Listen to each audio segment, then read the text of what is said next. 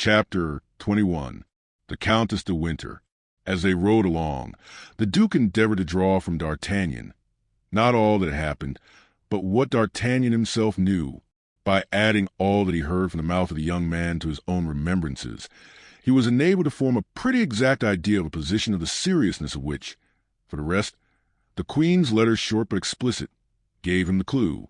But that which astonished him most was that the Cardinal, so deeply interested in preventing this young man from setting his foot in England, had not succeeded in arresting him on the road. It was then, upon the manifestation of this astonishment, that D'Artagnan related to him precaution taken, and how, thanks to the devotion of his three friends, whom he had left scattered and bleeding on the road, he had succeeded in coming off with a single sword thrust, which had pierced the Queen's letter, and for which he had repaid De Wardes with such terrible coin. While he was listening to this recital, delivered with the greatest simplicity, the Duke looked from time to time at the young man with astonishment, as if he could not comprehend how so much prudence, courage, and devotedness could be allied with a countenance which indicated not more than 20 years. The horses went like the wind, and in a few minutes they were at the gates of London. D'Artagnan imagined that on arriving in town the Duke would slacken his pace, but it was not so. He kept on his way at the same rate, heedless about upsetting those whom he met on the road. In fact, in crossing the city 2 or 3 accidents of this kind happened, but Buckingham did not even turn his head to see what became of those he had knocked down. D'Artagnan followed him amid cries which strongly resembled curses. On entering the court of his hotel, Buckingham sprang from his horse, and without thinking what became of the animal, threw the bridle on his neck, and sprang toward the vestibule. D'Artagnan did the same, with a little more concern, however, for the noble creatures, whose merits he fully appreciated, but he had the satisfaction of seeing 3 or 4 grooms run from the kitchens and the stables and busy themselves with the steeds. The Duke walked so fast that D'Artagnan had some trouble in keeping up with him. He passed through several apartments, of an elegance of which even the greatest nobles of France had not even an idea, and arrived at length in a bedchamber, which was at once a miracle of taste and of richness. In the alcove of this chamber was a door concealed in the tapestry, which the Duke opened with a little gold key which he wore suspended from his neck by a chain of the same metal. With discretion D'Artagnan remained behind, but at the moment when Buckingham crossed the threshold he turned round, and seeing the hesitation of the young man, "Come in," cried he, "and if you have the good fortune to be admitted to Her Majesty's presence, tell her what you have seen." Encouraged by this invitation, D'Artagnan followed the Duke, who closed the door after them. The two found themselves in a small chapel covered with tapestry of Persian silk worked with gold, and brilliantly lighted with a vast number of candles. Over a species of altar, and beneath a canopy of blue velvet, surmounted by white and red plumes, was a full-length portrait of Anne of Austria, so perfect in its resemblance that D'Artagnan uttered a cry of surprise on beholding it. One might believe the Queen was about to speak. On the altar, and beneath the portrait, was a casket containing the diamond studs. The Duke approached the altar, knelt as a priest might have done before a crucifix, and opened the casket. "There," said he, drawing from the casket a large bough of blue ribbon all sparkling with diamonds, "there are the precious studs which I have taken an oath should be buried with me. The Queen gave them to me. The Queen requires them again. Her will be done, like that of God, in all things." Then he began to kiss, one after the other, those dear studs of which he was about to part. All at once he uttered a terrible cry. "What is the matter?" exclaimed D'Artagnan, anxiously. "What has happened to you, my lord?" "All is lost," cried Buckingham, becoming as pale as a corpse. "2 of the studs are wanting. There are only 10. Can you have lost them, my lord? Or do you think they have been stolen?" "They have been stolen," replied the Duke, "and it is the Cardinal who has dealt this blow. Hold, see, the ribbons which held them have been cut with scissors. If my lord suspects they have been stolen, perhaps the person who stole them still has them in his hands." "Wait, wait," said the Duke. "The only time I have worn these studs was at a ball given by the King 8 days ago at Windsor. The Countess de Winter, with whom I had quarreled, became reconciled to me at that ball. That reconciliation was nothing but the vengeance of a jealous woman. I have never seen her from that day. The woman is an agent of the Cardinal." "He has agents, then, throughout the world?" cried D'Artagnan. "Oh, yes, said Buckingham, grating his teeth with rage. Yes, he is a terrible antagonist. But when is this ball to take place? Monday next. Monday next. Still 5 days before us. That's more time than we want. Patrick, cried the Duke, opening the door of the chapel. Patrick! His confidential valet appeared. My jeweler and my secretary. The valet went out with a mute promptitude which showed him accustomed to obey blindly and without reply. But although the jeweler had been mentioned first, it was the secretary who first made his appearance. This was simply because he lived in the hotel. He found Buckingham seated at a table in his bedchamber, writing orders with his own hand. Mr. Jackson, said he, go instantly to the Lord Chancellor and tell him that I charge him with the execution of these orders. I wish them to be promulgated immediately. But, my lord, if the Lord Chancellor interrogates me upon the motives which may have led your grace to adopt such an extraordinary measure, what shall I reply? That such is my pleasure, and that I answer for my will to no man. Will that be the answer? Replied the secretary, smiling, which he must transmit to his majesty if by chance his majesty should have the curiosity to know why no vessel is to leave any of the ports of Great Britain? You are right, Mr. Jackson, replied Buckingham. He will say, in that case, to the king that I am determined on war, and that this measure is my first act of hostility against France. The secretary bowed and retired. We are safe on that side, said Buckingham, turning toward D'Artagnan. If the studs are not yet gone to Paris, they will not arrive till after you. How so? I have just placed an embargo on all vessels at present in His Majesty's ports, and without particular permission, not one dare lift an anchor. D'Artagnan looked with stupefaction at a man who thus employed the unlimited power with which he was clothed by the confidence of a king in the prosecution of his intrigues. Buckingham saw by the expression of the young man's face what was passing in his mind, and he smiled. Yes, said he. Yes, and if Austria is my true queen, upon a word from her, I would betray my country, I would betray my king, I would betray my God. She asked me not to send the Protestants of La Rochelle the assistance I promised them. I have not done so. I broke my word, it is true, but what signifies that? I obeyed my love, and have I not been richly paid for that obedience? It was to that obedience I owe her portrait. D'Artagnan was amazed and note by what fragile and unknown threads the destinies of nations and the lives of men are suspended. He was lost in these reflections when the goldsmith entered. He was an Irishman, one of the most skillful of his craft, and who himself confessed that he gained 100,000 livres a year by the Duke of Buckingham. Mr. O'Reilly, said the Duke, leading him into the chapel, look at these diamond studs, and tell me what they are worth apiece. The goldsmith cast a glance at the elegant manner in which they were set, calculated, one with another, what the diamonds were worth, and without hesitation said, 1,500 pistoles each, my lord. How many days would it require to make 2 studs exactly like them? You see there are 2 wanting. 8 days, my lord. I will give you 3,000 pistoles apiece, if I can have them by the day after tomorrow. My lord, they shall be yours. You are a jewel of a man, Mr. O'Reilly, but that is not all. These studs cannot be trusted to anybody. It must be done in the palace. Impossible, my lord. There is no one but myself can so execute them that one cannot tell the new from the old. Therefore, my dear Mr. O'Reilly, you are my prisoner, and if you wish ever to leave my palace, you cannot. So make the best of it. Name to me such of your workmen as you need, and point out the tools they must bring. The goldsmith knew the Duke.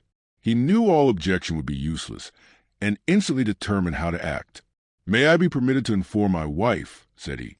Oh, you may even see her if you like, my dear Mr. O'Reilly. Your captivity shall be mild, be assured, and as every inconvenience deserves its indemnification, here is, in addition to the price of the studs, an order for 1,000 pistoles, to make you forget the annoyance I cause you. D'Artagnan could not get over the surprise created in him by this minister, who thus open-handed sported with men and millions. As to the goldsmith, he wrote to his wife, sending her the order for the 1,000 pistoles, and charging her to send him, in exchange, his most skillful apprentice, an assortment of diamonds, of which he gave the names and the weight and the necessary tools. Buckingham conducted the goldsmith to the chamber destined for him, and which, at the end of half an hour, was transformed into a workshop.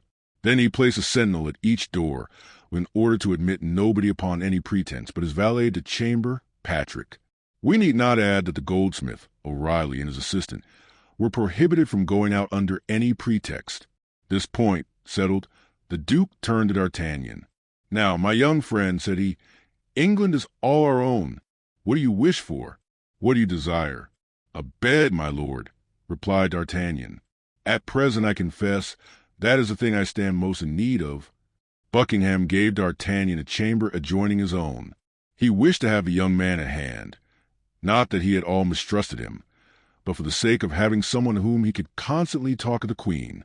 In 1 hour after, the ordinance was published in London that no vessel bound for France should leave port, not even the packet-boat with letters. In the eyes of everybody, this was a declaration of war between the two kingdoms. On the day after the morrow, by 11 o'clock, the 2 diamond studs were finished, and they were so completely imitated, so perfectly alike, that Buckingham could not tell the new ones from the old ones, and experts in such matters would have been deceived as he was. He immediately called D'Artagnan. "Here," said he to him, "are the diamond studs that you came to bring, and be my witness that I have done all that human power could do. Be satisfied, my lord, I will tell all that I have seen. But does your grace mean to give me the studs without the casket? The casket would encumber you. Besides, the casket is the more precious from being all that is left to me. You will say that I keep it. I will perform your commission, word for word, my lord." "And now," resumed Buckingham, looking earnestly at the young man, "how shall I ever acquit myself of the debt I owe you?" D'Artagnan blushed up to the whites of his eyes. He saw that the Duke was searching for a means of making him accept something, and the idea that the blood of his friends and himself was about to be paid for with English gold was strangely repugnant to him. "Let us understand each other, my lord," replied D'Artagnan, "and let us make things clear beforehand in order that there may be no mistake. I am in the service of the King and Queen of France, and form part of the company of Monsieur de Cessert, who, as well as his brother-in-law, Monsieur de Treville, is particularly attached to their majesties. What I have done, then, has been for the Queen, and not at all for your grace. And still further, it is very probable I should not have done anything of this, if it had not been to make myself agreeable to someone who is my lady, as the Queen is yours." "Yes," said the Duke, smiling, "and I even believe that I know that other person. It is—" "My lord, I have not named her," interrupted the young man warmly. "That is true," said the Duke, "and it is to this person I am bound to discharge my debt of gratitude. You have said, my lord, for truly, at this moment when there is question of war, I confess to you that I see nothing in your grace but an Englishman, and consequently an enemy whom I should have much greater pleasure in meeting on the field of battle than in the park at Windsor or the corridors of the Louvre, all which, however, will not prevent me from executing to the very point my commission, or from laying down my life, if there be need of it, to accomplish it. But I repeat it to your grace, without your having personally on that account more to thank me for in the second interview than for what I did for you in the first. We say, 'Proud as a Scotsman,'" murmured the Duke of Buckingham. "And we say, 'Proud as a Gascon,'" replied D'Artagnan. "The Gascons are the Scots of France." D'Artagnan bowed to the Duke and was retiring. "Well, are you going away in that manner? Where and how?" "That's true. For gad, these Frenchmen have no consideration. I have forgotten that England was an island, and that you were the king of it. Go to the riverside, ask for the brig's son, and give this letter to the captain. He will convey you to a little port, where certainly you are not expected, and which is ordinarily only frequented by fishermen. The name of that port? Street Valerie. But listen, when you have arrived there, you will go to a mean tavern, without a name and without a sign, a mere fisherman's hut. You cannot be mistaken. There is but one. Afterward, you will ask for the host, and will repeat to him the word 'forward,' which means, in French and Avant, it is the password. He will give you a horse all saddled, and will point out to you the road you ought to take. You will find, in the same way, 4 relays on your route. If you will give at each of these relays your address in Paris, the 4 horses will follow you thither. You already know 2 of them, and you appeared to appreciate them like a judge. They were those we rode on, and you may rely upon me for the others not being inferior to them. These horses are equipped for the field. However proud you may be, you will not refuse to accept one of them, and to request your 3 companions to accept the others. That is, in order to make war against us. Besides, the end justified the means, as you Frenchmen say, does it not? Yes, my lord, I accept them, said D'Artagnan, and if it please God, we will make a good use of your presence. Well, now your hand, young man. Perhaps we shall soon meet on the field of battle, but in the meantime we shall part good friends, I hope. Yes, my lord, but with the hope of soon becoming enemies. Be satisfied, I promise you that. I depend upon your word, my lord. D'Artagnan bowed to the Duke and made his way as quickly as possible to the riverside. Opposite the Tower of London, he found the vessel that had been named to him, delivered his letter to the captain, who, after having it examined by the governor of the port, made immediate preparations to sail. 50 vessels were waiting to set out. Passing alongside one of them, D'Artagnan fancied he perceived on board the woman among, the same whom the unknown gentleman had called Milady, and whom D'Artagnan had thought so handsome, but thanks to the current of the stream and a fair wind, his vessel passed so quickly that he had little more than a glimpse of her. The next day, about 9 o'clock in the morning, he landed at St. Valery. D'Artagnan went instantly in search of the inn, and easily discovered it by the riotous noise which resounded from it. War between England and France was talked of as near and certain, and the jolly sailors were having carousal. D'Artagnan made his way through the crowd, advanced toward the host, and pronounced the word "forward." The host instantly made him a sign to follow, went out with him by a door which opened into a yard, led him to the stable, where a saddle horse awaited him, and asked him if he stood in need of anything else. "I want to know the route I am to follow," said D'Artagnan. "Go from hence to Blangy, and from Blangy to Neuchâtel. At Neuchâtel, go to the Tavern of the Golden Harrow, give the password to the landlord, and you will find, as you have here, a horse ready saddled." "Have I anything to pay?" demanded D'Artagnan. "Everything is paid," replied the host, "and liberally. Begone, may God guide you." "Amen," cried the young man, and set off at full gallop. For hours later he was in Neuchâtel. He strictly followed the instructions he had received. At Neuchâtel, as at St. Valery, he found a horse quite ready and awaiting him. He was about to remove the pistols in the saddle he had quit to the one he was about to fill, but he found the holsters furnished with similar pistols. "Your address at Paris?" "Hotel of the Guards, Company of Dessessart." "Enough," replied the questioner. "Which route must I take?" demanded D'Artagnan in his turn. "That of Rouen, but you will leave the city on your right. You must stop at the little village of Écueils, in which there is but one tavern, the Shield of France. Don't condemn it from appearances. You will find a horse in the stables quite as good as this. The same password?" "Exactly." "Adieu, master." "A good journey, gentlemen. Do you want anything?" D'Artagnan shook his head and set off at full speed. At Écueils, the same scene was repeated. He found his provant a host and a fresh horse. He left his address as he had done before, and set off again at the same pace for Pontoise. At Pontoise he changed his horse for the last time, and at 9 o'clock galloped into the yard of Treville's hotel. He had made nearly 60 leagues in little more than 12 hours. De Treville received him as if he had seen him that same morning. Only, when pressing his hand a little more warmly than usual, he informed him that the Company of Dessessart was on duty at the Louvre, and that he might repair at once to his post. Chapter 22. The Ballet of L.A. Merlizan. On the morrow, nothing was talked of in Paris but the ball which the aldermen of the city would give to the king and queen, and in which their majesties would dance the famous La Merlizan, the favorite ballet of the king. 8 days had been occupied in preparations at the Hôtel de Ville for this important evening. The city carpenters had erected scaffolds upon which the invited ladies were to be placed.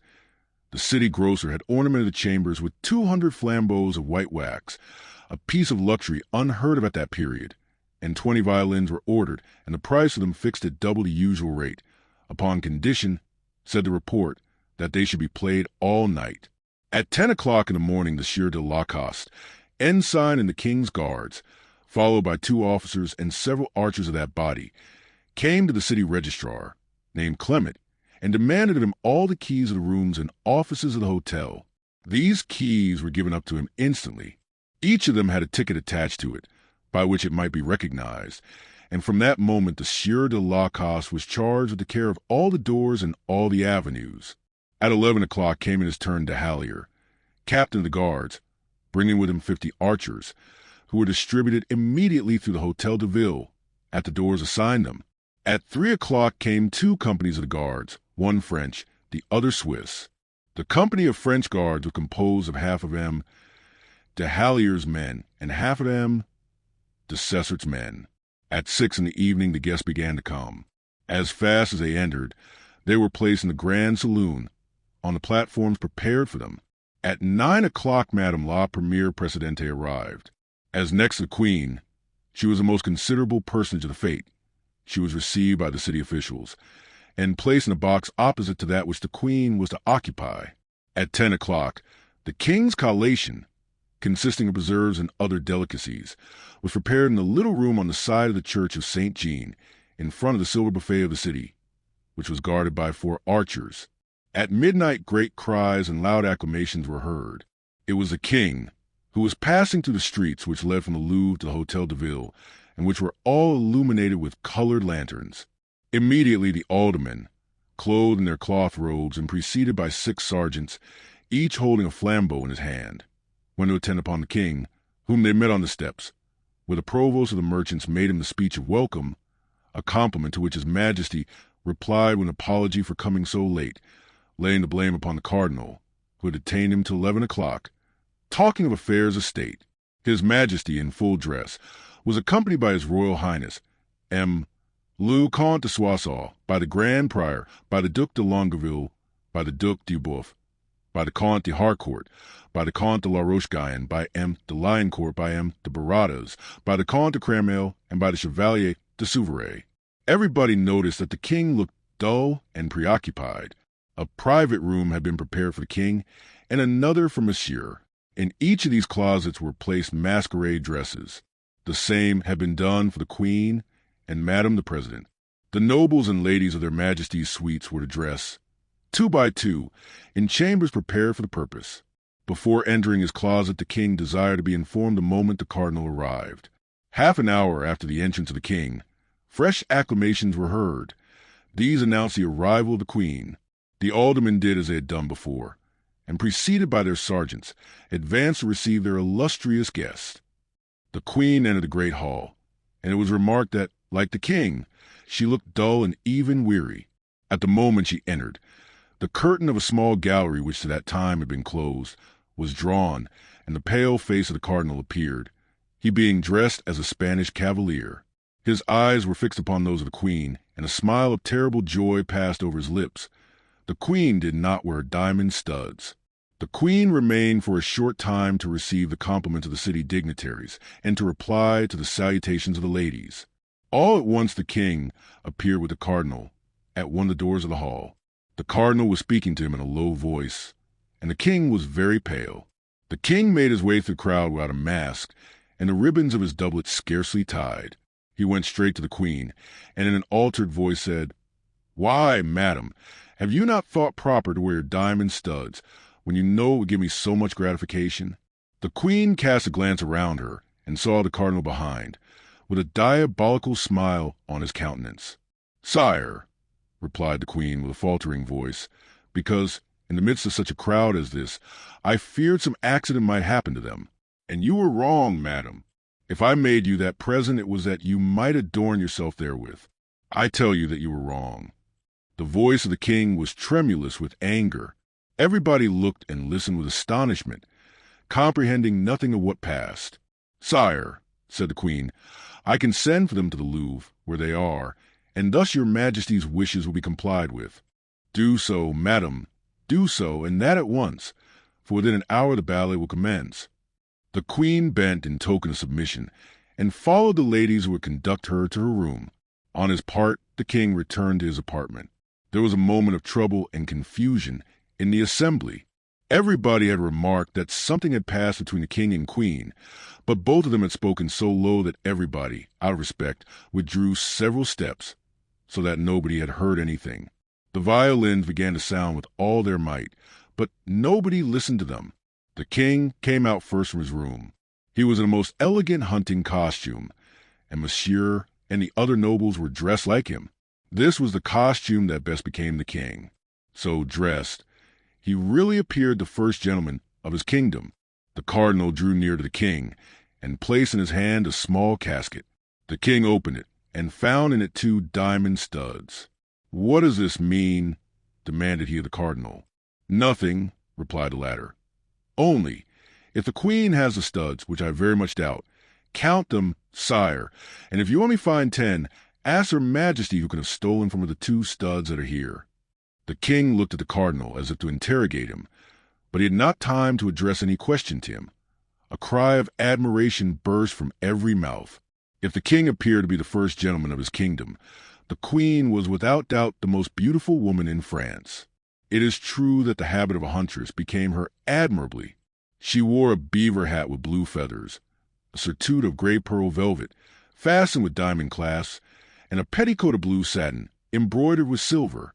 On her left shoulder sparkled the diamond studs, on a bow of the same color as the plumes and the petticoat. The king trembled with joy and the cardinal with vexation. Although, distant as they were from the queen, they could not count the studs. The queen had them. The only question was, had she 10 or 12? At that moment the violins sounded the signal for the ballet. The king advanced toward Madame the President, with whom he was to dance, and His Highness Monsieur with the queen. They took their places, and the ballet began. The king danced facing the queen, and every time he passed by her, he devoured with his eyes those studs of which he could not ascertain the number. A cold sweat covered the brow of the cardinal. The ballet lasted an hour and had 16 entrees. The ballet ended amid the applause of the whole assemblage, and everyone reconducted his lady to her place. But the king took advantage of the privilege he had of leaving his lady to advance eagerly toward the queen. "I thank you, madam," said he, "for the deference you have shown to my wishes, but I think you want 2 of the studs, and I bring them back to you." With these words he held out to the queen the 2 studs the cardinal had given him. "How, sire?" cried the young queen, affecting surprise. "You are giving me, then, 2 more. I shall have 14. In fact, the king counted them, and the 12 studs were all on her majesty's shoulder. The king called the cardinal. "What does this mean, monsieur cardinal?" asked the king in a severe tone. "This means, sire," replied the cardinal, "that I was desirous of presenting her majesty with these 2 studs, and that not daring to offer them myself, I adopted this means of inducing her to accept them." "And I am the more grateful to your eminence," replied Anne of Austria, with a smile that proved she was not the dupe of this ingenious gallantry, from being certain that these 2 studs alone have cost you as much as all the others cost His Majesty. Then saluting the king and the cardinal, the queen resumed her way to the chamber in which she had dressed, and where she was to take off her costume. The attention which we have been obliged to give, during the commencement of the chapter, to the illustrious personages we have introduced into it, has diverted us for an instant from him to whom Anne of Austria owed the extraordinary triumph she had obtained over the cardinal, and who, confounded, unknown, lost in the crowd gathered at one of the doors, looked on at this scene, comprehensible only to 4 persons, the king, the queen, his eminence, and himself. The queen had just regained her chamber, and D'Artagnan was about to retire, when he felt his shoulder lightly touched. He turned and saw a young woman, who made him a sign to follow her. The face of this young woman was covered with a black velvet mask, but notwithstanding this precaution, which was in fact taken rather against others than against him, he at once recognized his usual guide, the light and intelligent Madame Bonacieux. On the evening before, they had scarcely seen each other for a moment at the apartment of the Swiss guard, Germain, whither D'Artagnan had sent for her. The haste which the young woman was in to convey to the queen the excellent news of the happy return of her messenger prevented the 2 lovers from exchanging more than a few words. D'Artagnan therefore followed Madame Bonacieux, moved by a double sentiment, love and curiosity. All the way, and in proportion as the corridors became more deserted, D'Artagnan wished to stop the young woman, seize her and gaze upon her, were it only for a minute, but quick as a bird she glided between his hands, and when he wished to speak to her, her finger placed upon her mouth, with a little imperative gesture full of grace, reminded him that he was under command of a power which he must blindly obey, and which forbade him even to make the slightest complaint. At length, after winding about for a minute or two, Madame Bonacieux opened the door of a closet, which was entirely dark, and led D'Artagnan into it. There she made a fresh sign of silence, and opened a second door concealed by tapestry. The opening of this door disclosed a brilliant light, and she disappeared. D'Artagnan remained for a moment motionless, asking himself where he could be. But soon a ray of light which penetrated through the chamber, together with the warm and perfumed air which reached him from the same aperture, the conversation of two or three ladies in language at once respectful and refined, and the word majesty several times repeated, indicated clearly that he was in a closet attached to the queen's apartment. The young man waited in comparative darkness and listened. The queen appeared cheerful and happy, which seemed to astonish the persons who surrounded her and who were accustomed to see her almost always sad and full of care. The queen attributed this joyous feeling to the beauty of the fête, to the pleasure she had experienced in the ballet, and as it is not permissible to contradict a queen, whether she smile or weep, everybody expatiated on the gallantry of the aldermen of the city of Paris. Although D'Artagnan did not all know the queen, he soon distinguished her voice from the others, at first by a slightly foreign accent, and next by that tone of domination naturally impressed upon all royal words. He heard her approach and withdraw from the partially opened door, and twice or three times he even saw the shadow of a person intercept the light. At length a hand and an arm, surpassingly beautiful in their form and whiteness, glided through the tapestry. D'Artagnan at once comprehended that this was his recompense. He cast himself on his knees, seized the hand, and touched it respectfully with his lips. Then the hand was withdrawn, leaving it as an object which he perceived to be a ring. The door immediately closed, and D'Artagnan found himself again in complete obscurity. D'Artagnan placed the ring on his finger and again waited. It was evident that all was not yet over. After the reward of his devotion, that of his love was to come. Besides, although the ballet was danced, the evening had scarcely begun. Supper was to be served at 3, and the clock of St. Jean had struck 2:15. The sound of voices diminished by degrees in the adjoining chamber. The company was then heard departing. Then the door of the closet in which D'Artagnan was opened, and Madame Bonacieux entered. "You at last?" cried D'Artagnan. "Silence," said the young woman, placing her hand upon his lips. "Silence, and go the same way you came." "But where and when shall I see you again?" cried D'Artagnan. "A note which you will find at home will tell you. Begone, begone." At these words she opened the door of the corridor, and pushed D'Artagnan out of the room. D'Artagnan obeyed like a child, without the least resistance or objection, which proved that he was really in love. Chapter 23. The Rendezvous. D'Artagnan ran home immediately, and although it was 3 o'clock in the morning and he had some of the worst quarters of Paris to traverse, he met with no misadventure. Everyone knows that drunkards and lovers have a protecting deity. He found the door of his passage open, sprang up the stairs and knocked softly in a manner agreed upon between him and his lackey, Planchet Asterisk, whom he had sent home 2 hours before from the Hôtel de Ville, telling him to sit up for him. Opened the door for him. Asterisk, the reader may ask, how came Planchet here, when he was left stiff as a rush in London? In the intervening time Buckingham perhaps sent him to Paris, as he did the horses. "Has anyone brought a letter for me?" asked D'Artagnan, eagerly. "No one has brought a letter, monsieur," replied Planchet, "but one has come of itself." "What do you mean, blockhead?"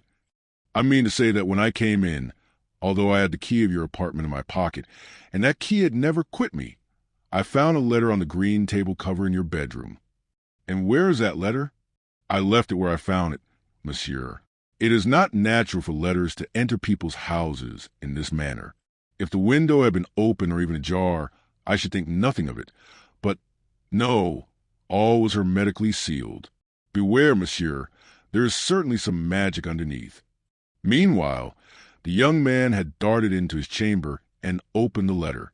It was from Madame Bonacieux, and was expressed in these terms: "There are many thanks to be offered to you, and to be transmitted to you. Be this evening about 10 o'clock at St. Cloud, in front of the pavilion, which stands at the corner of the house of M. D'Estrées, C.B. While reading this letter, D'Artagnan felt his heart dilated and compressed by that delicious spasm which tortures and caresses the hearts of lovers. It was the first billet he had received. It was the first rendezvous that had been granted him. His heart, swelled by the intoxication of joy, felt ready to dissolve away at the very gate of that terrestrial paradise called love. "Well, monsieur," said Planchet, who had observed his master grow red and pale successively, "did I not guess truly? Is it not some bad affair?" "You are mistaken, Planchet," replied D'Artagnan, "and as a proof there is a crown to drink my health. I am much obliged to monsieur for the crown he has given me, and I promise him to follow his instructions exactly. But it is not the less true that letters which come in this way into shut-up houses fall from heaven, my friend, fall from heaven." "Then monsieur is satisfied?" asked Planchet. "My dear Planchet, I am the happiest of men, and I may profit by monsieur's happiness and go to bed?" "Yes, go. May the blessings of heaven fall upon monsieur. But it is not the less true that letter—" And Planchet retired, shaking his head with an air of doubt, which the liberality of D'Artagnan had not entirely effaced. Left alone, D'Artagnan read and reread his billet. Then he kissed and re-kissed 20 times the lines traced by the hand of his beautiful mistress. At length he went to bed, fell asleep, and had golden dreams. At 7 o'clock in the morning he arose and called Planchet, who at the second summons opened the door, his countenance not yet quite free from the anxiety of the preceding night. "Planchet," said D'Artagnan, "I am going out for all day, perhaps. You are, therefore, your own master till 7 o'clock in the evening, but at 7 o'clock you must hold yourself in readiness with 2 horses. "There," said Planchet, "we are going again, it appears, to have our hides pierced in all sorts of ways. You will take your musketoon and your pistols." "There now! Didn't I say so?" cried Planchet. "I was sure of it, the cursed letter. Don't be afraid, you idiot. There is nothing in hand but a party of pleasure. Ah, like the charming journey the other day, when it rained bullets and produced a crop of steel traps." "Well, if you are really afraid, Monsieur Planchet," resumed D'Artagnan, "I will go without you. I prefer traveling alone to having a companion who entertains the least fear." "Monsieur does me wrong," said Planchet. "I thought he had seen me at work." "Yes, but I thought perhaps you had worn out all your courage the first time. Monsieur shall see that upon occasion I have some left. Only I beg monsieur not to be too prodigal of it if he wishes it to last long. Do you believe you have still a certain amount of it to expend this evening?" "I hope so, monsieur." "Well, then, I count on you. At the appointed hour I shall be ready. Only I believe that monsieur had but 1 horse in the guard stables. Perhaps there is but 1 at this moment, but by this evening there will be 4. It appears that our journey was a remounting journey, then?" "Exactly so," said D'Artagnan, and nodding to Planchet, he went out. Bonacieux was at his door. D'Artagnan's intention was to go out without speaking to the worthy mercer, but the latter made so polite and friendly a salutation that his tenant felt obliged, not only to stop, but to enter into conversation with him. Besides, how is it possible to avoid a little condescension toward a husband whose pretty wife has appointed a meeting with you that same evening at St. Cloud, opposite D'Estrées' pavilion? D'Artagnan approached him with the most amiable air he could assume. The conversation naturally fell upon the incarceration of the poor man. Bonacieux, who was ignorant that D'Artagnan had overheard his conversation with the stranger among, related to his young tenant the persecutions of that monster de Laffemas, whom he never ceased to designate, during his account, by the title of the cardinal's executioner, and expatiated at great length upon the Bastille, the bolts, the wickets, the dungeons, the gratings, the instruments of torture. D'Artagnan listened to him with exemplary complaisance, and when he had finished said, "And Madame Bonacieux, do you know who carried her off? For I do not forget that I owe to that unpleasant circumstance the good fortune of having made your acquaintance." "Ah," said Bonacieux, "they took good care not to tell me that, and my wife, on her part, has sworn to me by all that's sacred that she does not know. But you," continued Bonacieux, in a tone of perfect good fellowship, "what has become of you all these days? I have not seen you nor your friends, And I don't think you could gather all that dust that I saw Planchet brush off your boots yesterday from the pavement of Paris. You are right, my dear Monsieur Bonacieux. My friends and I have been on a little journey. Far from here. Oh, Lord, no. About 40 leagues only. We want to take Monsieur Athos to the waters of Forges, where my friends still remain. And you have returned, have you not? Replied Bonacieux, giving to his countenance a most sly air. A handsome young fellow like you does not obtain long leaves of absence from his mistress, and we were impatiently waited for at Paris. Were we not? My faith, said the young man, laughing. I confess it, and so much more readily. My dear Bonacieux, as I see there is no concealing anything from you. Yes, I was expected and very impatiently. I acknowledge. A slight shade passed over the brow of Bonacieux, but so slight that D'Artagnan did not perceive it. And we are going to be recompensed for our diligence? Continued the mercer, with a trifling alteration in his voice. So trifling, indeed, that D'Artagnan did not perceive it any more than he had the momentary shade which, an instant before, had darkened the countenance of the worthy man. Ah, may you be a true prophet, said D'Artagnan, laughing. No, what I say, replied Bonacieux, is only that I may know whether I am delaying you. Why that question, my dear host? Asked D'Artagnan. Do you intend to sit up for me? No, but since my arrest and the robbery that was committed in my house, I am alarmed every time I hear a door open, particularly in the night. What the deuce can you expect? I am no swordsman. Well, don't be alarmed if I return at 1, 2 or 3 o'clock in the morning. Indeed, do not be alarmed if I do not come at all. This time Bonacieux became so pale that D'Artagnan could not help perceiving it, and asked him what was the matter. Nothing, replied Bonacieux, nothing. Since my misfortunes I have been subject to faintnesses, which seized me all at once, and I just felt a cold shiver. Pay no attention to it. You have nothing to occupy yourself with but being happy. Then I have full occupation, for I am so. Not yet. Wait a little. This evening, you said. Well, this evening will come, thank God, and perhaps you look for it with as much impatience as I do. Perhaps this evening Madame Bonacieux will visit the conjugal domicile. Madame Bonacieux is not at liberty this evening, replied the husband, seriously. She is detained at the Louvre this evening by her duties. So much the worse for you. My dear host, so much the worse. When I am happy, I wish all the world to be so, but it appears that it is not possible. The young man departed, laughing at the joke, which he thought he alone could comprehend. Amuse yourself well, replied Bonacieux in a sepulchral tone. But D'Artagnan was too far off to hear him, and if he had heard him in the disposition of mind he then enjoyed, he certainly would not have remarked it. He took his way toward the hotel of M. de Treville. His visit of the day before, it is to be remembered, had been very short and very little explicative. He found Treville in a joyful mood. He had thought the king and queen charming at the ball. It is true the cardinal had been particularly ill-tempered. He had retired at 1 o'clock under the pretense of being indisposed.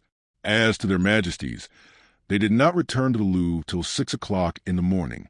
Now, said Treville, lowering his voice and looking into every corner of the apartment to see if they were alone, now let's talk about yourself, my young friend, for it is evident that your happy return has something to do with the joy of the king, the triumph of the queen, and the humiliation of his eminence. You must look out for yourself. What have I to fear? Replied D'Artagnan. As long as I shall have the luck to enjoy the favor of their majesties, everything, believe me. The cardinal is not the man to forget a mystification until he has settled account with the mystifier, and the mystifier appears to me to have the air of being a certain young Gascon of my acquaintance. Do you believe that the cardinal is as well posted as yourself, and knows that I have been to London? The devil! You have been to London. Was it from London you brought that beautiful diamond that glitters on your finger? Beware, my dear D'Artagnan. A present from an enemy is not a good thing. Are there not some Latin verses upon that subject? Stop. Yes, doubtless, replied D'Artagnan, who had never been able to cram the first rudiments of that language into his head, and who had by his ignorance driven his master to despair. Yes, doubtless there's one. There certainly is one, said M. de Treville, who had a tincture of literature, and Monsieur de Benserade was quoting it to me the other day. Stop a minute. This is it. Timeo Deneos et dona ferendis, which means, beware the enemy who makes you presents. This diamond does not come from an enemy, monsieur, replied D'Artagnan. It comes from the queen. From the queen? Oh, said de Treville. Why? It is indeed a true royal jewel, which is worth 1,000 pistoles if it is worth a denier. By whom did the queen send you this jewel? She gave it to me herself. Where? In the room adjoining the chamber in which she changed her toilet. How? Giving me her hand to kiss. You have kissed the queen's hand? Said de Treville, looking earnestly at D'Artagnan. Her Majesty did me the honor to grant me that favor, and that in the presence of witnesses. Imprudent, thrice imprudent. No, monsieur, be satisfied. Nobody saw her, replied D'Artagnan, and he related to de Treville how the affair came to pass. Oh, the women, cried the old soldier. I know them by their romantic imagination. Everything that savors of mystery charms them. So you have seen the arm, that was all. You would meet the queen, and she would not know who you are. No, but thanks to this diamond, replied the young man. Listen, said de Treville. Shall I give you counsel, good counsel, the counsel of a friend? You will do me honor, monsieur, said D'Artagnan. Well, then, off to the nearest goldsmith's, and sell that diamond for the highest price you can get from him. However much of a Jew he may be, he will give you at least 800 pistoles. Pistoles have no name, young man, and that ring has a terrible one, which may betray him who wears it. Sell this ring, a ring which comes from my sovereign? Never, said D'Artagnan. Then, at least turn the gem inside, you silly fellow. For everybody must be aware that a cadet from Gascony does not find such stones in his mother's jewel case. You think, then, I have something to dread? Asked D'Artagnan. I mean to say, young man, that he who sleeps over a mine to match which is already lighted may consider himself in safety in comparison with you. The devil, said D'Artagnan, whom the positive tone of de Treville began to disquiet. The devil? What must I do? Above all things be always on your guard. The cardinal has a tenacious memory and a long arm. You may depend upon it. He will repay you by some ill turn. But of what sort? How can I tell? Has he not all the tricks of a demon at his command? The least that could be expected is that you will be arrested. What? Will they dare to arrest a man in his Majesty's service? Pardieu, they did not scruple much in the case of Athos. At all events, young man, rely upon one who has been 30 years at court. Do not lull yourself in security, or you will be lost. But, on the contrary, and it is I who say it, see enemies in all directions. If anyone seeks a quarrel with you, shun it, were it with a child of 10 years old. If you are attacked by day or by night, fight, but retreat without shame. If you cross a bridge, feel every plank of it with your foot, lest one should give way beneath you. If you pass before a house which is being built, look up, for fear a stone should fall upon your head. If you stay out late, be always followed by your lackey, and let your lackey be armed. If, by the by, you could be sure of your lackey. Mistrust everybody, your friend, your brother, your mistress above all. D'Artagnan blushed. My mistress above all, repeated he mechanically. And why her rather than another? Because a mistress is one of the cardinal's favorite means. He has not one that is more expeditious. A woman will sell you for 10 pistoles. Witness Delilah. You are acquainted with the Scriptures. D'Artagnan thought of the appointment Madame Bonacieux had made with him for that very evening. But we are bound to say, to the credit of our hero, that the bad opinion entertained by him, de Treville, of women in general, did not inspire him with the least suspicion of his pretty hostess. But, apropos, resumed de Treville, what has become of your 3 companions? I was about to ask you if you had heard any news of them. None, monsieur. Well, I left them on my road. Porthos at Chantilly, with a duel on his hands, Aramis at Crèvecoeur, with a ball in his shoulder, and Athos at Amiens, detained by an accusation of coining. See there now, said de Treville, and how the devil did you escape? By a miracle, monsieur, I must acknowledge, with a sword thrust in my breast, and by nailing the Comte de Wardes on a byroad Calais, like a butterfly on a tapestry. There again, though Wardes one of the cardinal's men, a cousin of Rochefort. Stop, my friend, I have an idea. Speak, monsieur. In your place, I would do one thing. What? While His Eminence was seeking for me in Paris, I would take, without sound of drum or trumpet, the road to Picardy, and would go and make some inquiries concerning my three companions. What the devil! They merit richly that piece of attention on your part. The advice is good, monsieur, and tomorrow I will set out. Tomorrow, and why not this evening? This evening, monsieur, I am detained in Paris by indispensable business. Ah, young man, some flirtation or other. Take care. I repeat to you, take care. It is woman who has ruined us, still ruins us, and will ruin us as long as the world stands. Take my advice and set out this evening. Impossible, monsieur. You have given your word, then? Yes, monsieur. Ah, that's quite another thing. But promise me, if you should not be killed tonight, that you will go tomorrow. I promise it. Do you need money? I have still 50 pistoles. That, I think, is as much as I shall want. But your companions? I don't think they can be in need of any. We left Paris, each with 75 pistoles in his pocket. Shall I see you again before your departure? I think not, monsieur, unless something new should happen. Well, a pleasant journey. Thanks, monsieur. D'Artagnan left M. de Treville, touched more than ever by his paternal solicitude for his musketeers. He called successively at the abodes of Athos, Porthos, and Aramis. Neither of them had returned. Their lackeys likewise were absent, and nothing had been heard of either the one or the other. He would have inquired after them of their mistresses, but he was neither acquainted with Porthos's nor Aramis's, and as to Athos, he had none. As he passed the Hôtel de Gardes, he took a glance into the stables. 3 of the 4 horses had already arrived. Planchet, all astonishment, was busy grooming them, and had already finished 2. "Ah, monsieur," said Planchet, on perceiving D'Artagnan, "how glad I am to see you." "Why so, Planchet?" asked the young man. "Do you place confidence in our landlord, Monsieur Bonacieux?" "I? Not the least in the world." "Oh, you do quite right, monsieur. But why this question?" "Because, while you were talking with him, I watched you without listening to you. And, monsieur, his countenance changed color 2 or 3 times." "Bah!" Preoccupied as monsieur was with the letter he had received, he did not observe that. But I, whom a strange fashion in which that letter came into the house had placed on my guard, I did not lose a movement of his features. "And you found it?" "Traitorous, monsieur." "Indeed." "Still more.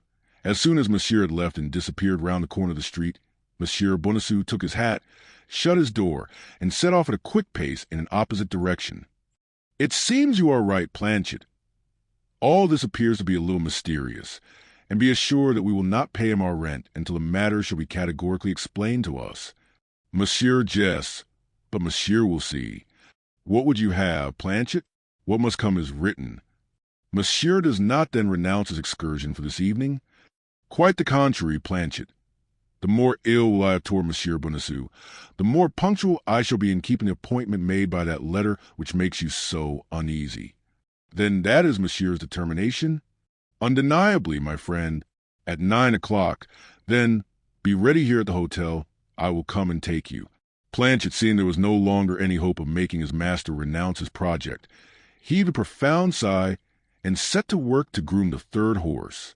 As to D'Artagnan, being at bottom a prudent youth, instead of returning home, went and dined with the Gascon priest, who, at the time of the distress of 4 friends, had given them a breakfast of chocolate.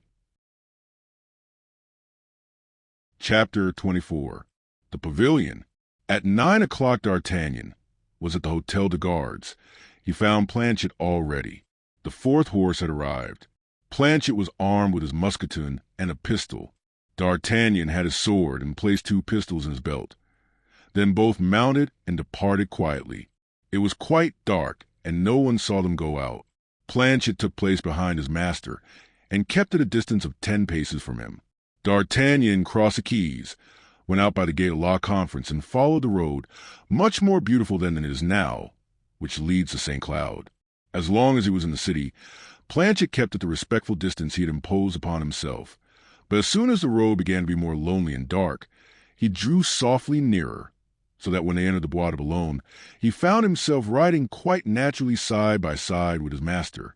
In fact, we must not dissemble that the oscillation of the tall trees and the reflection of the moon in the dark underwood gave him serious uneasiness. D'Artagnan could not help perceiving that something more than usual was passing the mind of his lackey, and said, "Well, Monsieur Planchet, what is the matter with us now? Don't you think, monsieur, that woods are like churches?" "How so, Planchet?" "Because we dare not speak aloud in one or the other." "But why did you not dare to speak aloud, Planchet? Because you are afraid?" "Afraid of being heard?" "Yes, monsieur, afraid of being heard." "Why? There is nothing improper in our conversation, my dear Planchet, and no one could find fault with it."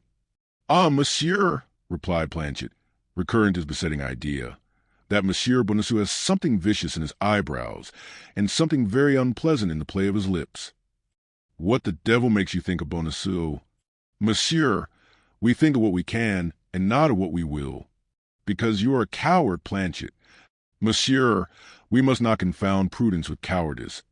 Prudence is a virtue, and you are very virtuous, are you not, Planchet?" "Monsieur, is not that the barrel of musket which glitters yonder? Had we not better lower our heads?"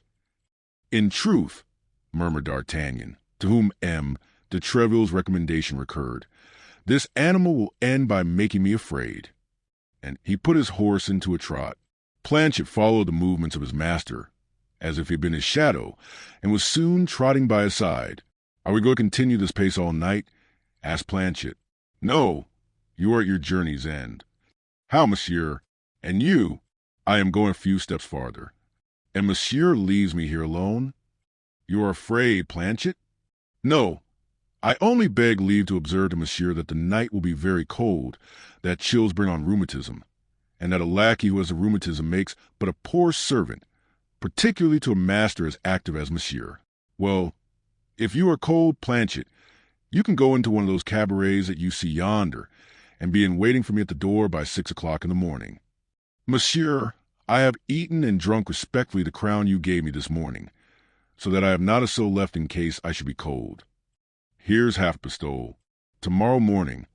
D'Artagnan sprang from his horse, threw the bridle to Planchet, and departed at a quick pace, folding his cloak around him. "Good Lord, how cold I am!" cried Planchet, as soon as he had lost sight of his master, and in such haste was he to warm himself that he went straight to a house set out with all the attributes of a suburban tavern, and knocked at the door. In the meantime D'Artagnan, who had plunged into a bypath, continued his route and reached St. Cloud.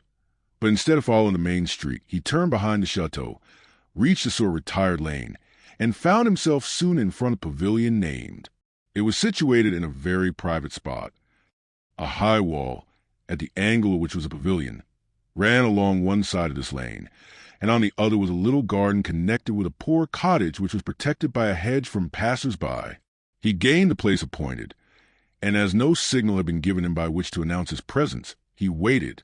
Not the least noise was to be heard.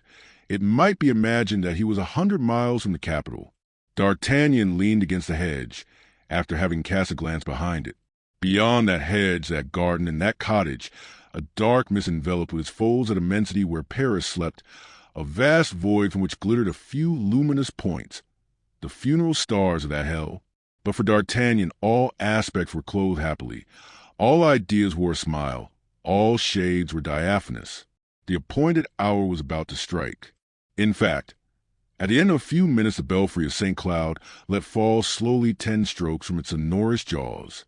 There was something melancholy in his brazen voice pouring out its lamentations in the middle of the night. But each of those strokes, which made up the expected hour, vibrated harmoniously to the heart of the young man. His eyes were fixed upon the little pavilion situated at the angle of the wall, of which all the windows were closed with shutters, except one on the first story. Through this window shone a mild light, which silvered the foliage of 2 or 3 linden trees, which formed a group outside the park. There could be no doubt that behind this little window, which threw forth such friendly beams, the pretty Madame Bonacieux expected him. Wrapped in this sweet idea, D'Artagnan waited half an hour without the least impatience, his eyes fixed upon that charming little abode of which he could perceive a part of the ceiling with its gilded moldings, attesting the elegance of the rest of the apartment. The belfry of St. Cloud sounded 10:30. This time, without knowing why, D'Artagnan felt a cold shiver run through his veins. Perhaps the cold began to affect him, and he took a perfectly physical sensation for a moral impression. Then the idea seized him that he had read incorrectly, and that the appointment was for 11 o'clock. He drew near to the window, and placing himself so that a ray of light should fall upon the letter as he held it, he drew it from his pocket and read it again. But he had not been mistaken. The appointment was for 10 o'clock. He went and resumed his post, beginning to be rather uneasy at this silence and this solitude. 11 o'clock sounded. D'Artagnan began now really to fear that something had happened to Madame Bonacieux.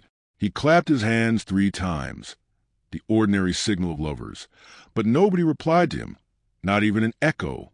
He then thought, with a touch of vexation, that perhaps the young woman had fallen asleep while waiting for him. He approached the wall and tried to climb it, but the wall had been recently pointed, and D'Artagnan could get no hold. At that moment he thought of the trees, upon whose leaves the light still shone, and as one of them drooped over the road, he thought that from its branches he might get a glimpse of the interior of the pavilion. The tree was easy to climb. Besides, D'Artagnan was but 20 years old, and consequently had not yet forgotten his schoolboy habits. In an instant he was among the branches, and his keen eyes plunged through the transparent panes into the interior of the pavilion. It was a strange thing, and one which made D'Artagnan tremble from the sole of his foot to the roots of his hair, to find that this soft light, this calm lamp, enlightened a scene of fearful disorder. One of the windows was broken. The door of the chamber had been beaten in and hung, split in two, on its hinges. A table, which had been covered with an elegant supper, was overturned, the decanters broken in pieces, and the fruits crushed strewed the floor. Everything in the apartment gave evidence of a violent and desperate struggle. D'Artagnan even fancied he could recognize amid this strange disorder fragments of garments and some bloody spots staining the cloth and the curtains. He hastened to descend into the street. With a frightful beating at his heart, he wished to see if he could find other traces of violence. The little soft light shone on in the calmness of the night. D'Artagnan then perceived a thing that he had not before remarked, for nothing had led him to the examination, that the ground, trampled here and hoof-marked there, presented confused traces of men and horses. Besides, the wheels of a carriage, which appeared to have come from Paris, had made a deep impression in the soft earth, which did not extend beyond the pavilion, but turned again toward Paris. At length D'Artagnan, in pursuing his researches, found near the wall a woman's torn glove. This glove, wherever it had not touched the muddy ground, was of irreproachable odor. It was one of those perfumed gloves that lovers like to snatch from a pretty hand. As D'Artagnan pursued his investigations, a more abundant and more icy sweat rolled in large drops from his forehead. His heart was oppressed by a horrible anguish. His respiration was broken and short. And yet he said, to reassure himself, that this pavilion perhaps had nothing in common with Madame Bonacieux, that the young woman had made an appointment with him before the pavilion, and not in the pavilion, that she might be detained in Paris by her duties, or perhaps by the jealousy of her husband. But all these reasons were combated, destroyed, overthrown, by that feeling of intimate pain which, on certain occasions, takes possession of our being, and cries to us so as to be understood unmistakably that some great misfortune is hanging over us. Then D'Artagnan became almost wild. He ran along the high road, took the path he had before taken, and reaching the ferry, interrogated the boatman.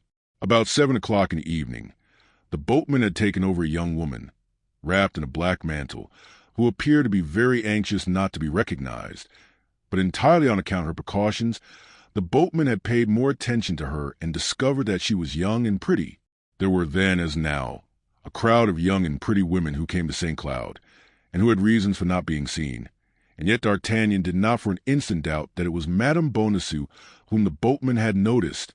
D'Artagnan took advantage of the lamp which burned in the cabin of the ferryman to read the billet of Madame Bonacieux once again, and satisfy himself that he had not been mistaken, that the appointment was at St. Cloud and not elsewhere, before the Duchess Pavilion, and not in another street. Everything conspired to prove to D'Artagnan that his presentiments had not deceived him, and that a great misfortune had happened. He again ran back to the chateau. It appeared to him that something might have happened at the pavilion in his absence, and that fresh information awaited him. The lane was still deserted, and the same calm, soft light shone through the window. D'Artagnan then thought of that cottage, silent and obscure, which had no doubt seen all and could tell its tale. The gate of the enclosure was shut, but he leaped over the hedge, and in spite of the barking of a chained-up dog, went up to the cabin. No one answered to his first knocking. A silence of death reigned in the cabin as in the pavilion. But as the cabin was his last resource, he knocked again. It soon appeared to him that he heard a slight noise within, a timid noise which seemed to tremble lest it should be heard. Then D'Artagnan ceased knocking, and prayed with an accent so full of anxiety and promises, terror and cajolery, that his voice was of a nature to reassure the most fearful. At length an old, worm-eaten shutter was opened, or rather pushed ajar, but closed again as soon as the light from a miserable lamp which burned in the corner had shone upon the baldric, sword belt, and pistol pommels of D'Artagnan. Nevertheless, rapid as the movement had been, D'Artagnan had time to get a glimpse of the head of an old man. "In the name of heaven," cried he, "listen to me. I have been waiting for someone who has not come. I am dying with anxiety. Has anything particular happened in the neighborhood? Speak." The window was again opened slowly, and the same face appeared, only it was now still more pale than before. D'Artagnan related his story simply, with the omission of names. He told how he had a rendezvous with a young woman before that pavilion, and how, not seeing her come, he had climbed the linden tree, and by the light of the lamp had seen the disorder of the chamber. The old man listened attentively, making a sign only that it was all so, and then, when D'Artagnan had ended, he shook his head with an air that announced nothing good. "What do you mean?" cried D'Artagnan. "In the name of heaven, explain yourself." "Oh, monsieur," said the old man, "ask me nothing, for if I dared tell you what I have seen, certainly no good will befall me." "You have, then, seen something?" replied D'Artagnan. "In that case, in the name of heaven," continued he, throwing him a pistole, "tell me what you have seen, and I will pledge you the word of a gentleman that not one of your words shall escape from my heart." The old man read so much truth and so much grief in the face of the young man that he made him a sign to listen, and repeated in a low voice. It was scarcely 9 o'clock when I heard a noise in the street, and was wondering what it could be, when on coming to my door I found that somebody was endeavoring to open it.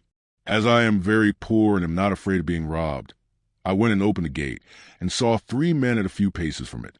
In the shadow was a carriage with 2 horses and some saddle horses. These horses evidently belonged to the 3 men, who were dressed as cavaliers. "Ah, my worthy gentleman," cried I, "what do you want?" "You must have a ladder?" said he who appeared to be the leader of the party. "Yes, monsieur, the one with which I gather my fruit." "Lend it to us, and go into your house again. There is a crown for the annoyance we have caused you. Only remember this. If you speak a word of what you may see or what you may hear, for you will look and you will listen, I am quite sure, however we may threaten you, you are lost." At these words he threw me a crown, which I picked up, and he took the ladder. After shutting the gate behind them, I pretended to return to the house, but I immediately went out a back door, and stealing along the shade of the hedge, I gained yonder clump of elder, from which I could hear and see everything.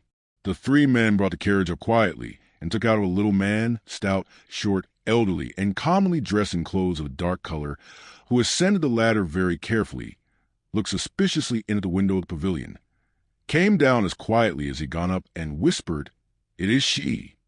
Immediately, he who had spoken to me approached the door of the pavilion, opened it with a key he had in his hand, closed the door, and disappeared, while at the same time the other 2 men ascended the ladder. The little old man remained at the coach door.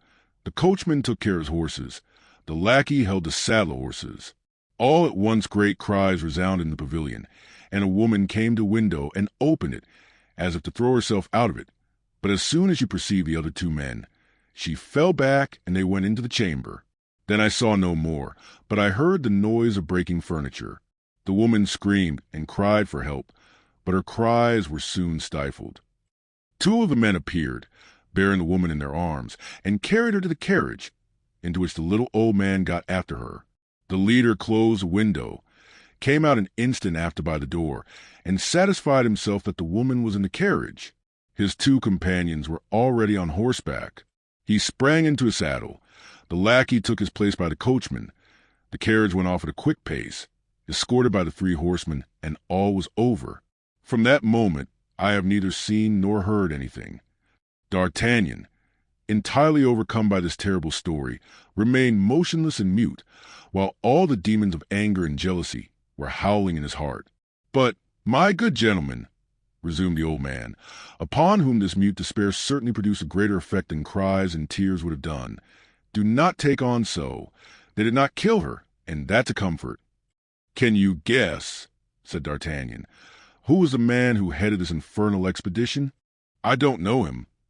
"But as you spoke to him, you must have seen him." "Oh, it's a description you want?" "Exactly so. A tall, dark man, with black mustaches, dark eyes, and the air of a gentleman." "That's the man!" cried D'Artagnan. "Again he is my demon, apparently. And the other?" "Which?" "The short one." "Oh! He was not a gentleman, I'll answer for it. Besides, he did not wear a sword, and the others treated him with small consideration." "Some lackey," murmured D'Artagnan. Poor woman, what have they done with you?" "You have promised to be secret, my good monsieur," said the old man, "and I renew my promise.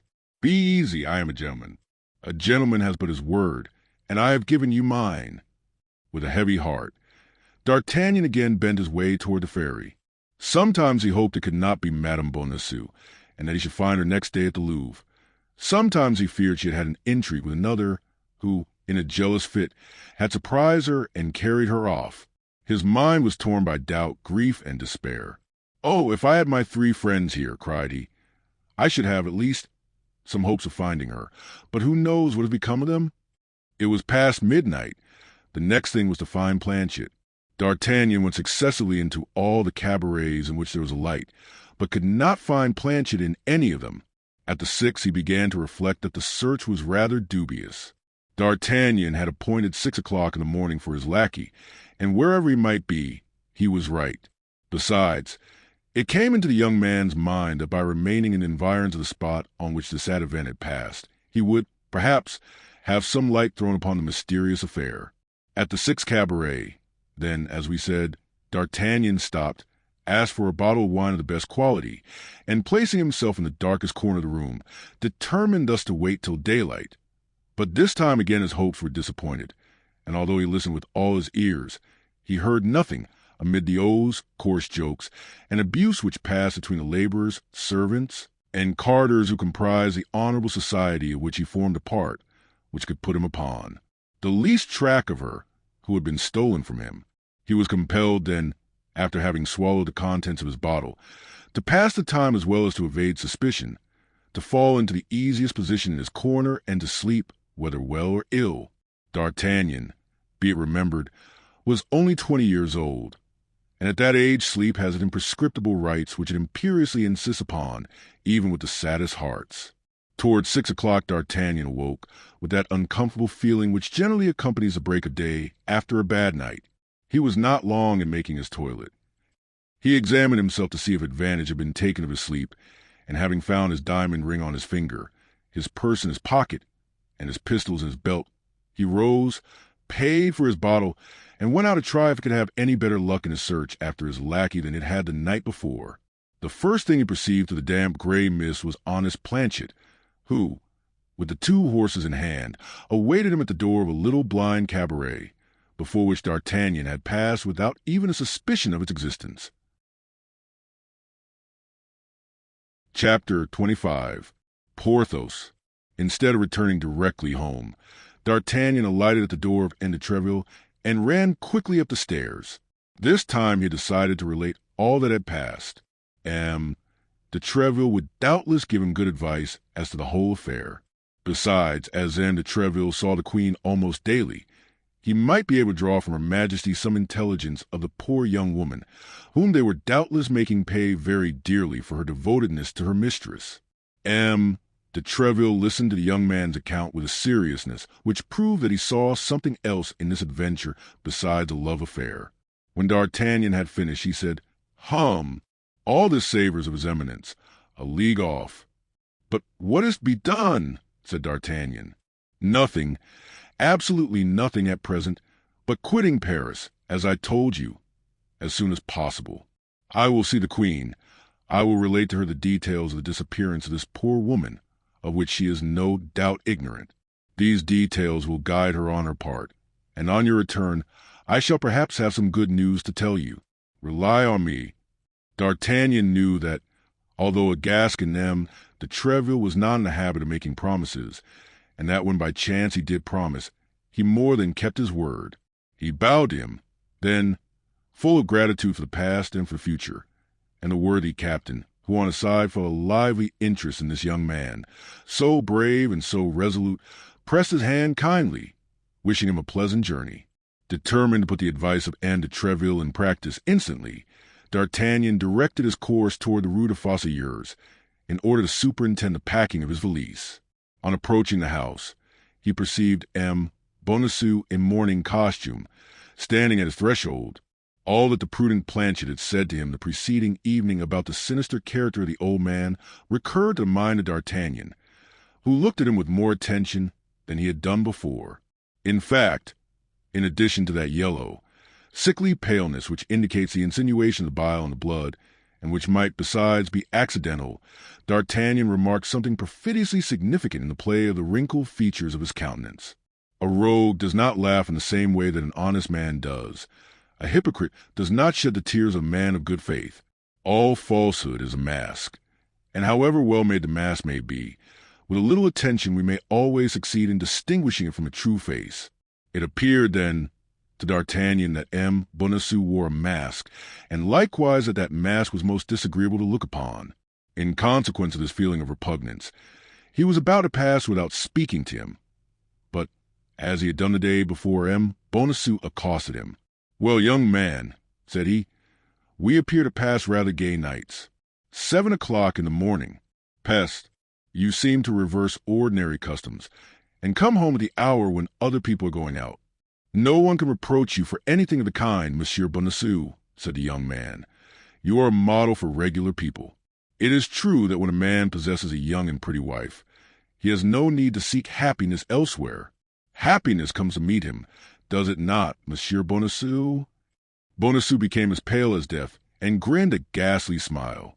Ah, said Bonacieux, "you are a jocular companion, but where the devil were you gaddying last night, my young master? It does not appear to be very clean in the crossroads." D'Artagnan glanced down at his boots, all covered with mud, but that same glance fell upon the shoes and stockings of the mercer, and it might have been said they had been dipped in the same mud heap. Both were stained with splashes of mud of the same appearance. Then a sudden idea crossed the mind of D'Artagnan. That little stout man, short and elderly, that sort of lackey, dressed in dark clothes, treated without ceremony by the men wearing swords who composed the escort, was Bonacieux himself. The husband had presided at the abduction of his wife. A terrible inclination seized D'Artagnan to grasp the mercer by the throat and strangle him. But as we have said, he was a very prudent youth, and he restrained himself. However, the revolution which appeared upon his countenance was so visible that Bonacieux was terrified at it, and he endeavored to draw back a step or two. But as he was standing before the half of the door which was shut, the obstacle compelled him to keep his place. "Ah, but you are joking, my worthy man," said D'Artagnan. "It appears to me that if my boots need a sponge, your stockings and shoes stand in equal need of a brush. May you not have been philandering a little also, Monsieur Bonacieux? Oh, the devil! That unpardonable in a man of your age, and who, besides, has such a pretty wife as yours." "Oh, Lord! No," said Bonacieux. "But yesterday I went to St. Mandé to make some inquiries after a servant, as I cannot possibly do without one, and the roads were so bad that I brought back all this mud, which I have not yet had time to remove." The place named by Bonacieux as that which had been the object of his journey was a fresh proof in support of the suspicions D'Artagnan had conceived. Bonacieux had named Mandé because Mandé was in exactly opposite direction from St. Cloud. This probability afforded him his first consolation. If Bonacieux knew where his wife was, one might, by extreme means, force the mercer to open his teeth and let his secret escape. The question, then, was how to change this probability into a certainty. "Pardon, my dear Monsieur Bonacieux, if I don't stand upon ceremony," said D'Artagnan. "But nothing makes one so thirsty as one asleep. I am parched with thirst. Allow me to take a glass of water in your apartment. You know that is never refused among neighbors." Without waiting for permission of his host, D'Artagnan went quickly into the house and cast a rapid glance at the bed. It had not been used. Bonacieux had not been abed. He had only been back an hour or two. He had accompanied his wife to the place of her confinement, or else at least to the first relay. "Thanks, Monsieur Bonacieux," said D'Artagnan, emptying his glass. "That is all I wanted of you. I will now go up into my apartment. I will make Planchet brush my boots, and when it's done, I will, if you like, send him to you to brush your shoes." He left the mercer quite astonished at his singular farewell, and asking himself if he had not been a little inconsiderate. At the top of the stairs he found Planchet in a great fright. "Ah, monsieur," cried Planchet, as soon as he perceived his master, "here is more trouble. I thought you would never come in." "What's the matter now, Planchet?" demanded D'Artagnan. "Oh, I give you 100, I give you 1,000 times to guess, monsieur, the visit I received in your absence." "When?" "About half an hour ago, while you were at Monsieur de Treville's." "Who has been here? Come, speak." "Monsieur de Cavois." "Monsieur de Cavois? In person? The captain of the cardinal's guards?" "Himself." "Did he come to arrest me?" "I have no doubt that he did, monsieur, for all his wheedling manner." "Was he so sweet, then?" "Indeed, he was all honey, monsieur. Indeed."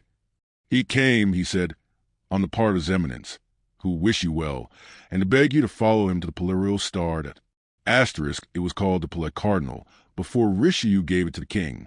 "What did you answer him?" "That the thing was impossible, seeing that you were not at home, as he could see." "Well, what did he say then?" "That you must not fail to call upon him in the course of the day." And then he added in a low voice, "Tell your master that his eminence is very well disposed toward him, and that his fortune perhaps depends upon this interview."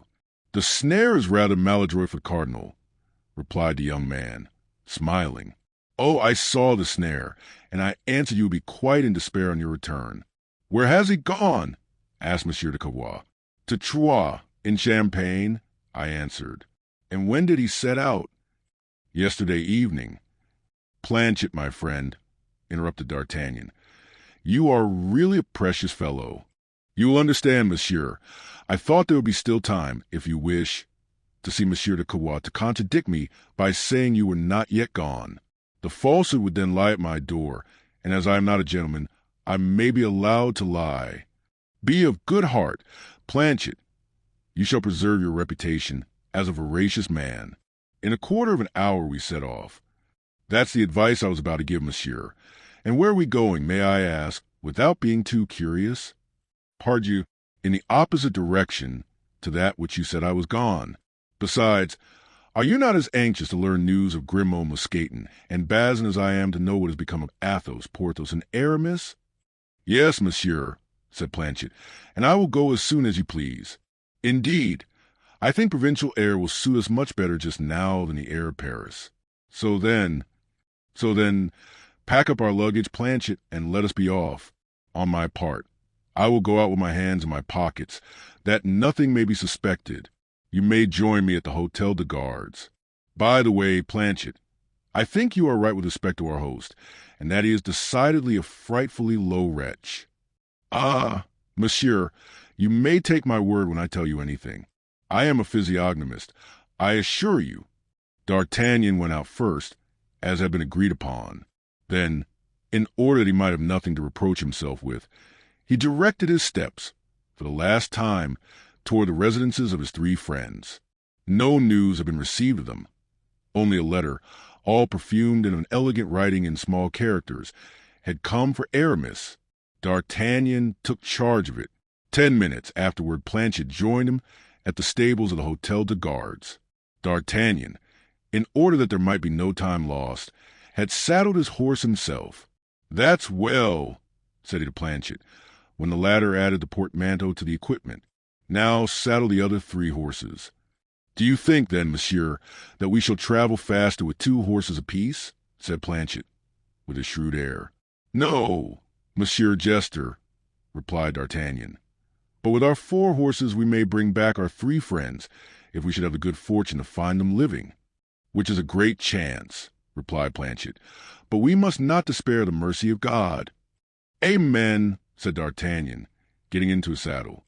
As they went from the Hotel de Guards, they separated, leaving the street at opposite ends, one having quit Paris by the Barrière de la Valette, and the other by the Barrière Montmartre, to meet again beyond St. Denis, a strategic maneuver which, having been executed with equal punctuality, was crowned with the most fortunate results. D'Artagnan and Planchet entered Pierrefitte together. Planchet was more courageous, it must be admitted, by day than by night. His natural prudence, however, never forsook him for a single instant. He had forgotten not one of the incidents of the first journey, and he looked upon everybody he met on the road as an enemy. It followed that his hat was forever in his hand, which procured him some severe reprimands from D'Artagnan, who feared that his excessive politeness would lead people to think he was a lackey of a man of no consequence. Nevertheless, whether the passengers were really touched by the urbanity of Planchet, or whether this time nobody was posted on a young man's road, our 2 travelers arrived at Chantilly without any accident, and alighted at the tavern of Great St. Martin, the same at which they had stopped on their first journey. The host, on seeing a young man followed by a lackey with 2 extra horses, advanced respectfully to the door. Now, as they had already traveled 11 leagues, D'Artagnan thought it time to stop, whether Porthos were or were not in the inn.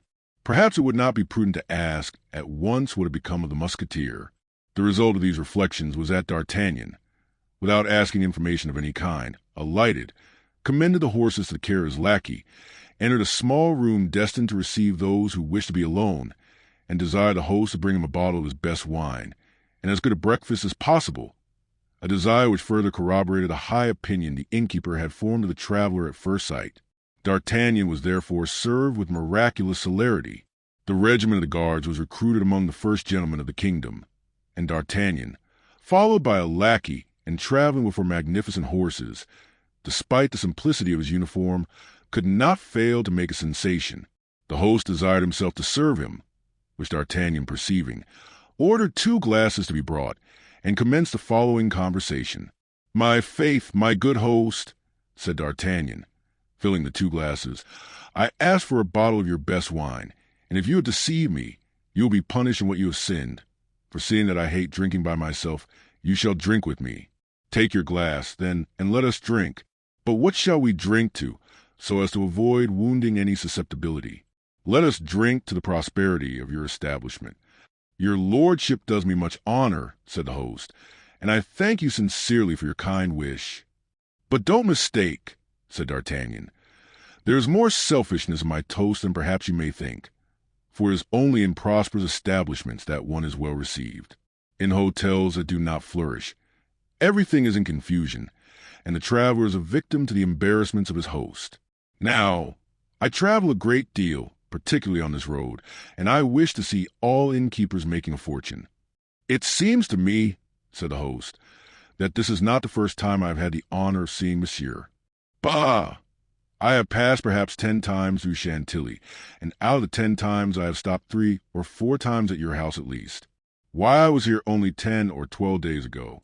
I was conducting some friends, Musketeers, one of whom, by the by, had a dispute with a stranger, a man who sought a quarrel with him, for I don't know what."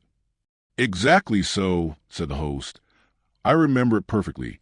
It is not Monsieur Porthos that your lordship means." "Yes, that is my companion's name." "My God, my dear host, tell me if anything has happened to him." "Your lordship must have observed that he cannot continue his journey." "Why? To be sure, he promised to rejoin us, and we have seen nothing of him." "He has done us the honor to remain here." "What? He had done you the honor to remain here?" "Yes, monsieur, in this house, and we are even a little uneasy." "On what account?" "Of certain expenses he has contracted." "Well, but whatever expenses he may have incurred, I am sure he is in a condition to pay them." "Ah, monsieur, you infuse genuine balm into my blood. We have made considerable advances, and this very morning the surgeon declared that if Monsieur Porthos did not pay him, he should look to me, as it was I who had sent for him. Porthos is wounded, then? I cannot tell you, monsieur. What? You cannot tell me? Surely you ought to be able to tell me better than any other person. Yes, but in our situation we must not say all we know, particularly as we've been warned that our ears should answer for our tongues. Well, can I see Porthos? Certainly, monsieur. Take the stairs on your right, go up the first flight, and knock at number 1. Only warn him that it is you. Why should I do that? Because, monsieur, some mischief might happen to you. Of what kind, in the name of wonder? Monsieur Porthos may imagine you belong to the house, and in a fit of passion might run his sword through you or blow out your brains. What have you done to him, then? We have asked him for money. The devil! Ah, I can understand that. It is a demand that Porthos takes very ill when he is not in funds, but I know he must be so at present. We thought so, too, monsieur, as our house is carried on very regularly, and we make out our bills every week. At the end of 8 days we present our account, but it appeared we had chosen an unlucky moment, for at the first word on the subject, he sent us to all the devils. It is true, he had been playing the day before. Playing the day before, and with whom? Lord, who can say, monsieur? With some gentleman who was traveling this way, to whom he proposed a game of lansquenet. That's it, then, and the foolish fellow lost all he had? Even to his horse, monsieur. For when the gentleman was about to set out, we perceived that his lackey was saddling Monsieur Porthos's horse, as well as his master's. When we observed this to him, he told us all to trouble ourselves about our own business, as this horse belonged to him.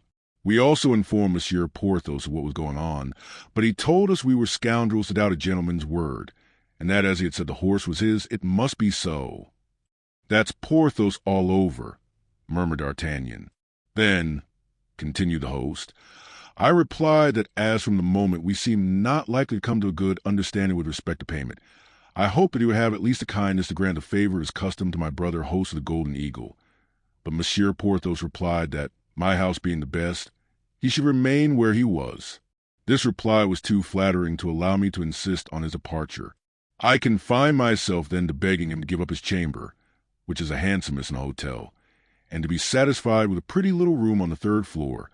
But to this Monsieur Porthos replied that as he every moment expected his mistress, who was one of the greatest ladies in the court, I might easily comprehend that the chamber he did me the honor to occupy in my house was itself very mean for the visit of such a personage. Nevertheless, while acknowledging the truth of what he said, I thought proper to insist, but without even giving himself the trouble to enter into any discussion with me. He took one of his pistols, laid it on his table day and night, and said that at the first word that should be spoken to him about removing, either within the house or out of it, he would blow out the brains of the person who should be so imprudent as to meddle with a matter which only concerned himself. Since that time, monsieur, nobody entered his chamber but his servant. What? Mousqueton is here, then? Oh, yes, monsieur. 5 days after your departure, he came back, and in a very bad condition, too. It appears that he had met with disagreeableness, likewise, on his journey. Unfortunately, he is more nimble than his master, so that for sake of his master, he puts us all under his feet, and as he thinks we might refuse what he asked for, he takes all he wants without asking at all. The fact is, said D'Artagnan, I have always observed a great degree of intelligence and devotedness in Mousqueton. That is possible, monsieur, but suppose I should happen to be brought in contact, even 4 times a year, with such intelligence and devotedness. Why? I should be a ruined man. No, for Porthos will pay you. Hum, said the host, in a doubtful tone. The favor of a great lady will not be allowed to be inconvenienced for such a paltry sum as he owes you. If I durst say what I believe on that head, what you believe, I ought rather to say what I know, what you know, and even what I am sure of, and of what you so sure. I would say that I know this great lady. You? Yes, I. And how do you know her? Oh, monsieur, if I could believe I might trust in your discretion. Speak, by the word of a gentleman. You shall have no cause to repent of your confidence. Well, monsieur, You understand that uneasiness makes us do many things. What have you done? Oh, nothing which was not right in the character of a creditor. Well, Monsieur Porthos gave us a note for his duchess, ordering us to put in the post. This was before his servant came. As he could not leave his chamber, it was necessary to charge us with this commission. And then, instead of putting the letter in the post, which is never safe, I took advantage of the journey of one of my lads to Paris, and ordered him to convey the letter to this duchess himself. This was fulfilling the intentions of Monsieur Porthos, who had desired us to be so careful of this letter, was it not? Nearly so. Well, monsieur, do you know who this great lady is? No, I have heard Porthos speak of her, that's all. Do you know who this pretended duchess is? I repeat to you, I don't know her. Why? She is the old wife of a procurator Asterisk of the Châtelet, monsieur, named Madame Coquenard, who, although she is at least 50, still gives herself jealous airs. It struck me as very odd that a princess should live in the Rue Auxerrois. Asterisk attorney. But how do you know all this? Because she flew into a great passion on receiving the letter, saying that Monsieur Porthos was a weathercock, and that she was sure it was for some woman he had received this wound. Has he been wounded, then? Oh, good Lord! What have I said? You said that Porthos had received a sword cut. Yes, but he had forbidden me so strictly to say so. And why so? Zounds, monsieur, because he had boasted that he would perforate the stranger with whom you left him in dispute, whereas the stranger, on the contrary, in spite of all his rhodomantades, quickly threw him on his back. As Monsieur Porthos is a very boastful man, he insists that nobody shall know he has received this wound except the duchess, whom he endeavored to interest by an account of his adventure. It is a wound that confines him to his bed. Ah, and a master stroke, too, I assure you. Your friend's soul must stick tight to his body. Were you there, then? Monsieur, I followed them from curiosity, so that I saw the combat without the combatants seeing me. And what took place? Oh, the affair was not long, I assure you. They placed themselves on guard. The stranger made a feint and a lunge, and that so rapidly that when Monsieur Porthos came to parade, he had already 3 inches of steel in his breast. He immediately fell backward. The stranger placed the point of his sword at his throat, and Monsieur Porthos, finding himself at the mercy of his adversary, acknowledged himself conquered, upon which the stranger asked his name, and learning that it was Porthos and not D'Artagnan, he assisted him to rise, brought him back to the hotel, mounted his horse, and disappeared. So it was with Monsieur D'Artagnan this stranger meant to quarrel? It appears so. And do you know what has become of him? No, I never saw him until that moment, and have not seen him since. Very well, I know all that I wish to know. Porthos's chamber is, you say, on the first story, number 1? Yes, monsieur, the handsomest in the inn, a chamber that I could have let 10 times over. Bah, be satisfied, said D'Artagnan, laughing. Porthos will pay you with the money of the Duchess Coquenard. Oh, monsieur, procurator's wife or duchess, if she will but loosen her purse strings, it will be all the same. But she positively answered that she was tired of the exigencies and infidelities of Monsieur Porthos, and that she would not send him a denier. And did you convey this answer to your guest? We took good care not to do that. He would have found in what fashion we had executed his commission. So that he still expects his money? Oh, Lord, yes, monsieur. Yesterday he wrote again, but it was a servant who this time put the letter in the post. Do you say the procurator's wife is old and ugly? 50 at least, monsieur, and not at all handsome, according to Pat Hod's account. In that case, you may be quite at ease. She will soon be softened. Besides, Porthos cannot owe you much. How, not much? 20 good pistoles, already, without reckoning the doctor. He denies himself nothing. It may easily be seen he has been accustomed to live well. Never mind. If his mistress abandons him, he will find friends. I will answer for it. So, my dear host, be not uneasy, and continue to take all the care of him that his situation requires. Monsieur has promised me not to open his mouth about the procurator's wife, and not to say a word of the wound. That's agreed. You have my word. Oh, he would kill me. Don't be afraid. He is not so much of a devil as he appears. Saying these words, D'Artagnan went upstairs, leaving his host a little better satisfied with respect to two things in which he appeared to be very much interested, his debt and his life. At the top of the stairs, upon the most conspicuous door of the corridor, was traced in black ink a gigantic number 1. D'Artagnan knocked, and upon the bidding to come which came from inside, he entered the chamber. Porthos was in bed, and was playing a game at lansquenet with Mousqueton, to keep his hand in, while a spit loaded with partridges was turning before the fire, and on each side of a large chimney-piece, over 2 chafing dishes, were boiling 2 stewpans, from which exhaled a double odor of rabbit and fish stews, rejoicing to the smell. In addition to this, he perceived that the top of a wardrobe and the marble of a commode were covered with empty bottles.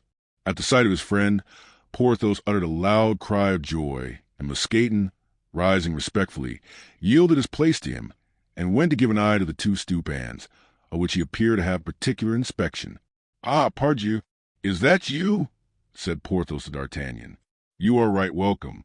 Excuse my not coming to meet you, but," added he, looking at D'Artagnan with a certain degree of uneasiness, "you know what has happened to me?" "No. Has the host told you nothing, then?" "I asked after you, and came up as soon as I could."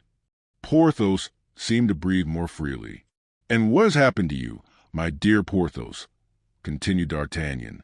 "Why, on making a thrust at my adversary, whom I had already hit 3 times, and whom I meant to finish with the 4th, I put my foot on a stone, slipped, and strained my knee. Truly, honor, luckily for the rascal, for I should have left him dead on the spot, I assure you. And what has become of him? Oh, I don't know. He had enough, and set off without waiting for the rest. But you, my dear D'Artagnan, what has happened to you? So that the strain of the knee," continued D'Artagnan, "my dear Porthos, keeps you in bed? My God, that's all. I shall be about again in a few days. Why did you not have yourself conveyed to Paris? You must be cruelly bored here. That was my intention. But, my dear friend, I have one thing confessed to you." "What's that?" "It is that as I was cruelly bored, as you say, and as I had the 75 pistoles in my pocket, which you had distributed to me, in order to amuse myself, I invited a gentleman who was traveling this way to walk up, and proposed to cast a dice. He accepted my challenge, and, my faith, my 75 pistoles passed from my pocket to his, without reckoning my horse, which he won into the bargain. But you, my dear D'Artagnan, what can you expect? My dear Porthos, a man is not privileged in all ways," said D'Artagnan. "You know the proverb, unlucky at play, lucky in love. You are too fortunate in your love for play not to take its revenge. What consequence can the reverses of fortune be to you? Have you not, happy rogue that you are, have you not your Duchess, who cannot fail to come to your aid? Well, you see, my dear D'Artagnan, with what a luck I play," replied Porthos, with the most careless air in the world. "I wrote to her to send me 50 louis or so, of which I stood absolutely in need on account of my accident. Well, she must be at her country seat, for she has not answered me." "Truly?" "No. So I yesterday addressed another epistle to her, still more pressing than the first. But you are here, my dear fellow, let us speak of you. I confess I began to be very uneasy on your account, but your host behaves very well toward you, as it appears, my dear Porthos," said D'Artagnan, directing the sick man's attention to the full stewpans and the empty bottles. So, replied Porthos.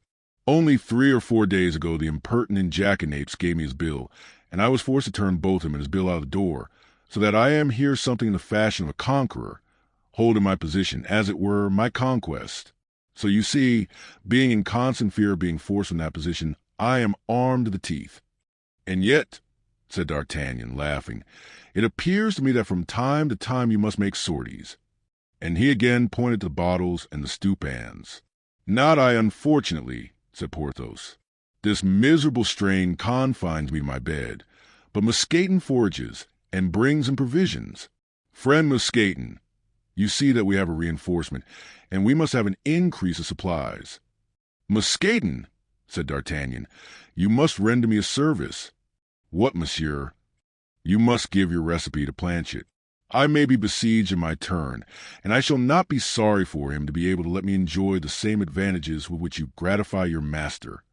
Lord, monsieur, there is nothing more easy, said Mousqueton with a modest air.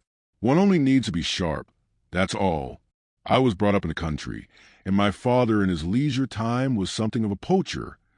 And what did he do the rest of his time? Monsieur, he carried on a trade which I have always thought satisfactory, which, as it was a time of war between the Catholics and the Huguenots, and as he saw the Catholics exterminate the Huguenots and the Huguenots exterminate the Catholics, all in the name of religion, he adopted a mixed belief which permitted him to be sometimes Catholic, sometimes a Huguenot. Now, he was accustomed to walk with his fowling piece on his shoulder behind the hedges which border the roads. And when he saw a Catholic coming alone, the Protestant religion immediately prevailed in his mind. He lowered his gun in the direction of the traveler. Then, when he was within 10 paces of him, he commenced a conversation which almost always ended by the traveler's abandoning his purse to save his life. It goes without saying that when he saw a Huguenot coming, he felt himself filled with such ardent Catholic zeal that he could not understand how, a quarter of an hour before, he had been able to have any doubts upon the superiority of our holy religion. For my part, monsieur, I am Catholic, my father, faithful to his principles, having made my elder brother a Huguenot. And what was the end of this worthy man? Asked D'Artagnan. Oh, of the most unfortunate kind, monsieur. One day he was surprised in a lonely road between a Huguenot and a Catholic, with both of whom he before had business, and who both knew him again. So they united against him and hanged him on a tree. Then they came and boasted of their fine exploit in the cabaret of the next village, where my brother and I were drinking. And what did you do? Said D'Artagnan. We let them tell their story out, replied Mousqueton. Then, as in leaving the cabaret, they took different directions. My brother went and hid himself on the road of the Catholic, and I on that of the Huguenot. 2 hours after, all was over. We had done the business of both, admiring the foresight of our poor father, who had taken the precaution to bring each of us up in a different religion. Well, I must allow, as you say, your father was a very intelligent fellow, and you say in his leisure moments the worthy man was a poacher? Yes, monsieur, and it was he who taught me to lay a snare and ground a line. The consequence is that when I saw our laborers, which did not at all suit two such delicate stomachs as ours, I had recourse to a little of my old trade. While walking near the wood of Monsieur le Prince, I laid a few snares in the runs, and while reclining on the banks of His Highness's pieces of water, I slipped a few lines into his fish ponds, so that now, thanks be to God, we do not want, as monsieur can testify, for partridges, rabbits, carp, or eels, all light, wholesome food, suitable for the sick. But the wine, said D'Artagnan, who furnishes the wine? Your host. That is to say, yes and no. How yes and no? He furnishes it, it is true, but he does not know that he has that honor. Explain yourself, Mousqueton. Your conversation is full of instructive things. That is it, monsieur. It has so chanced that I met with a Spaniard in my peregrinations who had seen many countries, and among them the New World. What connection can the New World have with the bottles which are on the commode and the wardrobe? Patience, monsieur. Everything will come in its turn. This Spaniard had in his service a lackey who had accompanied him in his voyage to Mexico. This lackey was my compatriot, and we became the more intimate from there being many resemblances of character between us.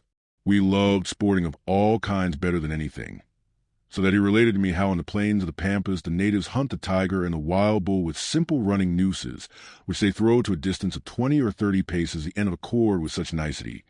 But in face of the proof, I was obliged to acknowledge the truth of the recital. My friend placed a bottle at the distance of 30 paces, and at each cast he caught the neck of the bottle in his running noose. I practiced this exercise, and as nature has endowed me with some faculties, at this day I can throw the lasso with any man in the world. Well, do you understand, monsieur? Our host has a well-furnished cellar, the key of which never leaves him. Only this cellar has a ventilating hole. Now through this ventilating hole I throw my lasso, and as I now know in which part of the cellar is the best wine, that's my point for sport. You see, monsieur, what the New World has to do with the bottles which are on the commode and the wardrobe. Now, will you taste our wine, and without prejudice say what you think of it?" "Thank you, my friend, thank you. Unfortunately, I have just breakfasted." "Well," said Porthos, "arrange the table, Mousqueton, and while we breakfast, D'Artagnan will relate to us what has happened to him during the 10 days since he left us." "Willingly," said D'Artagnan, while Porthos and Mousqueton were breakfasting. With the appetites of convalescence and with that brotherly cordiality which unites men in misfortune, D'Artagnan related how Aramis, being wounded, was obliged to stop at Crèvecoeur, how he left Athos fighting at Amiens for men who accused him of being a coiner, and how he, D'Artagnan, had been forced to run the Conde de Wardes through the body in order to reach England. But there the confidence of D'Artagnan stopped. He only added that on his return from Great Britain he had brought back 4 magnificent horses, one for himself and one for each of his companions. Then he informed Porthos that the one intended for him was already installed in the stable of the tavern. At this moment Planchet entered, to inform his master that the horses were sufficiently refreshed, and that it would be possible to sleep at Clermont. As D'Artagnan was tolerably reassured with regard to Porthos, and as he was anxious to obtain news of his 2 other friends, he held out his hand to the wounded man, and told him he was about to resume his route in order to continue his researches. For the rest, as he reckoned upon returning by the same route in 7 or 8 days, if Porthos were still at the Great St. Martin, he would call for him on his way. Porthos replied that in all probability his sprain would not permit him to depart yet a while.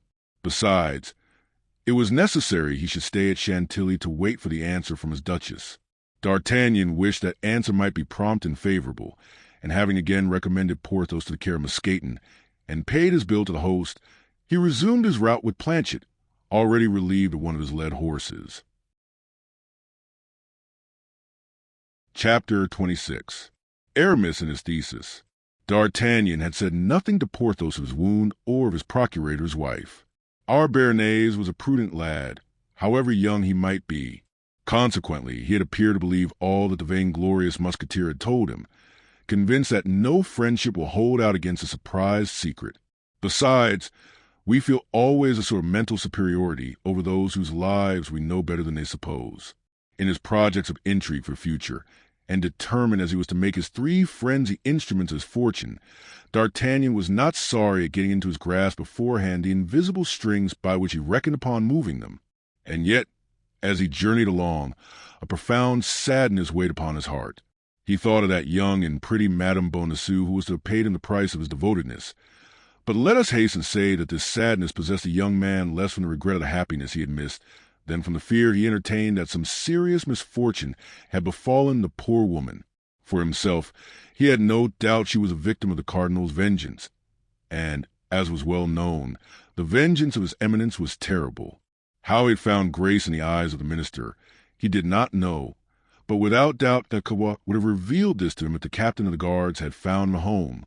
Nothing makes time pass more quickly or more shortens a journey than a thought which absorbs in itself all the faculties of the organization of him who thinks. External existence then resembles a sleep of which this thought is a dream. By its influence, time has no longer measure, space has no longer distance. We depart from one place and arrive at another, that is all. Of the interval past, nothing remains in the memory but a vague mist in which 1,000 confused images of trees, mountains, and landscapes are lost. It was as a prey to this hallucination that D'Artagnan traveled, at whatever pace his horse pleased, the 6 or 8 leagues that separated Chantilly from Crèvecoeur, without his being able to remember on his arrival in the village any of the things he had passed or met with on the road. There only his memory returned to him. He shook his head, perceived the cabaret at which he had left Aramis, and putting his horse to the trot, he shortly pulled up at the door.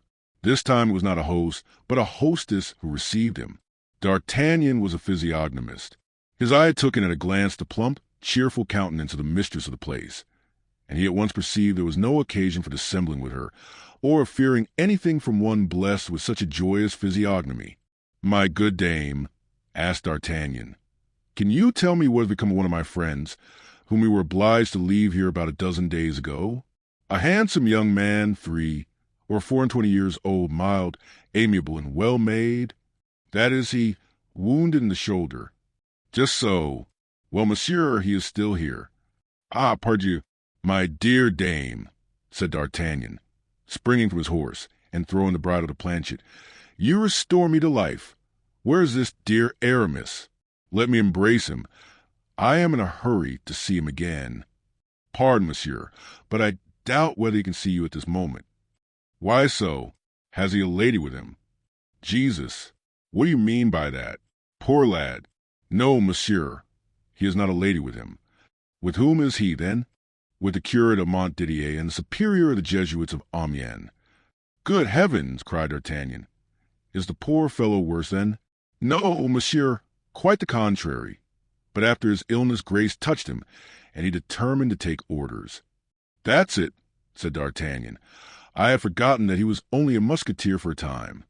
Monsieur still insists upon seeing him?" "More than ever."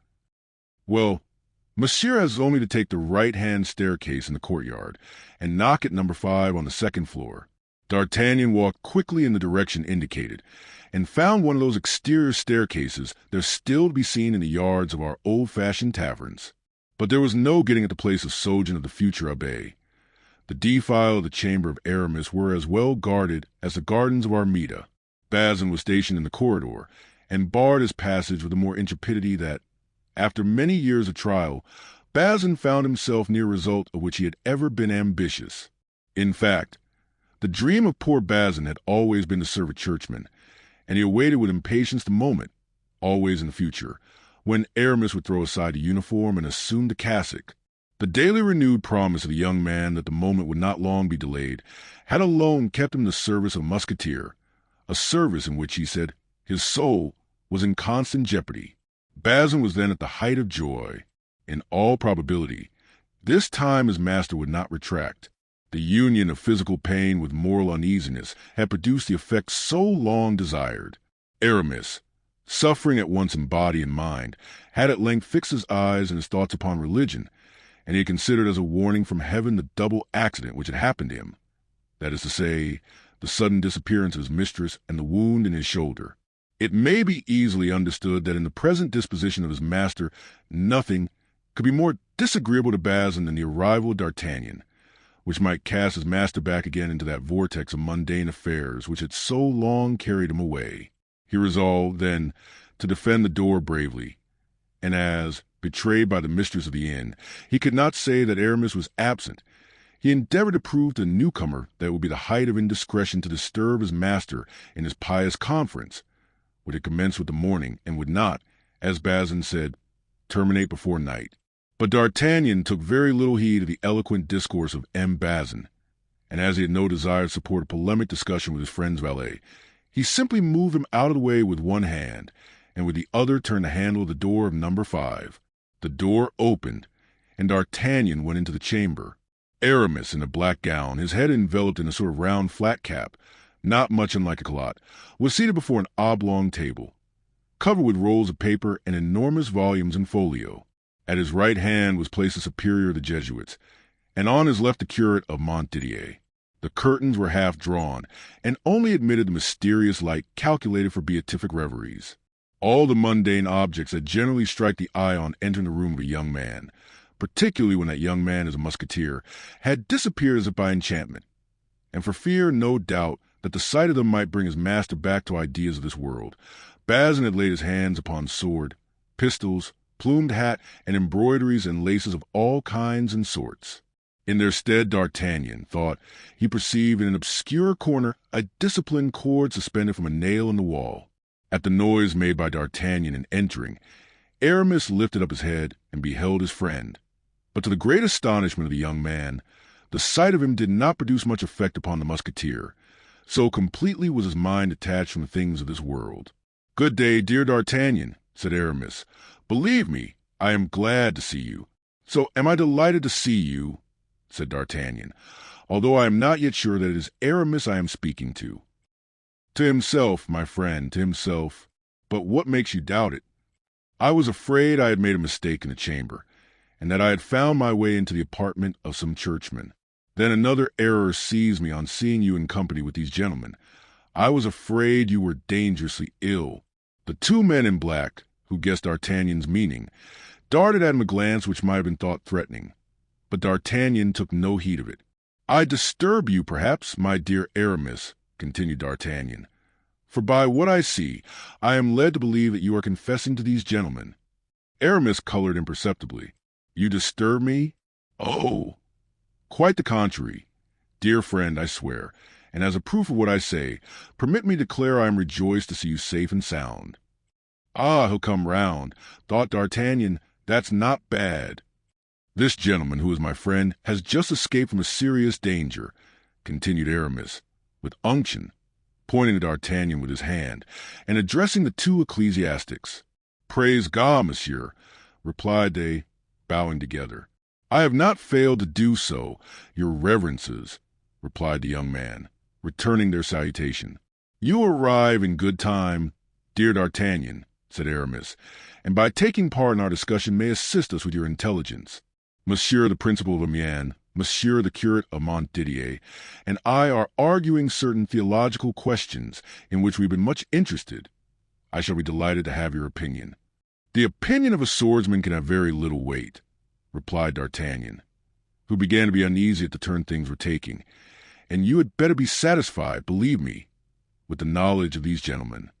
The two men in black bowed in their turn. "On the contrary," replied Aramis, "your opinion will be very valuable. The question is this. Monsieur the Principal thinks that my thesis ought to be dogmatic and didactic. Your thesis. Are you then making a thesis?" "Without doubt," replied the Jesuit.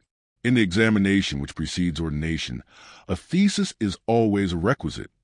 "Ordination!" cried D'Artagnan, who could not believe what the hostess and Bazin had successively told him, and he gazed half stupefied upon the three persons before him. "Now," continued Aramis, taking the same graceful position in his easy chair that he would have assumed in bed, and complacently examining his hand, which was as white and plump as that of a woman, and which he held in the air to cause the blood to descend. "Now, as you have heard, D'Artagnan, Monsieur the Principal is desirous that my thesis should be dogmatic, while I, for my part, would rather it should be ideal. This is the reason why Monsieur the Principal has proposed to me the following subject, which has not yet been treated upon, and in which I perceive there is matter for magnificent elaboration. Utraque manus and benedicendo clericis inferioribus necessaria esti." D'Artagnan, whose erudition we are well acquainted with, evinced no more interest on hearing this quotation than he had at that de Treville in allusion to the gifts he pretended that D'Artagnan had received from the Duke of Buckingham.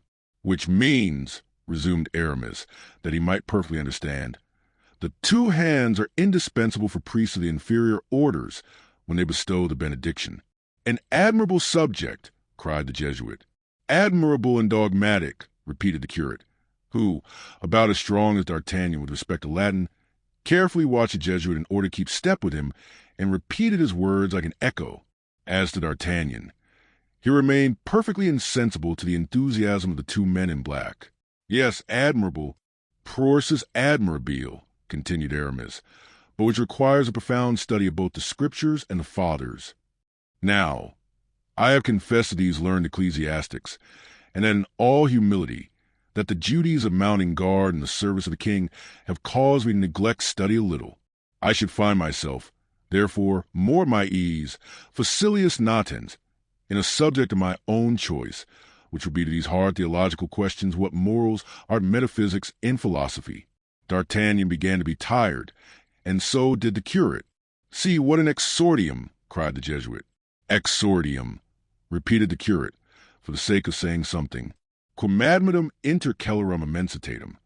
Aramis cast a glance upon D'Artagnan to see what effect all this produced, and found his friend gaping enough to split his jaws. "Let us speak French, my father," said he to the Jesuit. "Monsieur D'Artagnan will enjoy our conversation better." "Yes," replied D'Artagnan, "I am fatigued with reading, and all this Latin confuses me." "Certainly," replied the Jesuit, a little put out, while the curate, greatly delighted, turned upon D'Artagnan a look full of gratitude. "Well, let us see what is to be derived from this gloss. Moses, the servant of God, he was but a servant. Please understand, Moses blessed with the hands. He held out both his arms while the Hebrews beat their enemies, and then he blessed them with his two hands. Besides, what does the gospel say? imponite manus, and not manum. Place the hands, not the hand. Place the hands, repeated the curate, with a gesture. St. Peter, on the contrary, of whom the popes are the successors, continued the Jesuit, porge digitos, present the fingers. Are you there now? Certes, replied Aramis in a pleased tone, but the thing is subtle. The fingers, resumed the Jesuit. St. Peter blessed with the fingers. The Pope therefore blesses with the fingers. And with how many fingers does he bless?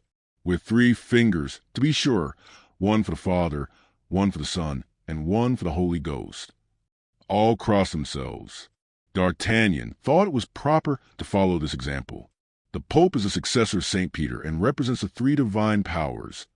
The rest, ordines inferiors, of the ecclesiastical hierarchy bless in the name of the holy archangels and angels. The most humble clerks, such as our deacons and sacristans, bless with holy water sprinklers, which resemble an infinite number of blessing fingers. There is the subject simplified. Argumentum omni denudatum ornamento. I could make of that subject 2 volumes the size of this, continued the Jesuit, and in his enthusiasm he struck a St. Chrysostom in folio, which made the table bend beneath its weight. D'Artagnan trembled. Certes, said Aramis, I do justice to the beauties of this thesis, but at the same time I perceive it would be overwhelming for me. I had chosen this text. Tell me, dear D'Artagnan, if it is not to your taste. Non inutile est desiderium in oblation, that is, a little regret is not unsuitable in an offering to the Lord. Stop there, cried the Jesuit, for that thesis touches closely upon heresy. There is a proposition almost like in the Augustinus of the heresiarch Jansenius, whose book will sooner or later be burned by the hands of the executioner. Take care, my young friend. You are inclining toward false doctrines, my young friend. You will be lost. You will be lost, said the curate, shaking his head sorrowfully. You approach that famous point of free, which is a mortal rock. You face the insinuations of the Pelagians and the semi-Pelagians. But, my reverend, replied Aramis, a little amazed by the shower of arguments that poured upon his head. How will you prove, continued the Jesuit, without allowing him time to speak, that we ought to regret the world when we offer ourselves to God? Listen to this dilemma. God is God, and the world is the devil. To regret the world is to regret the devil. That is my conclusion. And that is mine also, said the curate. But, for heaven's sake, resumed Aramis. Desiderus diabolum, unhappy man, cried the Jesuit. He regrets the devil. Ah, my young friend, added the curate, groaning, do not regret the devil, I implore you. D'Artagnan felt himself bewildered. It seemed to him as though he were in a madhouse, and was becoming as mad as those he saw. He was, however, forced to hold his tongue from not comprehending half the language they employed. But listen to me, then, resumed Aramis with politeness mingled with a little impatience. I do not say I regret. No, I will never pronounce that sentence, which would not be orthodox. The Jesuit raised his hands toward heaven, and the curate did the same. No, but pray grant me that it is acting with an ill grace to offer to the Lord only that with which we are perfectly disgusted. Don't you think so, D'Artagnan? I think so, indeed, cried he. The Jesuit and the curate quite started from their chairs. This is the point of departure. It is a syllogism. The world is not wanting attractions. I quit the world. Then I make a sacrifice. Now, the Scripture says positively, make a sacrifice unto the Lord. That is true, said his antagonists. And then, said Aramis, pinching his ear to make it red, as he rubbed his hands to make them white, and then I made a certain rondo upon it last year, which I showed to Monsieur Ritor, and that great man paid me 1,000 compliments. A rondo, said the Jesuit disdainfully. A rondo, said the curate mechanically. Repeat it, cried D'Artagnan. It will make a little change. Not so, for it is religious, replied Aramis. It is theology in verse. The devil, said D'Artagnan. Here it is, said Aramis, with a little look of diffidence, which, however, was not exempt from a shade of hypocrisy. Vocabulaires un passé plein de charms. Et quatrines de jours and fortunes. Tu vos malheurs esse verant termins. Quand adjus vous offerez vos larmes, vous que pleurez, you who weep for pleasures fled, while dragging on a life of care. All your woes will melt in air, if to God your tears are shed. You who weep. D'Artagnan and the curate appeared pleased. The Jesuit persisted in his opinion. Beware of a profane taste in your theological style. What says Augustine on this subject? Severus sic clericorum verbo. Yes, let the sermon be clear, said the curate. Now, hastily interrupted the Jesuit, on seeing that his acolyte was going astray. Now your thesis would please the ladies. It would have the success of one of Monsieur Patru's pleadings. Please God, cried Aramis, transported. There it is, cried the Jesuit. The world still speaks within you in a loud voice, altissima voce. You follow the world, my young friend, and I tremble lest grace prove not efficacious. Be satisfied, my reverend father, I can answer for myself. Mundane presumption. I know myself, father. My resolution is irrevocable. Then you persist in continuing that thesis? I feel myself called upon to treat that and no other. I will see about the continuation of it, and tomorrow I hope you will be satisfied with the corrections I shall have made in consequence of your advice. Work slowly, said the curate. We leave you in an excellent tone of mind. Yes, the ground is all sown, said the Jesuit, and we have not to fear that one portion of the seed may have fallen upon stone, another upon the highway, or that the birds of heaven have eaten the rest, avi celi commetter illum. Plague stifle you and your Latin, said D'Artagnan, who began to feel all his patience exhausted. Farewell, my son, said the curate, till tomorrow. Till tomorrow, rash youth, said the Jesuit. You promised to become one of the lights of the church. Heaven grant that this light prove not a devouring fire. D'Artagnan, who for an hour past had been gnawing his nails with impatience, was beginning to attack the quick. The two men in black rose, bowed to Aramis and D'Artagnan, and advanced toward the door. Bazin, who had been standing listening to all this controversy with a pious jubilation, sprang toward them, took the breviary of the curate and the missal of the Jesuit, and walked respectfully before them to clear their way.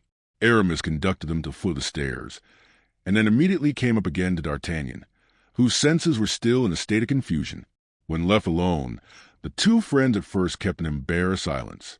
It, however, became necessary for one of them to break it first, and as D'Artagnan appeared determined to leave that honor to his companion, Aramis said, "You see that I am returned to my fundamental ideas. Yes, efficacious grace has touched you, as that gentleman said just now. Oh, these plans of retreat have been formed for a long time. You have often heard me speak of them. Have you not, my friend?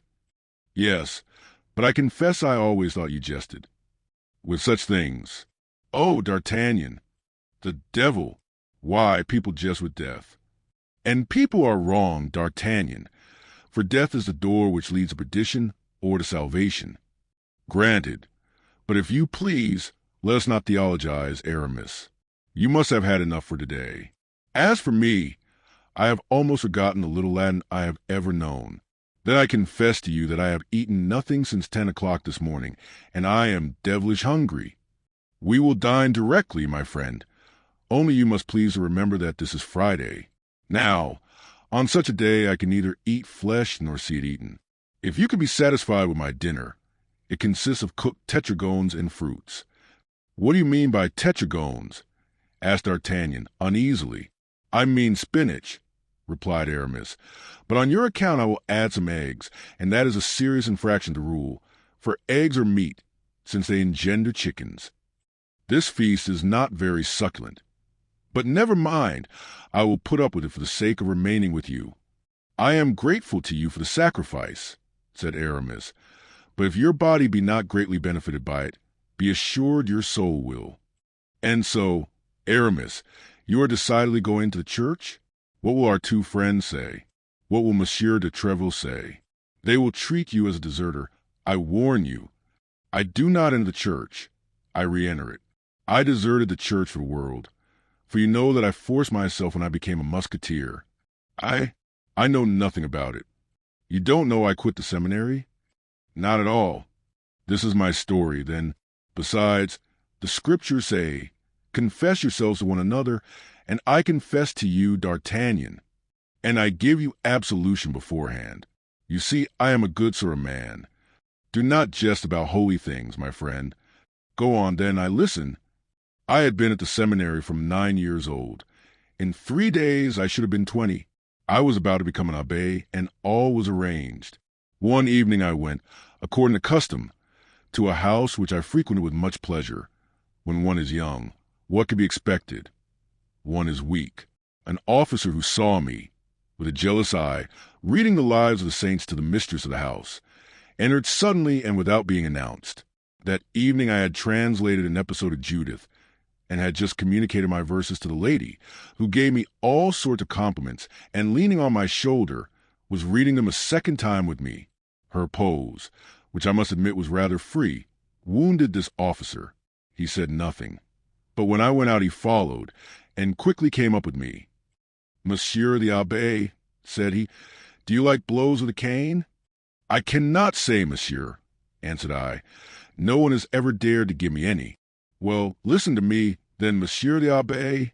If you venture again into the house in which I have met you this evening, I will dare it myself." I really think I must have been frightened. I became very pale. I felt my legs fail me.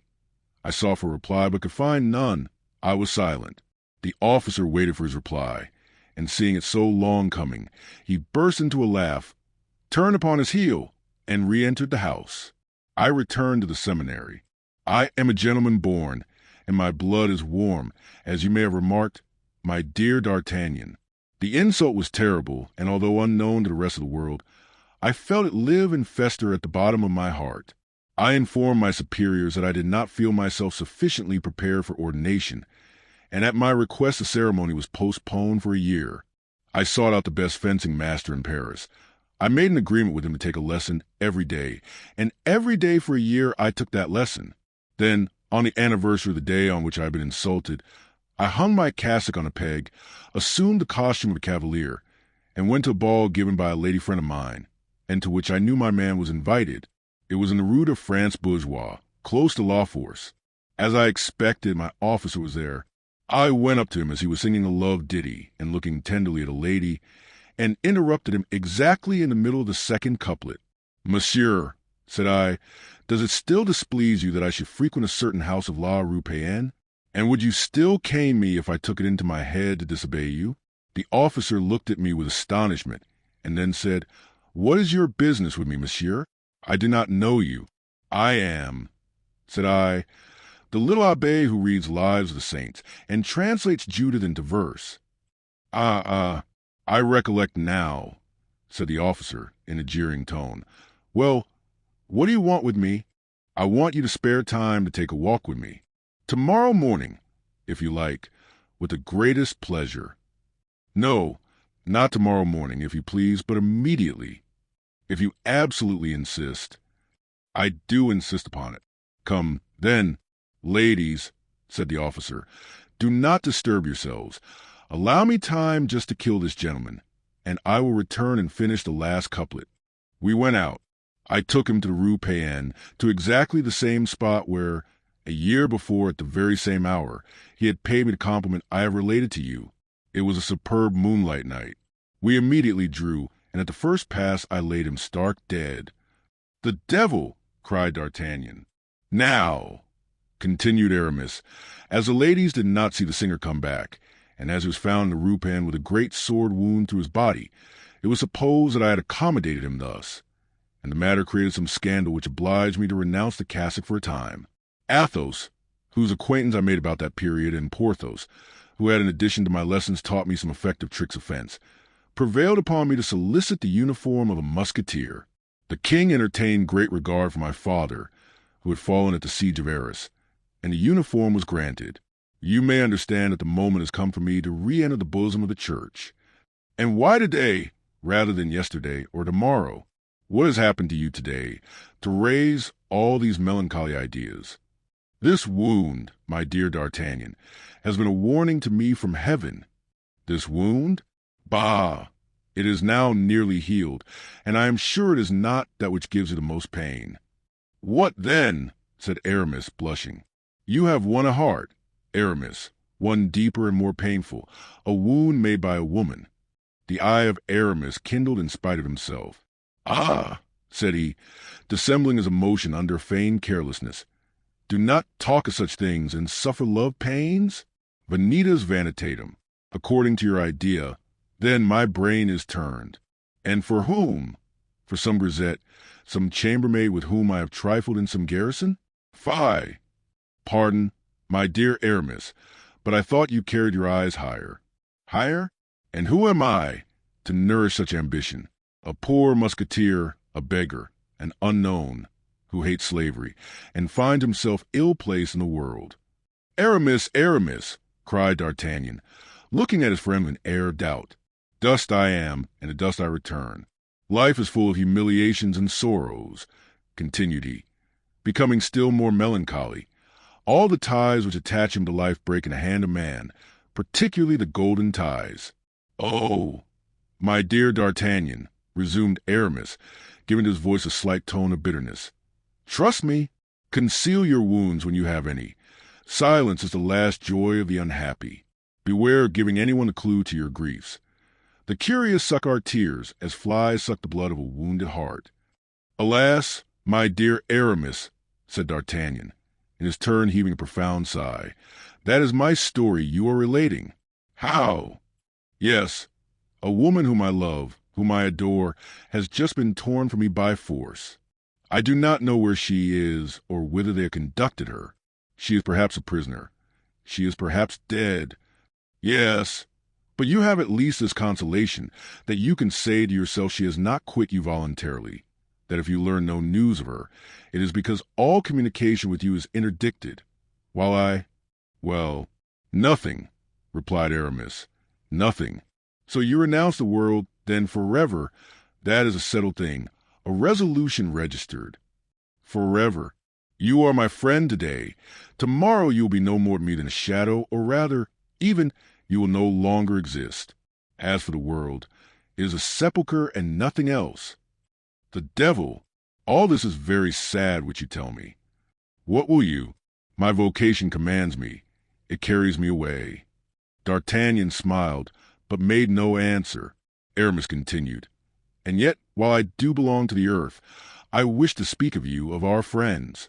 "And on my part," said D'Artagnan, "I wish to speak of you, but I find you so completely detached from everything. To love, you cry, fie! Friends are shadows. The world is a sepulchre. Alas, you'll find it so yourself," said Aramis with a sigh.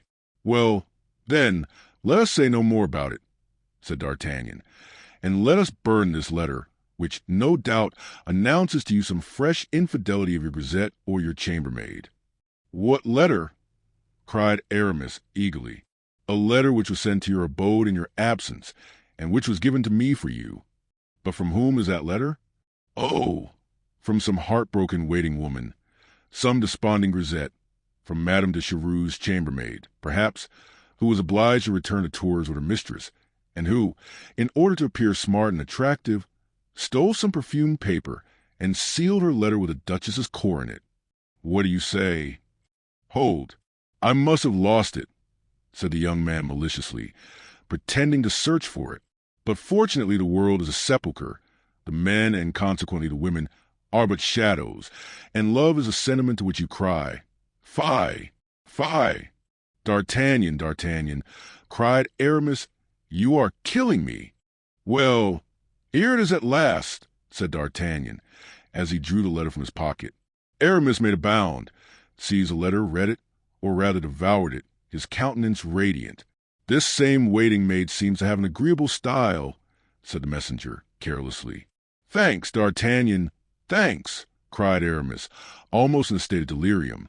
"She was forced to return to Tours. She is not faithless. She still loves me. Come, my friend, come, let me embrace you. Happiness almost stifles me."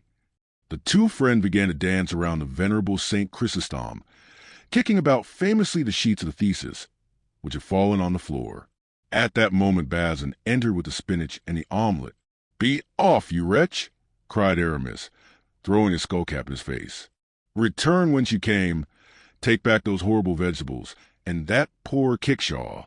Order a larded hare, a fat capon, mutton leg dressed with garlic, and 4 bottles of old Burgundy. Bazin, who looked at his master, without comprehending the cause of this change, in a melancholy manner, allowed the omelet to slip into the spinach, and the spinach onto the floor. "Now this is the moment to consecrate your existence to the King of Kings," said D'Artagnan, "if you persist in offering him a civility, not an utile desiderium oblation. Go to the devil with your Latin. Let us drink, my dear D'Artagnan, morbleu, let us drink while the wine is fresh. Let us drink heartily, and while we do so, tell me a little of what is going on in the world yonder." Chapter 27. The Wife of Athos. "We have now to search for Athos," said D'Artagnan to the vivacious Aramis, when he had informed him of all that had passed since their departure from the capital. An excellent dinner had made one of them forget his thesis, and the other his fatigue. "Do you think, then, that any harm can happen to him?" asked Aramis. "Athos is so cool, so brave, and handles his sword so skillfully." "No doubt. Nobody has a higher opinion of the courage and skill of Athos than I have. But I like better to hear my sword clang against lances than against staves. I fear lest Athos should have been beaten down by serving men. Those fellows strike hard, and don't leave off in a hurry. This is why I wish to set out again as soon as possible." "I will try to accompany you," said Aramis, "though I scarcely feel in a condition to mount on horseback. Yesterday I undertook to employ that cord which you see hanging against the wall, but pain prevented my continuing the pious exercise. That's the first time I ever heard of anybody trying to cure gunshot wounds with cat-o'-nine-tails. But you were ill, and illness renders the head weak. Therefore you may be excused. When do you mean to set out?" "Tomorrow at daybreak. Sleep as soundly as you can tonight, and tomorrow, if you can, we will take our departure together." "Till tomorrow, then," said Aramis. "For iron-nerved as you are, you must need repose." The next morning, when D'Artagnan entered Aramis's chamber, he found him at the window. "What are you looking at?" asked D'Artagnan. "My faith, I am admiring 3 magnificent horses, which the stable boys are leading about. It would be a pleasure worthy of a prince to travel upon such horses." "Well, my dear Aramis, you may enjoy that pleasure, for one of those 3 horses is yours." "Ah, bah! Whichever the 3 you like, I have no preference." "And the rich caparison, is that mine, too?" "Without doubt." "You laugh, D'Artagnan." "No, I have left off laughing, now that you speak French." "What? Those rich holsters, that velvet housing, that saddle studded with silver, are they all for me?"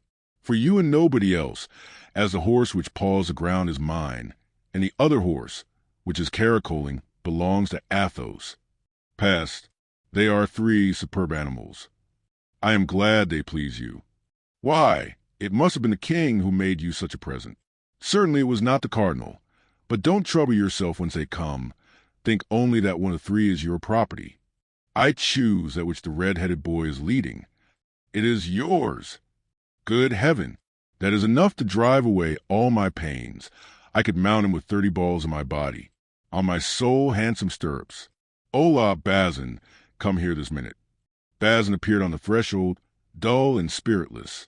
"That last order is useless," interrupted D'Artagnan. "There are loaded pistols in your holsters." Bazin sighed. "Come, Monsieur Bazin, make yourself easy," said D'Artagnan. "People of all conditions gain the kingdom of heaven." "Monsieur was already such a good theologian," said Bazin, almost weeping. "He might become a bishop, and perhaps a cardinal." "Well, but my poor Bazin, reflect a little. Of what use is it to be a churchman, pray? You do not avoid going to war by that means. You see, the cardinal is about to make the next campaign, helm on head and partisan in hand. And Monsieur de Nogaret de la Valette, what do you say of him? He is a cardinal likewise. Ask his lackey how often he has had to prepare lint of him." "Alas!" sighed Bazin. "I know it, monsieur. Everything is turned topsy-turvy in the world nowadays." While this dialogue was going on, the 2 young men and the poor lackey descended. "Hold my stirrup, Bazin," cried Aramis. And Aramis sprang into the saddle with his usual grace and agility, But after a few vaults and curvets of the noble animal, his rider felt his pains come on so insupportably that he turned pale and became unsteady in his seat. D'Artagnan, who, foreseeing such an event, had kept his eye on him, sprang toward him, caught him in his arms, and assisted him to his chamber. "That's all right, my dear Aramis. Take care of yourself," said he. "I will go alone in search of Athos." "You are a man of brass," replied Aramis. "No, I have good luck, that is all. But how do you mean to pass your time till I come back? No more theses, no more glosses upon the fingers or upon benedictions, eh?" Aramis smiled. "I will make verses," said he. "Yes, I dare say, verses perfumed with the odor of the billet from the attendant of Madame de Chevreuse. Teach Bazin prosody, that will console him. As to the horse, ride him a little every day, and that will accustom you to his maneuvers." "Oh, make yourself easy on that head," replied Aramis. "You will find me ready to follow you." They took leave of each other, and in 10 minutes, after having commended his friend to the cares of the hostess and Bazin, D'Artagnan was trotting along in the direction of Amiens. How was he going to find Athos? Should he find him at all? The position in which he had left him was critical. He probably had succumbed. This idea, while darkening his brow, drew several sighs from him and caused him to formulate to himself a few vows of vengeance. Of all his friends, Athos was the eldest and the least resembling him in appearance, in his tastes and sympathies. Yet he entertained a marked preference for this gentleman. The noble and distinguished air of Athos, those flashes of greatness which from time to time broke out from the shade in which he voluntarily kept himself, that unalterable equality of temper which made him the most pleasant companion in the world, that forced and cynical gaiety, that bravery which might have been termed blind if it had not been the result of the rarest coolness, such qualities attracted more than the esteem, more than the friendship of D'Artagnan. They attracted his admiration. Indeed, when placed beside M. de Treville, the elegant and noble courtier, Athos in his most cheerful days might advantageously sustain a comparison.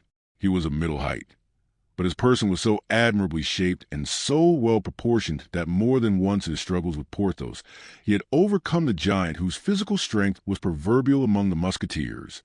His head, with piercing eyes, a straight nose, a chin cut like that of Brutus, had altogether an indefinable character of grandeur and grace.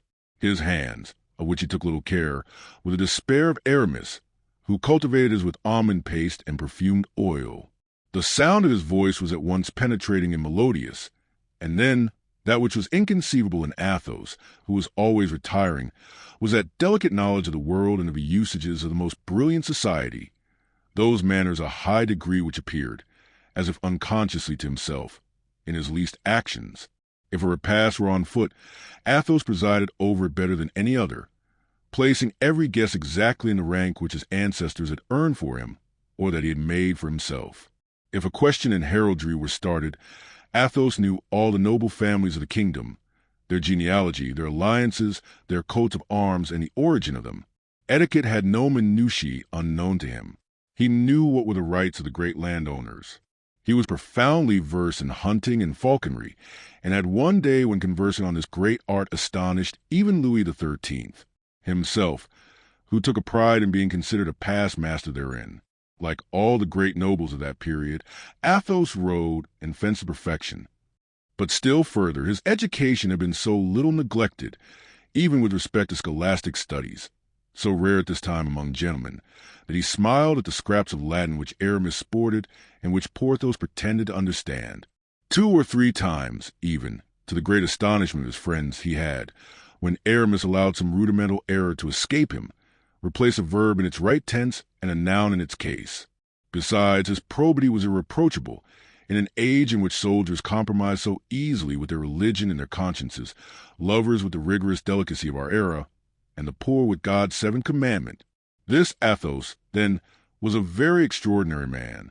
And yet this nature so distinguished, this creature so beautiful, this essence so fine, was seen to turn insensibly toward material life, as old men turn toward physical and moral imbecility. Athos, in his hours of gloom, and these hours were frequent, was extinguished as to the whole of the luminous portion of him, and his brilliant side disappeared as in profound darkness. Then the demigod vanished, He remained scarcely a man, his head hanging down, his eye dull, his speech slow and painful.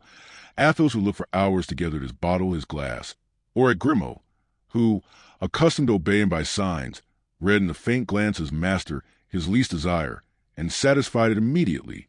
If the four friends were assembled at one of these moments, a word, thrown forth occasionally with a violent effort, was a share Athos furnished to the conversation. In exchange for his silence, Athos drank enough for four, and without appearing to be otherwise affected by wine than by a more marked constriction of the brow, and by a deeper sadness. D'Artagnan, whose inquiring disposition we are acquainted with, had not, whatever interest he had in satisfying his curiosity on the subject, been able to assign any cause for these fits, or for the periods of their recurrence. Athos never received any letters. Athos never had concerns which all his friends did not know. It could not be said that it was wine which produced this sadness, for in truth he only drank to combat this sadness, which wine, however, as we have said, rendered still darker. This excess of bilious humor could not be attributed to play, for unlike Porthos, who accompanied the variations of chance with songs or odes, Athos, when he won, remained as unmoved as when he lost. He had been known, in the circle of the Musketeers, to win in one night 3,000 pistoles, to lose them even to the gold-embroidered belt for gala days, when all this again with the addition of 100 louis, without his beautiful eyebrow being heightened or lowered half a line, without his hands losing their pearly hue, without his conversation, which was cheerful that evening, ceasing to be calm and agreeable. Neither was it, as with our neighbors the English, an atmospheric influence which darkened his countenance, for the sadness generally became more intense toward the fine season of the year. June and July were the terrible months with Athos. For the present he had no anxiety. He shrugged his shoulders when people spoke of the future. His secret, then, was in the past, as had often been vaguely said to D'Artagnan. This mysterious shade, spread over his whole person, rendered still more interesting the man whose eyes or mouth, even in the most complete intoxication, had never revealed anything, however skillfully questions had been put to him. Well, thought D'Artagnan, poor Athos is perhaps at this moment dead, and dead by my fault, for it was I who dragged him into this affair, of which he did not know the origin, of which he is ignorant of the result, and from which he can derive no advantage. Without reckoning, monsieur, added Planchet to his master's audibly expressed reflections, that we perhaps owe our lives to him. Do you remember how he cried, "On, D'Artagnan, on I am taken"? And when he had discharged his 2 pistols, what a terrible noise he made with his sword! One might have said that 20 men, or rather 20 mad devils, were fighting. These words redoubled the eagerness of D'Artagnan, who urged his horse, though he stood in need of no incitement, and they proceeded at a rapid pace. About 11 o'clock in the morning they perceived Amiens, and at 11:30 they were at the door of the cursed inn. D'Artagnan had often meditated against the perfidious host one of those hearty vengeances which offer consolation while they are hoped for. He entered the hostelry with his hat pulled over his eyes, his left hand on the pommel of the sword, and cracking his whip with his right hand. "Do you remember me?" said he to the host, who advanced to greet him. "I have not that honor, monseigneur," replied the latter, his eyes dazzled by the brilliant style in which D'Artagnan traveled. "What, you don't know me?" "No, monseigneur." "Well, 2 words will refresh your memory. What have you done with that gentleman against whom you had the audacity, about 12 days ago, to make an accusation of passing false money?" The host became as pale as death, for D'Artagnan had assumed a threatening attitude, and Planchet modeled himself after his master. "Ah, monseigneur, do not mention it," cried the host, in the most pitiable voice imaginable. "Ah, monseigneur, how dearly have I paid for that fault, unhappy wretch as I am! That gentleman, I say, what has become of him? Deign to listen to me, monseigneur, and be merciful. Sit down in mercy." D'Artagnan, mute with anger and anxiety, took a seat in the threatening attitude of a judge. Planchet glared fiercely over the back of his armchair. "Here is the story, monseigneur," resumed the trembling host, "for I now recollect you. It was you who rode off at the moment I had that unfortunate difference with the gentleman you speak of. Yes, it was I, so you may plainly perceive that you have no mercy to expect if you do not tell me the whole truth. Condescend to listen to me, and you shall know all. I listen. I had been warned by the authorities that a celebrated coiner of bad money would arrive at my inn, with several of the companions, all disguised as guards or musketeers. Monseigneur, I was furnished with a description of your horses, your lackeys, your countenances. Nothing was omitted. Go on, said D'Artagnan, who quickly understood when such an exact description had come. I took then, in conformity with the orders of the authorities, who sent me a reinforcement of 6 men, such measures as I thought necessary to get possession of the persons of pretended coiners. Again, said D'Artagnan, whose ears chafed terribly under the repetition of this word coiners. Pardon me, Monseigneur, for saying such things, but they form my excuse. The authorities had terrified me, and you know that an innkeeper must keep on good terms with the authorities. But once again, that gentleman, where is he? What has become of him? Is he dead? Is he living? Patience, Monseigneur, we are coming to it. There happened then that which you know, and of which your precipitate departure, added the host, with an acuteness that did not escape D'Artagnan, appear to authorize the issue. That gentleman, your friend, defended himself desperately. His lackey, who, by an unforeseen piece of ill luck, had quarreled with the officers, disguised as stable lads. Miserable scoundrel, cried D'Artagnan, you were all in the plot then, and I really don't know what prevents me from exterminating you all. Alas, Monseigneur, we were not in the plot, as you will soon see. Monsieur, your friend, pardon for not calling him by the honorable name which no doubt he bears, but we do not know that name. Monsieur, your friend, having disabled 2 men with his pistols, retreated fighting with his sword, with which he disabled one of my men and stunned me with a blow of the flat side of it. You villain, will you finish? Cried D'Artagnan. Athos, what has become of Athos? While fighting and retreating, as I have told Monseigneur, he found the door of the cellar stairs behind him, and as the door was open, he took out the key and barricaded himself inside. As we were sure of finding him there, we left him alone. Yes, said D'Artagnan, you did not really wish to kill. You only wished to imprison him. Good God! To imprison him, Monseigneur? Why, he imprisoned himself. I swear to you he did. In the first place, he had made rough work of it. 1 man was killed on the spot, and 2 others were severely wounded. The dead man and the 2 wounded were carried off by their comrades, and I have heard nothing of either of them since. As for myself, as soon as I recovered my senses, I went to Monsieur the Governor, to whom I related all that had passed, and asked what I should do with my prisoner. Monsieur the Governor was all astonishment. He told me he knew nothing about the matter, that the orders I had received did not come from him, and that if I had the audacity to mention his name as being concerned in this disturbance, he would have me hanged. It appears that I had made a mistake, monsieur, that I had arrested the wrong person, and that he whom I ought to have arrested had escaped. But Athos, cried D'Artagnan, whose impatience was increased by the disregard of the authorities. Athos, where is he?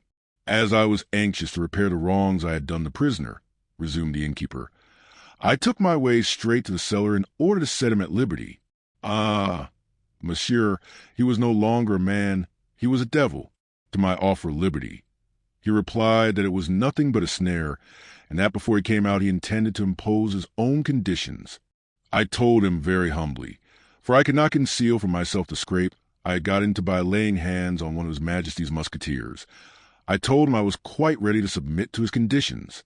In the first place, said he, I wish my lackey placed with me, fully armed.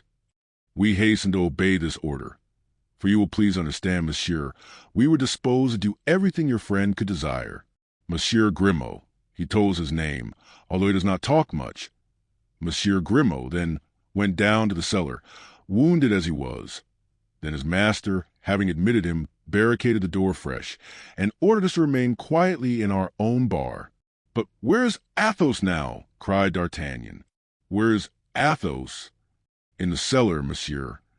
What, you scoundrel! Have you kept him in the cellar all this time? Merciful heaven! No, monsieur, we keep him in the cellar. You do not know what he is about in the cellar. Ah, if you could but persuade him to come out, monsieur, I should owe you the gratitude of my whole life. I should adore you as my patron saint. Then he is there? I shall find him there. Without doubt you will, monsieur. he persists in remaining there. We every day pass through the air wholesome bread at the end of fork, and some meat when he asks for it. But alas! It is not of bread and meat of which he makes the greatest consumption. I once endeavored to go down with 2 of my servants, but he flew into terrible rage. I heard the noise he made in loading his pistols, and his servant in loading his musketoon. Then, when we asked him what were their intentions, the master replied that he had 40 charges to fire, and that he and his lackey would fire the last one before he would allow a single soul of us to set foot in the cellar.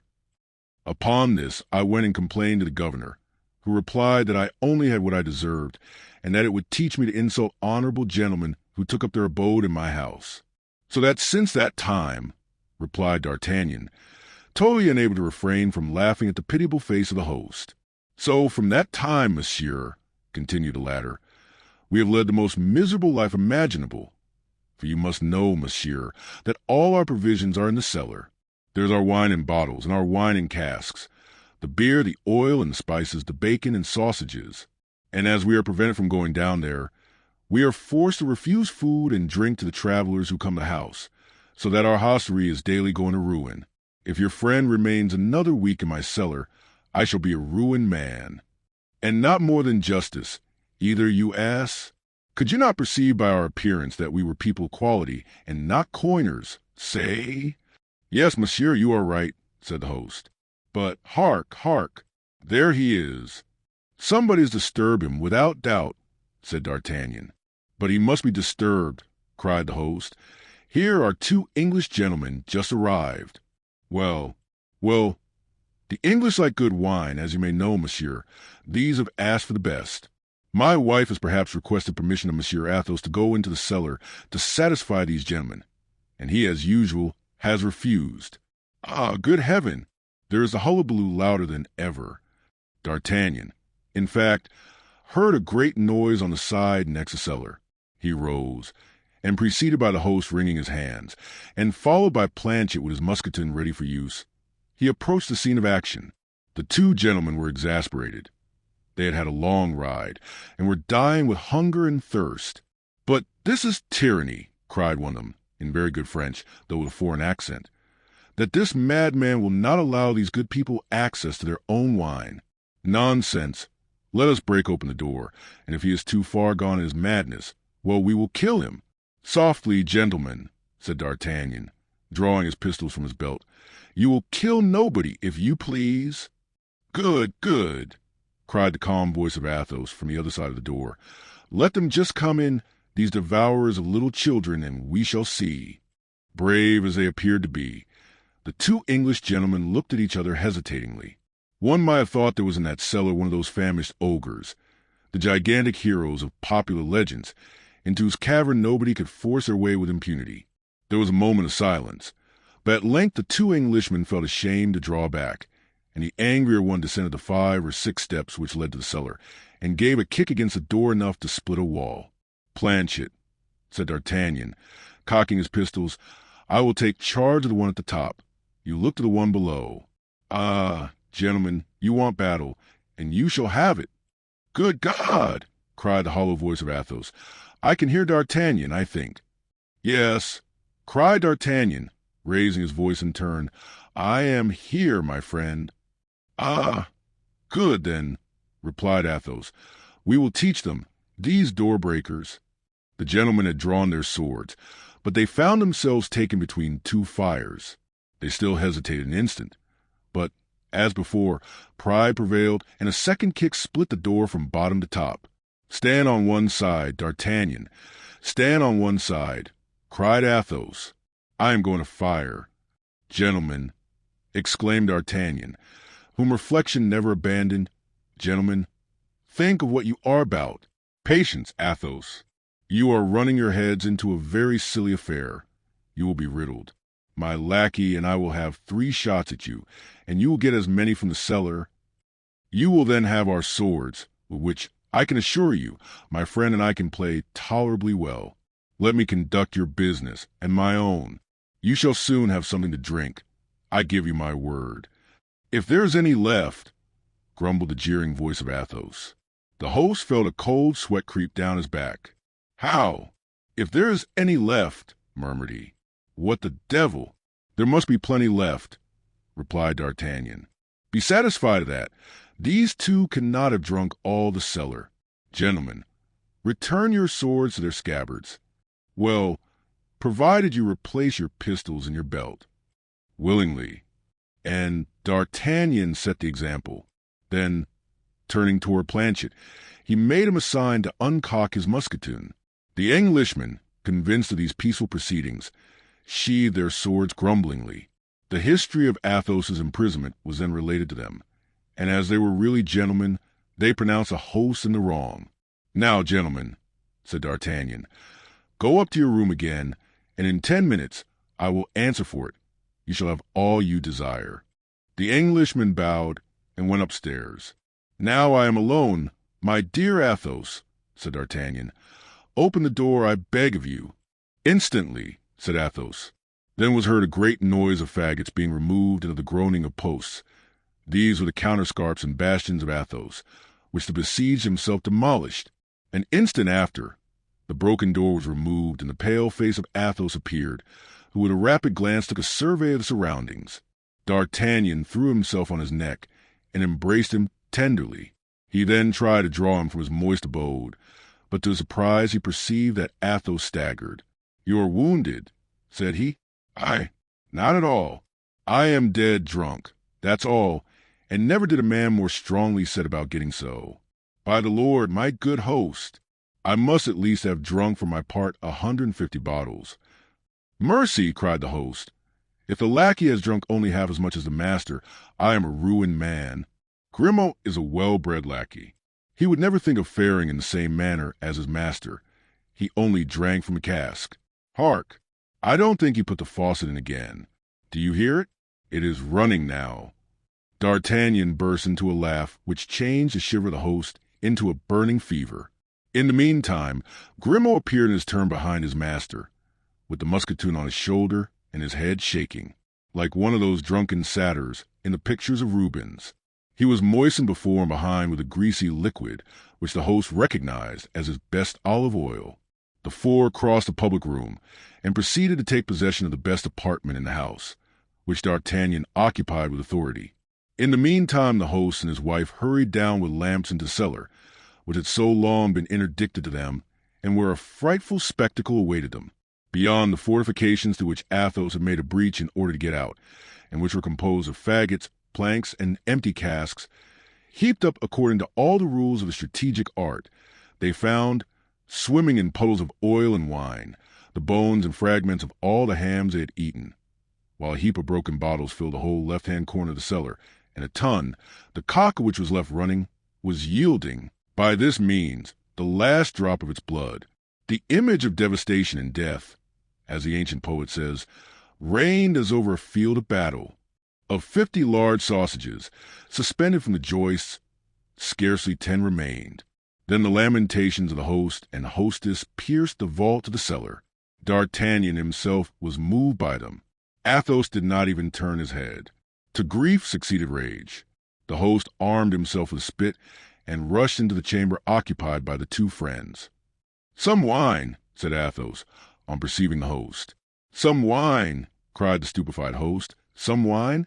Why, you have drunk more than 100 pistoles worth. I am a ruined man, lost, destroyed." "Bah!" said Athos. "We were always dry. If you had been contented with drinking, well and good, but you have broken all the bottles.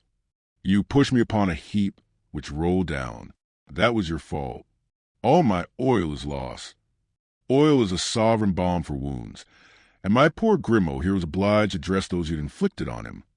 All my sausages are gnawed. There's an enormous quantity of rats in that cellar. You shall pay me for all this," cried the exasperated host.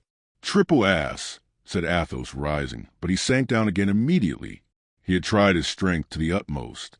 D'Artagnan came to his relief with his whip in his hand. The host drew back and burst into tears. "This will teach you," said D'Artagnan, "to treat the guest God sends you in a more courteous fashion." "God? Say the devil." "My dear friend," said D'Artagnan, "if you annoy us in this manner, we will all forego and shut ourselves up in your cellar, and we will see if the mischief is as great as you say." "Oh, gentlemen," said the host, "I've been wrong. I confess it, but pardon every sin. You are gentlemen, and I am a poor innkeeper. You will have pity on me." "Ah, if you speak in that way," said Athos, "you will break my heart, and the tears will flow from my eyes as the wine flowed from the cask. We are not such devils as we appear to be. Come hither and let us talk." The host approached with hesitation. "Come hither, I say, and don't be afraid," continued Athos. "At the very moment when I was about to pay you, I had placed my purse on the table." "Yes, monsieur. That purse contained 60 pistoles. Where is it?" "Deposited with the justice. They said it was bad money." "Very well. Give me my purse back and keep the 60 pistoles." "But Monseigneur knows very well that justice never lets go that which it once lays hold of. If it were bad money, there might be some hopes, but unfortunately, those were all good pieces. Manage the matter as well as you can, my good man. It does not concern me, the more so as I have not a livre left." "Come," said D'Artagnan, "let us inquire further. Athos's horse, where is that?" "In the stable." "How much is it worth?" 50 pistoles at most." "It's worth 80. Take it, and there ends the matter." "What?" cried Athos. "Are you selling my horse? My badge, and pray upon what shall I make my campaign? Upon Grimaud?" "I have brought you another," said D'Artagnan. "Another? And a magnificent one," cried the host. "Well, since there is another finer and younger, why, you may take the old one, and let us drink." "What?" asked the host, quite cheerful again. "Some of that at the bottom, near the laths. There are 25 bottles of it left. All the rest were broken by my fall. Bring 6 of them." "Why, this man is a cask," said the host aside. "If he only remains here a fortnight, and pays for what he drinks, I shall soon re-establish my business." "And don't forget," said D'Artagnan, "to bring up 4 bottles of the same sort for the 2 English gentlemen." "And now," said Athos, "while they bring the wine, tell me, D'Artagnan, what has become of the others? Come." D'Artagnan related how he had found Porthos in bed, with a strained knee, and Aramis at a table between 2 theologians. As he finished, the host entered with the wine ordered and a ham which, fortunately for him, had been left out of the cellar. "That's well," said Athos, filling his glass and that of his friend. "Here's to Porthos and Aramis. But you, D'Artagnan, what is the matter with you, and what has happened to you personally? You have a sad air." "Alas," said D'Artagnan, "it is because I am the most unfortunate. Tell me." "Presently," said D'Artagnan. "Presently? And why presently? Because you think I am drunk? D'Artagnan, remember this. My ideas are never so clear as when I have had plenty of wine." "Speak, then I am all ears." D'Artagnan related his adventure with Madame Bonacieux. Athos listened to him without a frown, and when he had finished said, "Trifles, only trifles." That was his favorite word. "You always say trifles, my dear Athos," said D'Artagnan, "and that comes very ill from you, who have never loved." The drink-deadened eye of Athos flashed out, but only for a moment. It became as dull and vacant as before. "That's true," said he quietly. "For my part, one have never loved." "Acknowledge, then, you stony heart," said D'Artagnan, "that you are wrong to be so hard upon us tender hearts." "Tender hearts, pierced hearts," said Athos. "What do you say?" "I say that love is a lottery in which he who wins death. You are very fortunate to have lost, believe me, my dear D'Artagnan, and if I have any counsel to give, it is always lose. She seemed to love me so." "She seemed, did she?" "Oh, she did love me." "You child! Why, there is not a man who has not believed, as you do, that his mistress loved him, and there lives not a man who has not been deceived by his mistress." "Except you, Athos, who never had one." "That's true," said Athos, after a moment's silence. "That's true. I never had one. Let us drink." "But then, philosopher that you are," said D'Artagnan, "instruct me, support me. I stand in need of being taught and consoled." "Consoled for what?" "For my misfortune." Your misfortune is laughable, said Athos, shrugging his shoulders. I should like to know what you would say if I were to relate to you a real tale of love. Which has happened to you, or one of my friends. What matters? Tell it, Athos, tell it. Better if I drink. Drink and relate, then. Not a bad idea, said Athos, emptying and refilling his glass. The two things agree marvelously well. I am all attention, said D'Artagnan. Athos collected himself, and in proportion as he did so, D'Artagnan saw that he became pale. He was at that period of intoxication in which vulgar drinkers fall on the floor and go to sleep. He kept himself upright and dreamed without sleeping. This somnambulism of drunkenness had something frightful in it. You particularly wish it? Asked he. I pray for it, said D'Artagnan. Be it then as you desire. One of my friends, please to observe, not myself, said Athos, interrupting himself with a melancholy smile. One of the Count of my province, that is to say, of Berry, noble as a Dandolo or a Montmorency, at 25 years of age fell in love with a girl of 16, beautiful as fancy can paint. Through the ingenuousness of her age beamed an ardent mind, not of the woman, but of the poet. She did not please. She intoxicated. She lived in a small town with her brother, who was a curate. Both had recently come into the country. They came nobody knew whence. But when seeing her so lovely and her brother so pious, nobody thought of asking whence they came. They were said, however, to be of good extraction. My friend, who was seigneur of the country, might have seduced her, or taken her by force, at his will, for he was master, who would come to the assistance of two strangers, two unknown persons. Unfortunately, he was an honorable man. He married her. The fool, the ass, the idiot. How so, if he loved her? Asked D'Artagnan. Wait, said Athos. He took her to his chateau, and made her the first lady in the province, and in justice it must be allowed that she supported her rank becomingly. Well, asked D'Artagnan. Well, one day when she was hunting with her husband, continued Athos, in a low voice, and speaking very quickly, she fell from her horse and fainted. The Count flew to her to help, and as she appeared to be oppressed by her clothes, he ripped them open with his poniard, and in so doing laid bare her shoulder. D'Artagnan, said Athos, with a maniacal burst of laughter, guess what she had on her shoulder. How can I tell? Said D'Artagnan.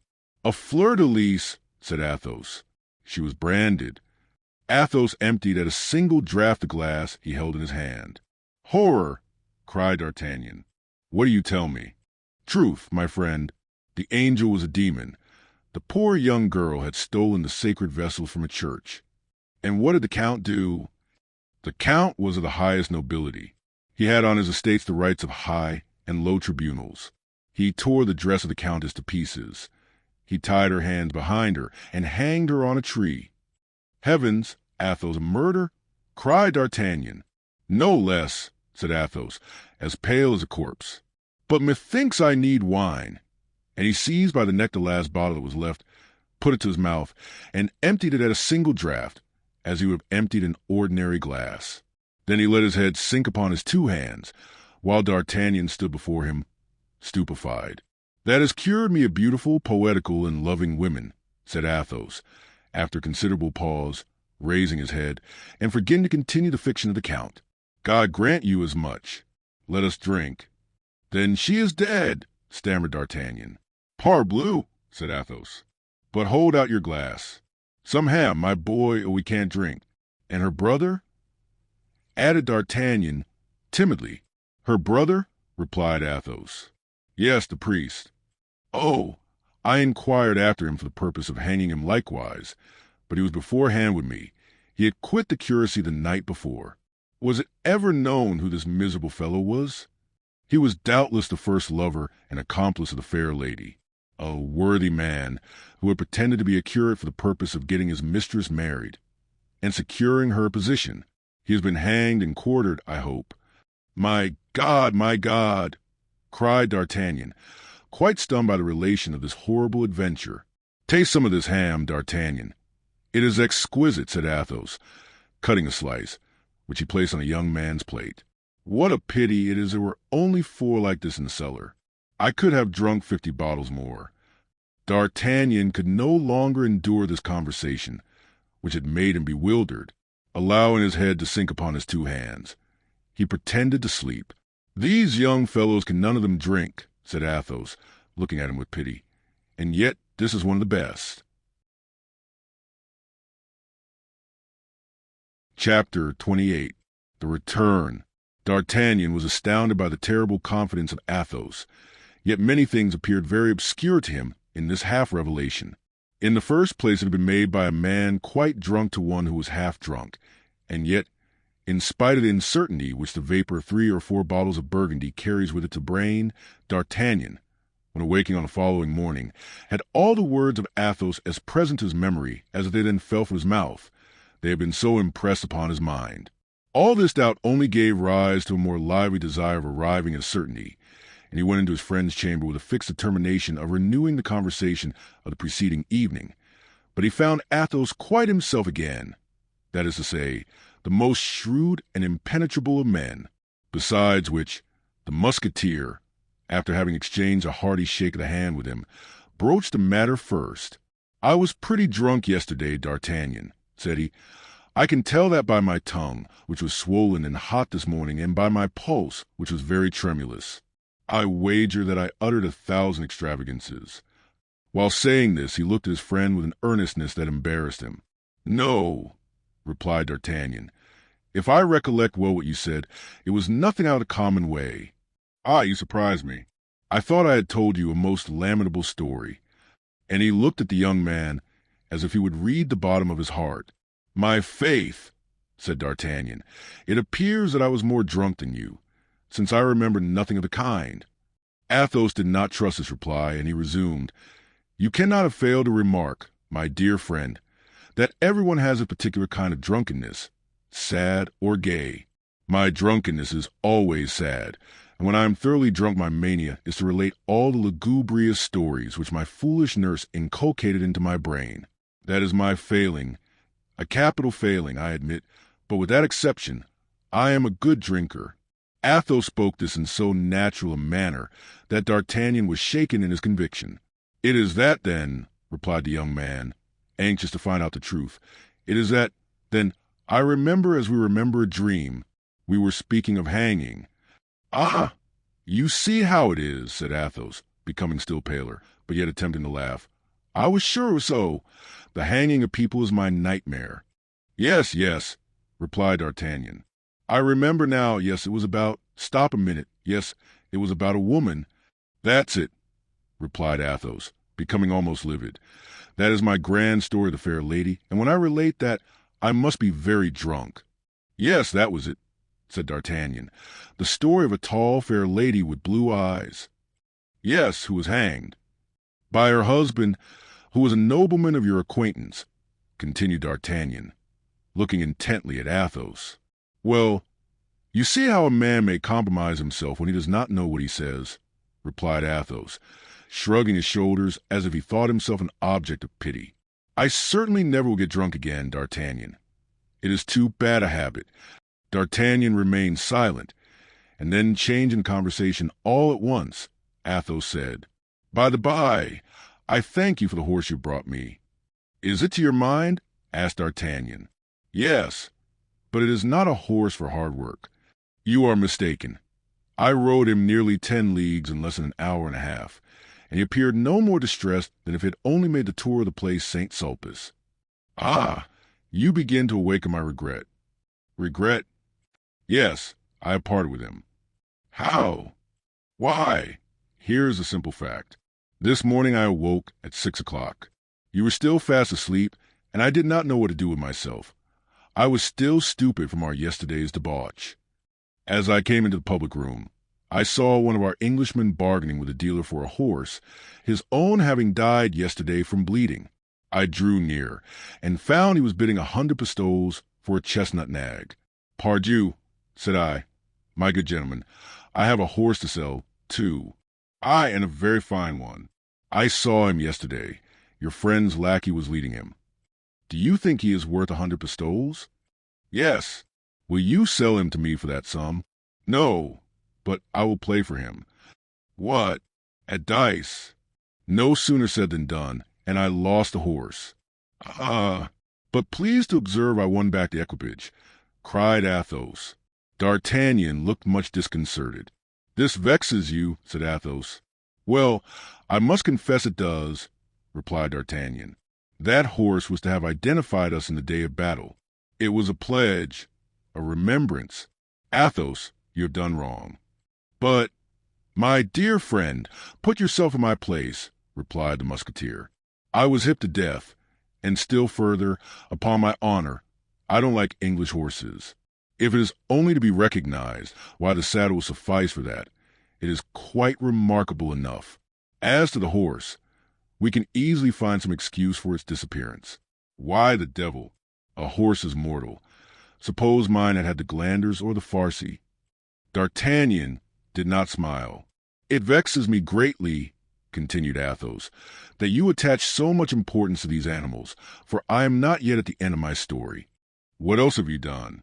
After having lost my own horse, 9 against 10, see how near, I form an idea of staking yours. Yes, but you stopped at the idea, I hope? No, for I put it in execution that very minute. And the consequence, said D'Artagnan, in great anxiety, I threw and I lost. What, my horse? Your horse, 7 against 8. A point short, you know the proverb. Athos, you're not in your right senses, I swear. My dear lad, that was yesterday when I was telling you silly stories. It was proper to tell me that, and not this morning. I lost him then, with all his appointments and furniture. Really, this is frightful. Stop a minute. You don't know all yet. I should make an excellent gambler if I were not too hot-headed. But I was hot-headed, just as if I had been drinking. Well, I was not hot-headed then. Well, but what else could you play for? You had nothing left. Oh, yes, my friend. There was still that diamond left which sparkles on your finger, and which I had observed yesterday. This diamond, said D'Artagnan, placing his hand eagerly on his ring, and as I am a connoisseur in such things, having had a few of my own once, I estimated it at 1,000 pistoles. I hope, said D'Artagnan, half dead with fright, you made no mention my diamond? On the contrary, my dear friend, this diamond became our only resource. With it I might regain our horses and their harnesses, and even money to pay our expenses on the road. Athos, you make me tremble, cried D'Artagnan. I mentioned your diamond then to my adversary, who had likewise remarked it. What the devil? My dear, do you think you can wear a star from heaven on your finger, and nobody observe it? Impossible. Go on, my dear fellow, said D'Artagnan, for upon my honor you will kill me with your indifference. We divided, then, this diamond into 10 parts of 100 pistoles each.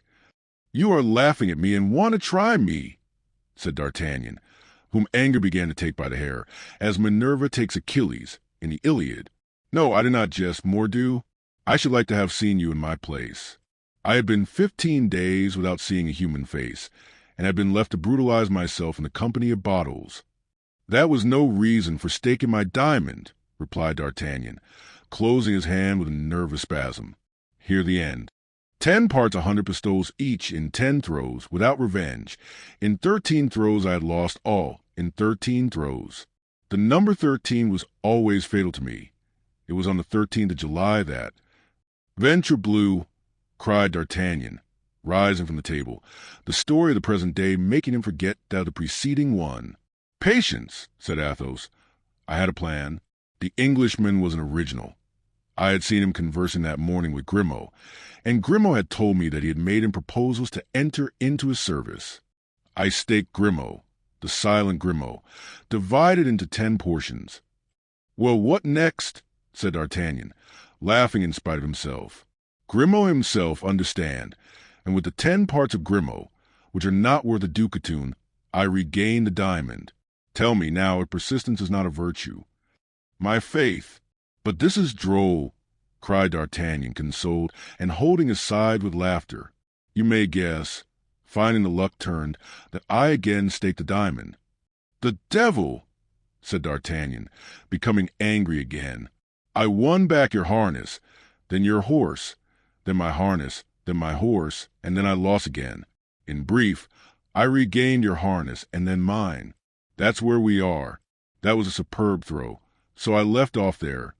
D'Artagnan breathed as if the whole hostelry had been removed from his breast. Then the diamond is safe, said he, timidly.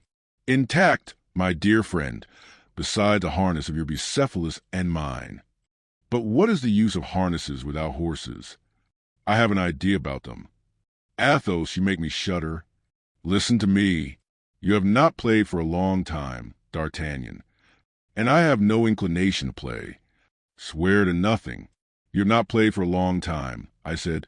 You ought then to have a good hand. Well, what then? Well, the Englishman and his companion are still here. I remarked that he regretted the horse furniture very much. You appear to think much of your horse. In your place, I would stake the furniture against the horse. But he will not wish for only one harness. Stake both, pardieu. I am not selfish, as you are. You would do so, said D'Artagnan, undecided. So strongly did the confidence of Athos begin to prevail, in spite of himself. On my honor, in one single throw. But having lost the horses, I am particularly anxious to preserve the harnesses. Stake your diamond, then. That's another matter. Never, never. The devil, said Athos. I would propose to you to stake Planchet, but as has already been done, the Englishman would not, perhaps, be willing. Decidedly, my dear Athos, said D'Artagnan, I should like better not to risk anything. That's a pity, said Athos coolly. The Englishman is overflowing with pistoles. Good Lord, try one throw. One throw is soon made. And if I lose? You will win. But if I lose? Well, you will surrender the harnesses. Have with you for one throw, said D'Artagnan. Athos went in quest of the Englishman, whom he found in the stable, examining the harnesses with a greedy eye. The opportunity was good. He proposed the conditions, the 2 harnesses, either against 1 horse or 100 pistoles. The Englishman calculated fast. The 2 harnesses were worth 300 pistoles. He consented. D'Artagnan threw the dice with a trembling hand, and turned up the number 3. His paleness terrified Athos, who, however, consented himself with saying, That's a sad throw. Comrade, you will have the horses fully equipped, monsieur.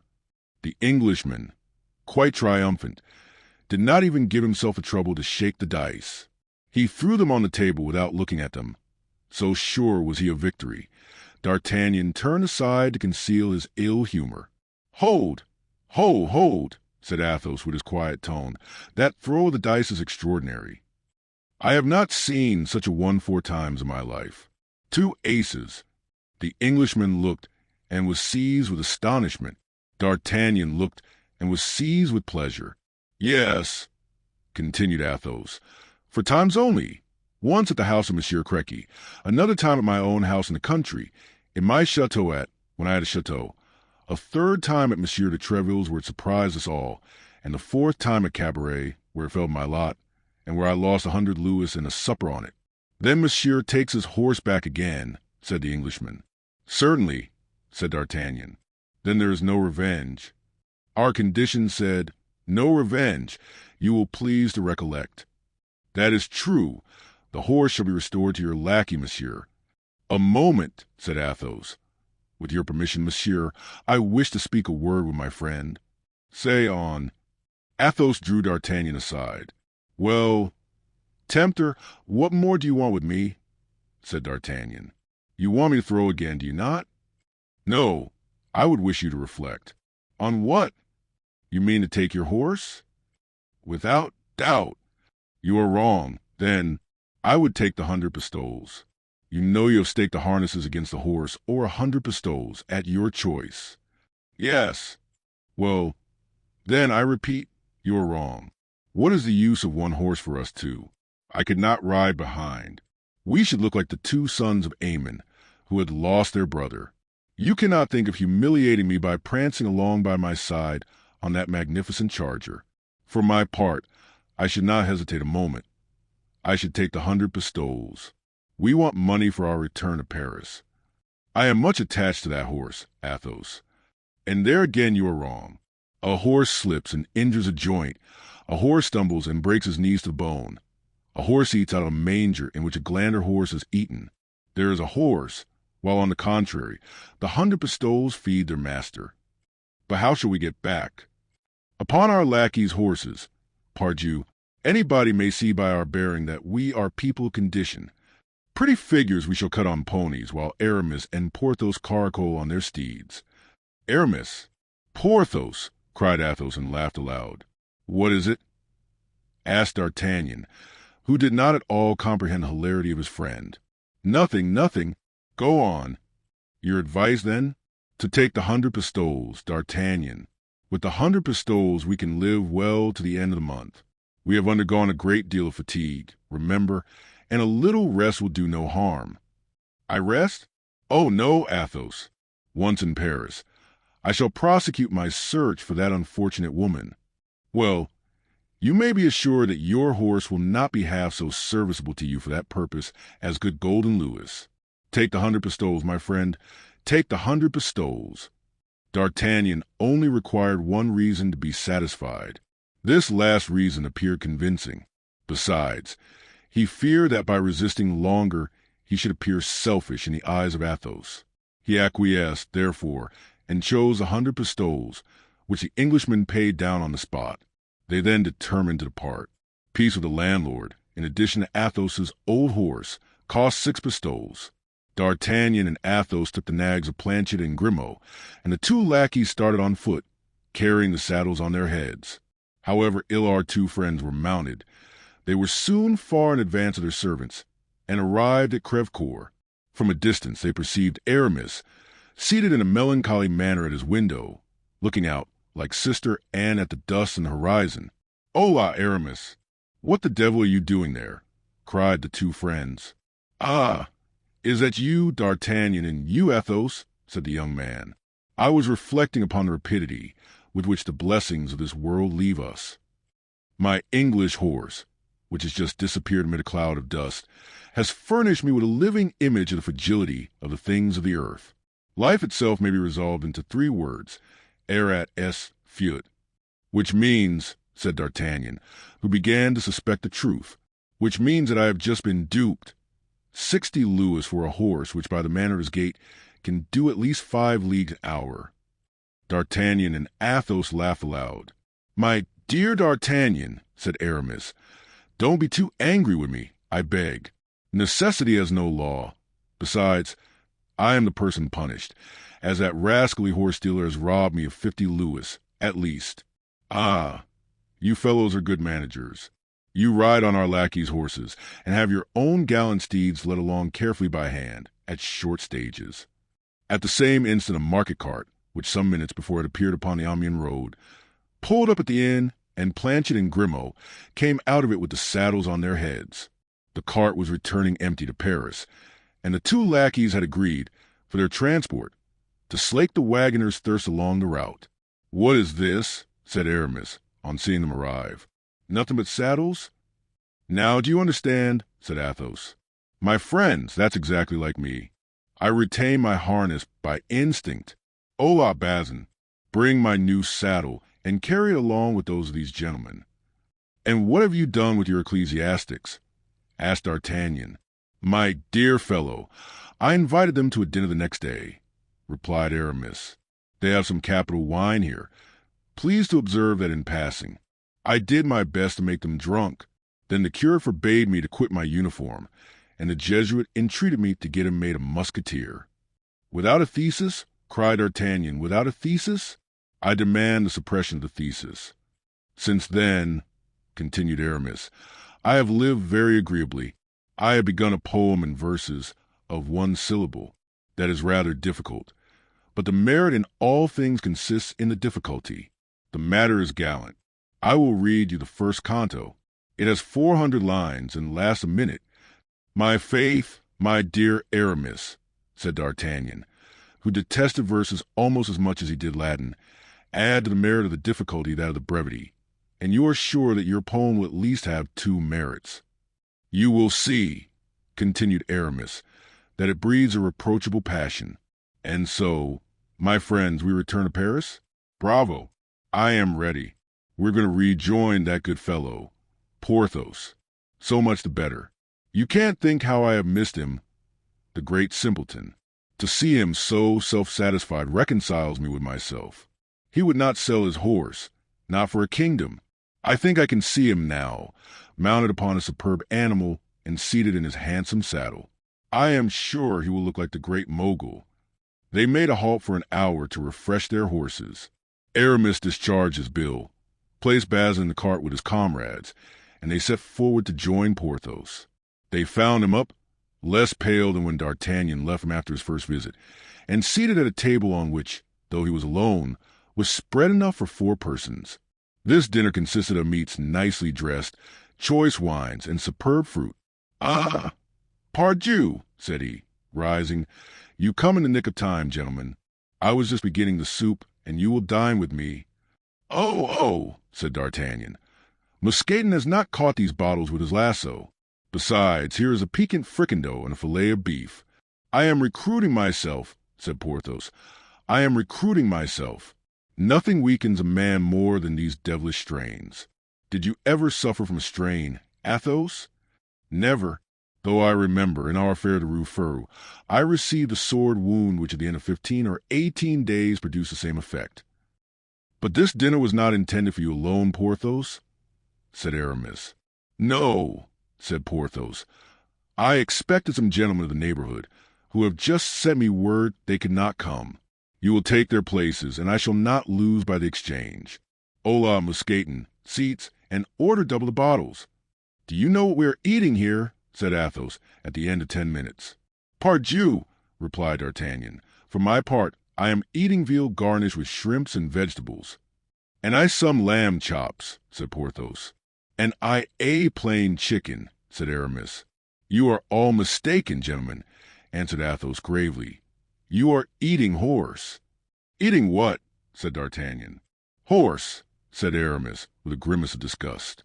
Porthos alone made no reply. "Yes, horse.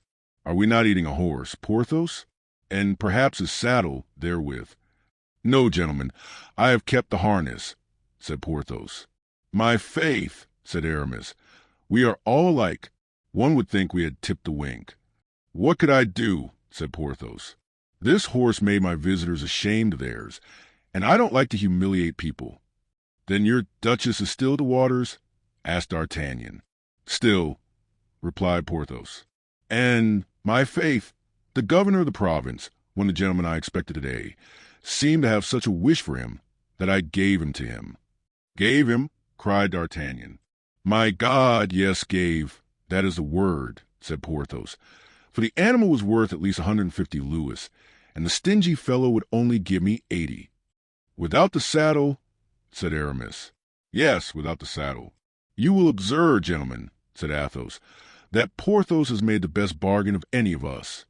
And then commenced a roar of laughter in which they all joined, to the astonishment of poor Porthos. But when he was informed of the cause of their hilarity, he shared it vociferously according to his custom. "There is one comfort, we are all in cash," said D'Artagnan.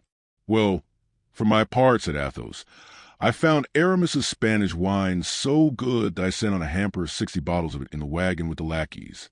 That has weakened my purse." "And I," said Aramis, "imagine that I had given almost my lasso to the church of Montdidier and the Jesuits of Amiens, with whom I had made engagements which I ought to have kept. I have ordered masses for myself and for you, gentlemen, which will be said, gentlemen, for which I have not the least doubt you will be marvelously benefited." "And I," said Porthos, "do you think my strain cost me nothing? Without reckoning Mousqueton's wound, for which I had to have the surgeon twice a day, and who charged me double on account of that foolish Mousqueton having allowed himself a ball in a part which people generally only show to an apothecary. So I advise him to try never get wounded there any more." Aye," said Athos, exchanging a smile with D'Artagnan and Aramis. "It is very clear you acted nobly with regard to the poor lad. That is like a good master." "In short," said Porthos, "when all my expenses are paid, I shall have, at most, 30 crowns left." "And I about 10 pistoles," said Aramis. "Well, then it appears that we are the Croesuses of society. How much have you left of your 100 pistoles, D'Artagnan?" "Of my 100 pistoles? Why, in the first place I gave you 50. You think so? Pardieu. Ah, that is true. I recollect. Then I paid the host 6. What a brute of a host. Why did you give him 6 pistoles? You told me to give them to him. It is true. I am too good-natured. In brief, how much remains? 25 pistoles, said D'Artagnan. And I, said Athos, taking some small change from his pocket. I? You? Nothing. My faith, so little that it is not worth reckoning with the general stock.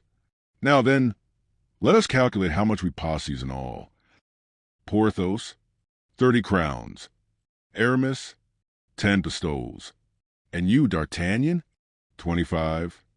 That makes an all, said Athos. 475 livres, said D'Artagnan, who reckoned like Archimedes. On our arrival in Paris, we shall still have 400, besides the harnesses, said Porthos. But our troop horses, said Aramis. Well, of the 4 horses of our lackeys we will make 2 for the masters, for which we will draw lots. With the 400 livres we will make the half of one for one of the unmounted, and then we will give the turnings out of our pockets to D'Artagnan, who has a steady hand, and will go and play in the first gaming house we come to. There. Let us dine, then, said Porthos. It is getting cold. The friends, at ease with regard to the future, did honor to repast, the remains of which were abandoned to Mousqueton, Bazin, Planchet, and Grimaud. On arriving in Paris, D'Artagnan found a letter from M. de Treville, which informed him that, at his request, the king had promised that he should enter the company of the Musketeers. As this was the height of D'Artagnan's worldly ambition, apart, be it well understood, from his desire of finding Madame Bonacieux, he ran, full of joy, to seek his comrades, whom he left only half an hour before, but whom he found very sad and deeply preoccupied. They were assembled in council at the residence of Athos, which always indicated an event of some gravity. M. de Treville had intimated to them His Majesty's fixed intention to open a campaign on the 1st of May, and they must immediately prepare their outfits. The 4 philosophers looked at one another in a state of bewilderment. M. de Treville never jested in matters relating to discipline. "And what do you reckon your outfit will cost?" said D'Artagnan. "Oh, we can scarcely say. We have made our calculations with Spartan economy, and we each require 1,500 livres. 4 times 15 makes 60, 6,000 livres, said Athos. "It seems to me," said D'Artagnan, "with 1,000 livres each, I do not speak as a Spartan, but as a procurator." This word procurator roused Porthos. "Stop," said he, "I have an idea." "Well, that's something, for I have not the shadow of one," said Athos coolly. "But as to D'Artagnan, gentlemen, the idea belonging to ours has driven him out of his senses. 1,000 livres. For my part, I declare I want 2,000. 4 times 2 makes 8. Then said Aramis, "It is 8,000 that we want to complete our outfits, toward which, it is true, we have already the saddles." "Besides," said Athos, waiting till D'Artagnan, who went to thank Monsieur de Treville, had shut the door. "Besides, there's that beautiful ring which beams from the finger of our friend. What the devil! D'Artagnan is too good a comrade to leave his brothers in embarrassment while he wears the ransom of a king on his finger."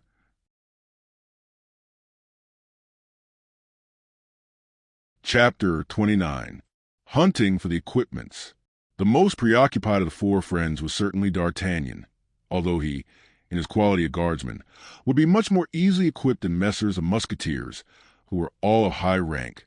But our Gascon cadet was, as may have been observed, of a provident and almost avaricious character, and with that explained the contradiction. So vain as almost to rival Porthos. To this preoccupation of his vanity, D'Artagnan at this moment joined an uneasiness much less selfish. Notwithstanding all his inquiries respecting Madame Bonacieux, he could obtain no intelligence of her. M. de Treville had spoken of her to the Queen. The Queen was ignorant what the mercer's young wife was, but had promised to have her sought for. But this promise was very vague and did not at all reassure D'Artagnan. Athos did not leave his chamber. He made up his mind not to take a single step to equip himself. "We have still 15 days before us," said he to his friends. "Well, if in a fortnight I found nothing, or rather if nothing has come to find me, as I, too good a Catholic to kill myself with a pistol bullet, I will seek a good quarrel with 4 of his Eminence's guards or with 8 Englishmen, and I will fight until one of them has killed me, which, considering the number, cannot fail to happen. It will then be said of me that I died for the king, so that I shall perform my duty without the expense of an outfit. Porthos continued to walk about with his hands behind him, tossing his head and repeating, I shall follow up on my idea. Aramis, anxious and negligently dressed, said nothing.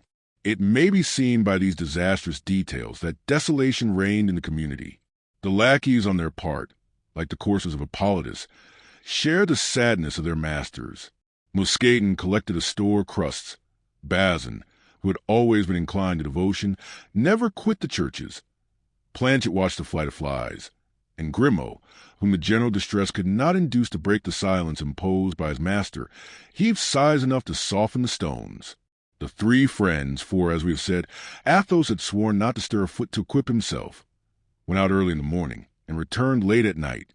They wandered about the streets, looking at the pavement as if to see whether the passengers had not left a purse behind them. They might have been supposed to be following tracks. So observant were they wherever they went. When they met, they looked desolately at one another, as much as to say, Have you found anything? However, as Porthos had first found an idea, and had thought earnestly afterward, he was the first to act. He was a man of execution, this worthy Porthos. D'Artagnan perceived him one day walking toward the church of St. Lou, and followed him instinctively. He entered, after having twisted his mustache and elongated his imperial, which always announced on his part the most triumphant resolutions. As D'Artagnan took some precautions to conceal himself, Porthos believed he had not been seen.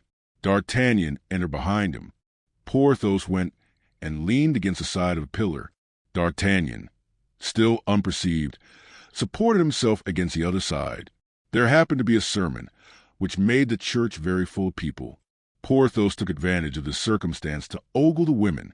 Thanks to the cares of Mousqueton, the exterior was far from announcing the distress of the interior. His hat was a little napless, his feather was a little faded, his gold lace was a little tarnished, his laces were a trifle frayed. But in the obscurity of the church these things were not seen, and Porthos was still the handsome Porthos. D'Artagnan observed, on the bench nearest to the pillar against which Porthos leaned, a sort of ripe beauty, rather yellow and rather dry, but erect and haughty under her black hood.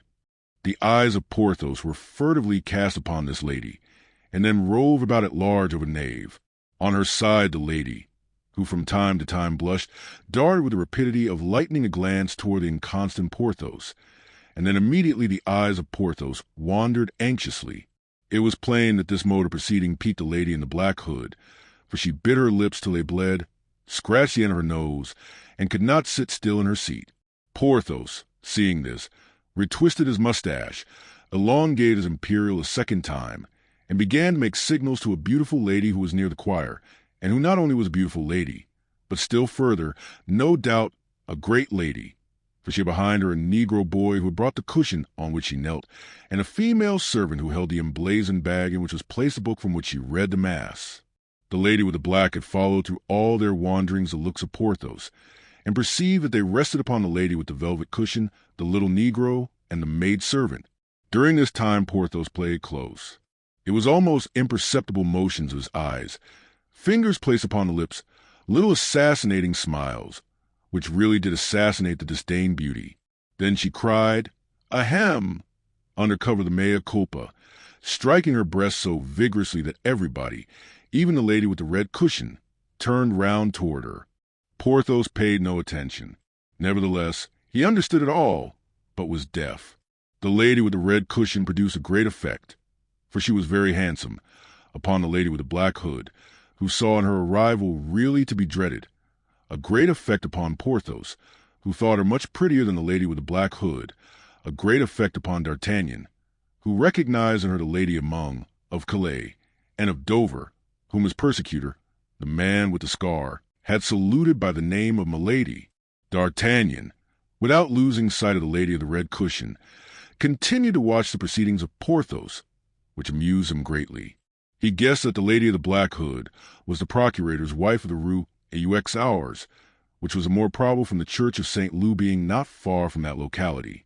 He guessed, likewise, by induction, that Porthos was taking his revenge for the defeat of Chantilly, when the procurator's wife had proved so refractory with respect to her purse. Amid all this, D'Artagnan remarked also that not one countenance responded to the gallantries of Porthos. There were only chimeras and illusions.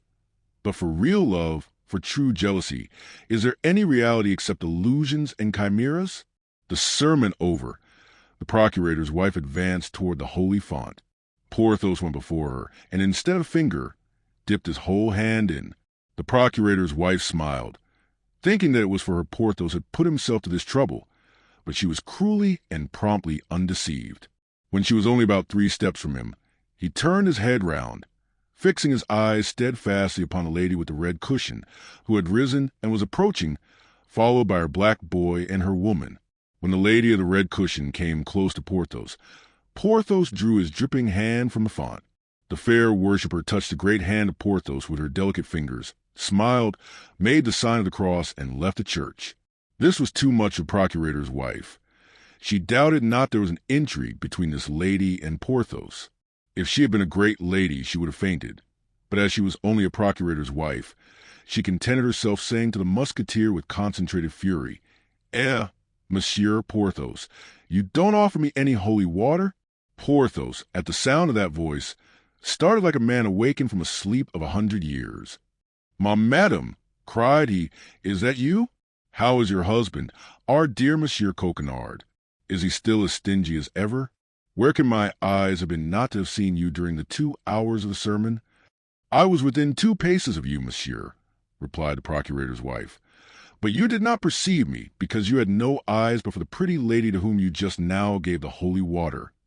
Porthos pretended to be confused. Ah, said he, you have remarked. I must have been blind not to have seen. Yes, said Porthos, that is a duchess of my acquaintance whom I have great trouble to meet on account of the jealousy of her husband, and who sent me word that she should come today to this poor church, buried in this vile quarter, solely for the sake of seeing me. Monsieur Porthos, said the procurator's wife, will you have the kindness to offer me your arm for 5 minutes? I have something to say to you. Certainly, madam, said Porthos, winking to himself, as a gambler does who laughs at the dupe he is about to pluck. At that moment D'Artagnan passed in pursuit of Milady. He cast a passing glance at Porthos, and beheld this triumphant look. Said he, reasoning to himself according to the strangely easy morality of that gallant period, there's one who'll be equipped in good time. Porthos, yielding to the pressure of the arm of the procurator's wife, as a bark yields to the rudder, arrived at the cloister St. Magloire, a little frequented passage, enclosed with turnstile at each end. In the daytime nobody was seen there but mendicants devouring their crusts and children at play. Ah, Monsieur Porthos, cried the procurator's wife, when she was assured that no one was a stranger to the population of the locality could either see or hear her. Ah, Monsieur Porthos, you are a great conqueror, as it appears. Aye, madam, said Porthos, drawing himself up proudly. How so? The signs just now in the holy water. But that must be a princess, at least, that lady with her Negro boy and her maid. My God, madam, you are deceived, said Porthos. She is simply a duchess. And that running footman who waited at the door, and that carriage with a coachman in grand livery, who sat waiting on his seat? Porthos had seen neither the footman nor the carriage, but with the eye of a jealous woman, Madame Coquenard had seen everything. Porthos regretted that he had not at once made the lady of the red cushion a princess. Ah, you are quite the pet of the ladies, Monsieur Porthos, resumed the procurator's wife with a sigh. Well, responded Porthos, you may imagine, with the physique with which nature has endowed me, I am not in want of good luck. Good Lord, how quickly men forget, cried the procurator's wife, raising her eyes toward heaven. Less quickly than the women, it seems to me, replied Porthos. For madam, I may say I was your victim when wounded, dying, I was abandoned by the surgeons. I, the offspring of a noble family, who placed reliance upon your friendship. I was near dying of my wounds at first, and of hunger afterward, in a beggarly inn at Chantilly, without you ever deigning once to reply to the burning letters I addressed to you. But, Monsieur Porthos, murmured the procurator's wife, who began to feel that, to judge by the conduct of the great ladies of the time, she was wrong. I, who had sacrificed for you the Baronne de... I know it well. The Comtesse de... Monsieur Porthos, be generous. You are right, madam, and I will not finish. But it was my husband who would not hear of lending. Madame Coquenard, said Porthos, remember the first letter you wrote me, and which I preserve engraved in my memory. The procurator's wife uttered a groan.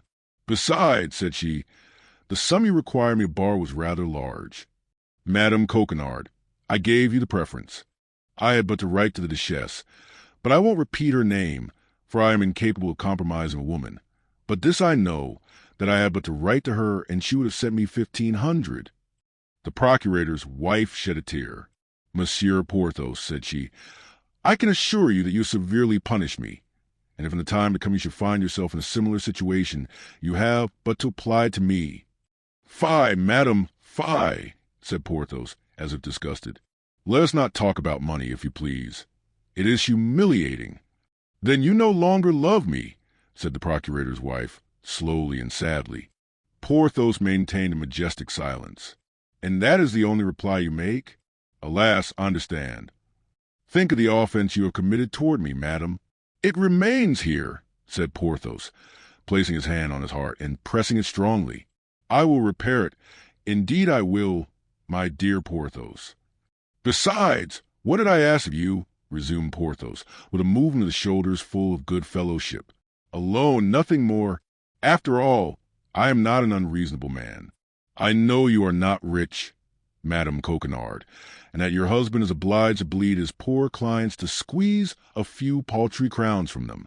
Oh, if you were a duchess, a marchioness, or a countess, it would be quite a different thing. It would be unpardonable. The procurator's wife was piqued. Pleased to know, Monsieur Porthos, said she, that my strong box, the strong box of procurator's wife though it may be, is better filled than those of your affected minxes. That doubles the offense, said Porthos, disengaging his arm from that of the procurator's wife. For if you are rich, Madame Coquenard, then there is no excuse for your refusal. When I said rich, replied the procurator's wife, who saw that she had gone too far, you must not take the word literally. I am not precisely rich, though I am pretty well off. Hold, madam, said Porthos. Let us say no more upon the subject. I beg of you, you have misunderstood me. All sympathy is extinct between us. Ingrate that you are. Ah, I advise you to complain, said Porthos. Begone, then, to your beautiful duchess. I will detain you no longer, and she is not to be despised, in my opinion. Now, Monsieur Porthos, once more, and this is the last. Do you love me still? Ah, madam, said Porthos, in the most melancholy tone he could assume, when we are about to enter upon a campaign in which my presentiments tell me I shall be killed. Oh, don't talk of such things, cried the procurator's wife, bursting into tears. Something whispers me so, continued Porthos, becoming more and more melancholy. Rather say that you have a new love. Not so, I speak frankly to you. No object affects me, and I even feel here, at the bottom of my heart, something which speaks for you. But in 15 days, as you know, or as you do not know, this fatal campaign is to open. I shall be fearfully preoccupied with my outfit. Then I must make a journey to see my family in the lower part of Brittany, to obtain the sum necessary for my departure. Porthos observed a last struggle between love and avarice. And as, continued he, the duchess whom you saw at the church has estates near to those of my family. We mean to make the journey together. Journeys, you know, appear much shorter when we travel two in company. Have you no friends in Paris, then, Monsieur Porthos? Said the procurator's wife. I thought I had, said Porthos, resuming his melancholy air. But I have been taught my mistake. You have some, cried the procurator's wife, in a transport that surprised even herself. Come to our house tomorrow. You are the son of my aunt, consequently my cousin. You come from Noyon, in Picardy. You have several lawsuits and no attorney. Can you recollect all that? Perfectly, madam. Come at dinner time. Very well. And be upon your guard before my husband, who is rather shrewd, notwithstanding his 76 years. 76 years. Peste, that's a fine age, replied Porthos. A great age, you mean, Monsieur Porthos. Yes, the poor man may be expected to leave me a widow any hour, continued she, throwing a significant glance at Porthos. Fortunately, by our marriage contract, the survivor takes everything. All. Yes, all. You are a woman of precaution, I see, my dear Madame Coquenard, said Porthos, squeezing the hand of the procurator's wife tenderly. We are then reconciled, dear Monsieur Porthos, said she, simpering. For life, replied Porthos, in the same manner. Till we meet again, then, dear traitor. Till we meet again, my forgetful charmer. Tomorrow, my angel. Tomorrow, flame of my life. Chapter 30. D'Artagnan and the Englishman. D'Artagnan followed Milady without being perceived by her. He saw her get into her carriage, and heard her order the coachman to drive to Saint-Germain. It was useless to try to keep pace on foot with a carriage drawn by two powerful horses. D'Artagnan therefore returned to the Rue Férou. In the Rue de Seine he met Planchet, who had stopped before the house of a pastry cook and was contemplating with ecstasy a cake of the most appetizing appearance. He ordered him to go and saddle two horses in M. de Treville's stables, one for himself, D'Artagnan, and one for Planchet, and bring them to Athos's place. Once for all, Treville had placed a stable at D'Artagnan's service. Planchet proceeded toward the Rue du Colombier, and D'Artagnan toward the Rue Férou. Athos was at home, emptying sadly a bottle of the famous Spanish wine he had brought back with him from his journey into Picardy. He made a sign for Grimaud to bring a glass for D'Artagnan, and Grimaud obeyed as usual. D'Artagnan related to Athos all that had passed at the church between Porthos and the procurator's wife, and how their comrade was probably by that time in a fair way to be equipped. As for me, replied Athos to this recital, I am quite at my ease. It will not be women that will defray the expense of my outfit. Handsome, well-bred, noble lord as you are, my dear Athos, neither princesses nor queens will be secure from your amorous solicitations. How young this D'Artagnan is, said Athos, shrugging his shoulders, and he made a sign to Grimaud to bring another bottle. At that moment Planchet put his head modestly in at the half-open door, and told his master that the horses were ready. What horses? Asked Athos. Two horses that Monsieur de Treville lends me at my pleasure, and with which I am now going to take a ride to Saint-Germain. Well, and what are you going to do at Saint-Germain? Then demanded Athos. Then D'Artagnan described the meeting which he had at the church, and how he had found that lady who, with the seigneur in the black cloak and with a scar near his temple, filled his mind constantly. That is to say, you are in love with this lady as you were with Madame Bonacieux, said Athos, shrugging his shoulders contemptuously, as if he pitied human weakness. Not at all, said D'Artagnan. I am only curious to unravel the mystery to which she is attached. I do not know why, but I imagine that this woman, wholly unknown to me as she is, and wholly unknown to her as I am, has an influence over my life. Well, perhaps you are right, said Athos. I do not know a woman that is worth the trouble of being sought for when she is once lost. Madame Bonacieux is lost. So much the worse for her if she is found. No, Athos, no, you are mistaken, said D'Artagnan. I love my poor Constance more than ever, and if I knew the place in which she is were at the end of the world, I would go to free her from the hands of her enemies, but I am ignorant. All my researches have been useless. What is to be said? I must divert my attention. Amuse yourself with Milady, my dear D'Artagnan. I wish you may with all my heart, if that will amuse you. Hear me, Athos, said D'Artagnan. Instead of shutting yourself up here, as if you were under arrest, get on horseback, and come and take a ride with me to Saint-Germain. My dear fellow, said Athos, I ride horses when I have any. When I have none, I go afoot. Well, said D'Artagnan, smiling at the misanthropy of Athos, which from any other person would have offended him, I ride what I can get, I'm not so proud as you. So au revoir, dear Athos." "Au revoir," said the Musketeer, making a sign to Grimaud to uncork the bottle he had just brought. D'Artagnan and Planchet mounted, and took the road to Saint-Germain. All along the road, what Athos had said respecting Madame Bonacieux recurred to the mind of the young man.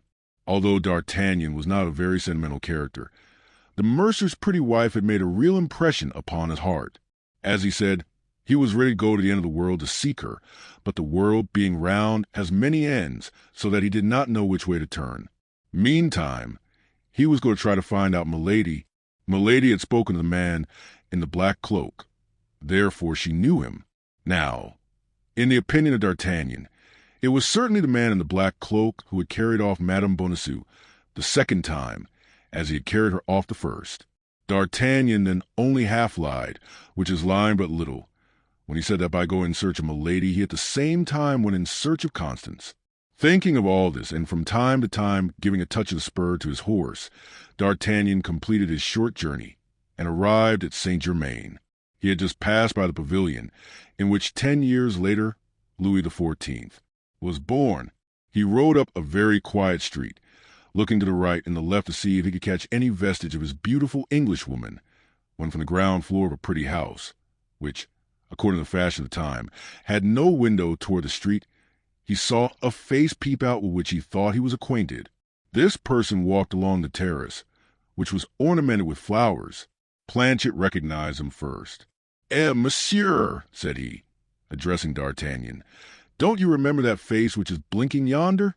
"No," said D'Artagnan, "and yet I am certain it is not the first time I have seen that visage." "Parbleu, I believe it is not," said Planchet.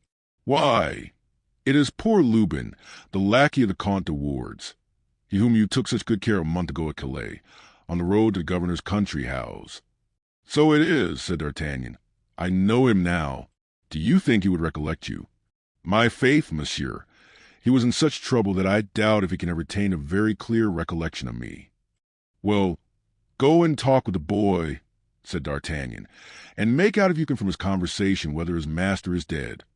Planchet dismounted and went straight up to Lubin, who did not at all remember him, and the two lackeys began to chat with the best understanding possible, while D'Artagnan turned the two horses into a lane, went round the house, and came back to watch the conference from behind a hedge of filberts. At the end of an instant's observation, he heard the noise of a vehicle, and saw Milady's carriage stop opposite to him. He could not be mistaken, Milady was in it. D'Artagnan leaned upon the neck of his horse, in order that he might see without being seen. Milady put her charming blonde head out of the window, and gave her orders to her maid. The latter, a pretty girl about 20 or 22 years, active and lively, the true soubrette of great lady, jumped from the step upon which, according to the custom of the time, she was seated, and took her way toward the terrace upon which D'Artagnan had perceived Lubin. D'Artagnan followed the soubrette with his eyes, and saw her go toward the terrace. But it happened that someone in the house called Lubin, so that Planchet remained alone, looking in all directions to the road where D'Artagnan had disappeared. The maid approached Planchet, whom she took for Lubin, and holding out a little billet to him, said, "For your master." "For my master?" replied Planchet, astonished. "Yes, and important. Take it quickly."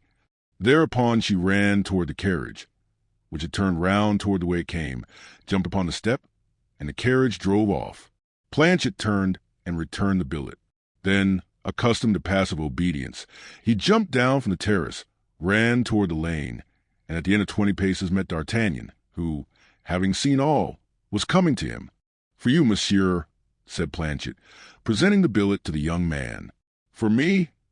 said D'Artagnan. "Are you sure of that?" "Pardieu, monsieur, I can't be more sure."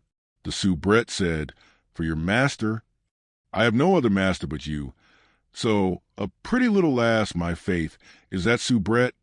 D'Artagnan opened the letter and read these words: "A person who takes more interest in you than she is willing to confess wishes to know on what day it will suit you to walk in the forest. Tomorrow, at the Hotel Field Cloth of Gold, a lackey in black and red will wait for your reply." "Oh," said D'Artagnan, "this is rather warm. It appears that Milady and I are anxious about the health of the same person. Well, Planchet, how is the good Monsieur de Wardes? He is not dead, then? No, monsieur. He is as well as a man can be with 4 sword wounds in his body. For you, without question, inflicted for upon the dear gentleman, and he is still very weak, having lost almost all his blood. As I said, monsieur, Lubin did not know me, and told me our adventure from one end to the other. Well done, Planchet. You are the king of lackeys. Now jump onto your horse, and let us overtake the carriage. This did not take long. At the end of 5 minutes, they perceived the carriage drawn up by the roadside. A cavalier, richly dressed, was close to the door. The conversation between Milady and the cavalier was so animated that D'Artagnan stopped on the other side of the carriage, without anyone but the pretty soubrette perceiving his presence. The conversation took place in English, a language which D'Artagnan could not understand. But by the accent the young man plainly saw that the beautiful Englishwoman was in a great rage. She terminated it by an action which left no doubt as to the nature of this conversation. This was a blow with her fan, applied with such force that the little feminine weapon flew into 1,000 pieces. The cavalier laughed aloud, which appeared to exasperate Milady still more. D'Artagnan thought this was a moment to interfere. He approached the other door, and taking off his hat respectfully, said, "Madam, will you permit me to offer you my services? It appears to me that this cavalier has made you very angry. Speak one word, madam, and I take upon myself to punish him for his want of courtesy." At the first word Milady turned, looking at the young man with astonishment, and when he had finished, she said in very good French, "Monsieur, I should with great confidence place myself under your protection if the person with whom I quarrel were not my brother." "Ah, excuse me, then," said D'Artagnan. "You must be aware that I was ignorant of that, madam. What is that stupid fellow troubling himself about?" cried the cavalier whom Milady had designated as her brother, stooping down to the height of the coach window. "Why does not he go about his business?" "Stupid fellow yourself," said D'Artagnan, stooping in his turn on the neck of his horse, and answering on his side to the carriage window. "I do not go on because it pleases me to stop here." The cavalier addressed some words in English to his sister. "I speak to you in French," said D'Artagnan. "Be kind enough, then, to reply to me in the same language. You are Madame's brother, I learn, be it so, but fortunately you are not mine." It might be thought that Milady, timid as women are in general, would have interposed in this commencement of mutual provocations in order to prevent the quarrel from going too far. But on the contrary, she threw herself back in her carriage, and called out coolly to the coachman, "Go on home." The pretty soubrette cast an anxious glance at D'Artagnan, whose good looks seemed to have made an impression on her. The carriage went on and left the 2 men facing each other. No material obstacles separated them. The cavalier made a movement as if to follow the carriage, but D'Artagnan, whose anger, already excited, was much increased by recognizing in him the Englishman of Amiens, who had won his horse and had been very near winning his diamond of Athos, caught at his bridle and stopped him. "Well, monsieur," said he, "you appear to be more stupid than I am, for you forget there's a little quarrel to arrange between us 2. "Ah," said the Englishman, "is it you, my master? It seems you must always be playing some game or other." "Yes, and that reminds me that I have a revenge to take. We will see, my dear monsieur, if you can handle a sword as skillfully as you can a dice-box." "You see plainly that I have no sword," said the Englishman. "Do you wish to play the braggart with an unarmed man? I hope you have a sword at home, but at all events I have 2, and if you like, I will throw with you for one of them." "Needless," said the Englishman. "I am well furnished with such playthings." "Very well, my worthy gentleman," replied D'Artagnan. "Pick out the longest, and come and show it to me this evening." "Where, if you please?" "Behind the Luxembourg. That's a charming spot for such amusements as the one I propose to you." "That will do. I will be there." "Your hour?" 6 o'clock. "Apropos, you'll probably 1 or 2 friends?" "I have 3, who will be honored by joining in the sport with me." "3? Marvelous. That falls out oddly. 3 is just my number." "Now, then, who are you?" asked the Englishman. "I am Monsieur d'Artagnan, a Gascon gentleman, serving in the King's Musketeers." "And you?" "I am Lord de Winter, Baron Sheffield." "Well, then, I am your servant, Monsieur Baron." said D'Artagnan, "though you have names rather difficult to recollect." And touching his horse with the spur, he cantered back to Paris. As he was accustomed to do in all cases of any consequence, D'Artagnan went straight to the residence of Athos. He found Athos reclining upon a large sofa, where he was waiting, as he said, for his outfit to come and find him. He related to Athos all that had passed, except a letter to M. de Wardes. Athos was delighted to find he was going to fight an Englishman. We might say that was his dream. They immediately sent their lackeys for Porthos and Aramis, and on their arrival made them acquainted with the situation. Porthos drew his sword from the scabbard and made passes at the wall, springing back from time to time and making contortions like a dancer. Aramis, who was constantly at work at his poem, shut himself up in Athos's closet and begged not to be disturbed before the moment of drawing swords. Athos, by signs, desired Grimaud to bring another bottle of wine. D'Artagnan employed himself in arranging a little plan, of which we shall hereafter see the execution, and which promised him some agreeable adventure, as might be seen by the smiles which from time to time passed over his countenance, whose thoughtfulness they animated.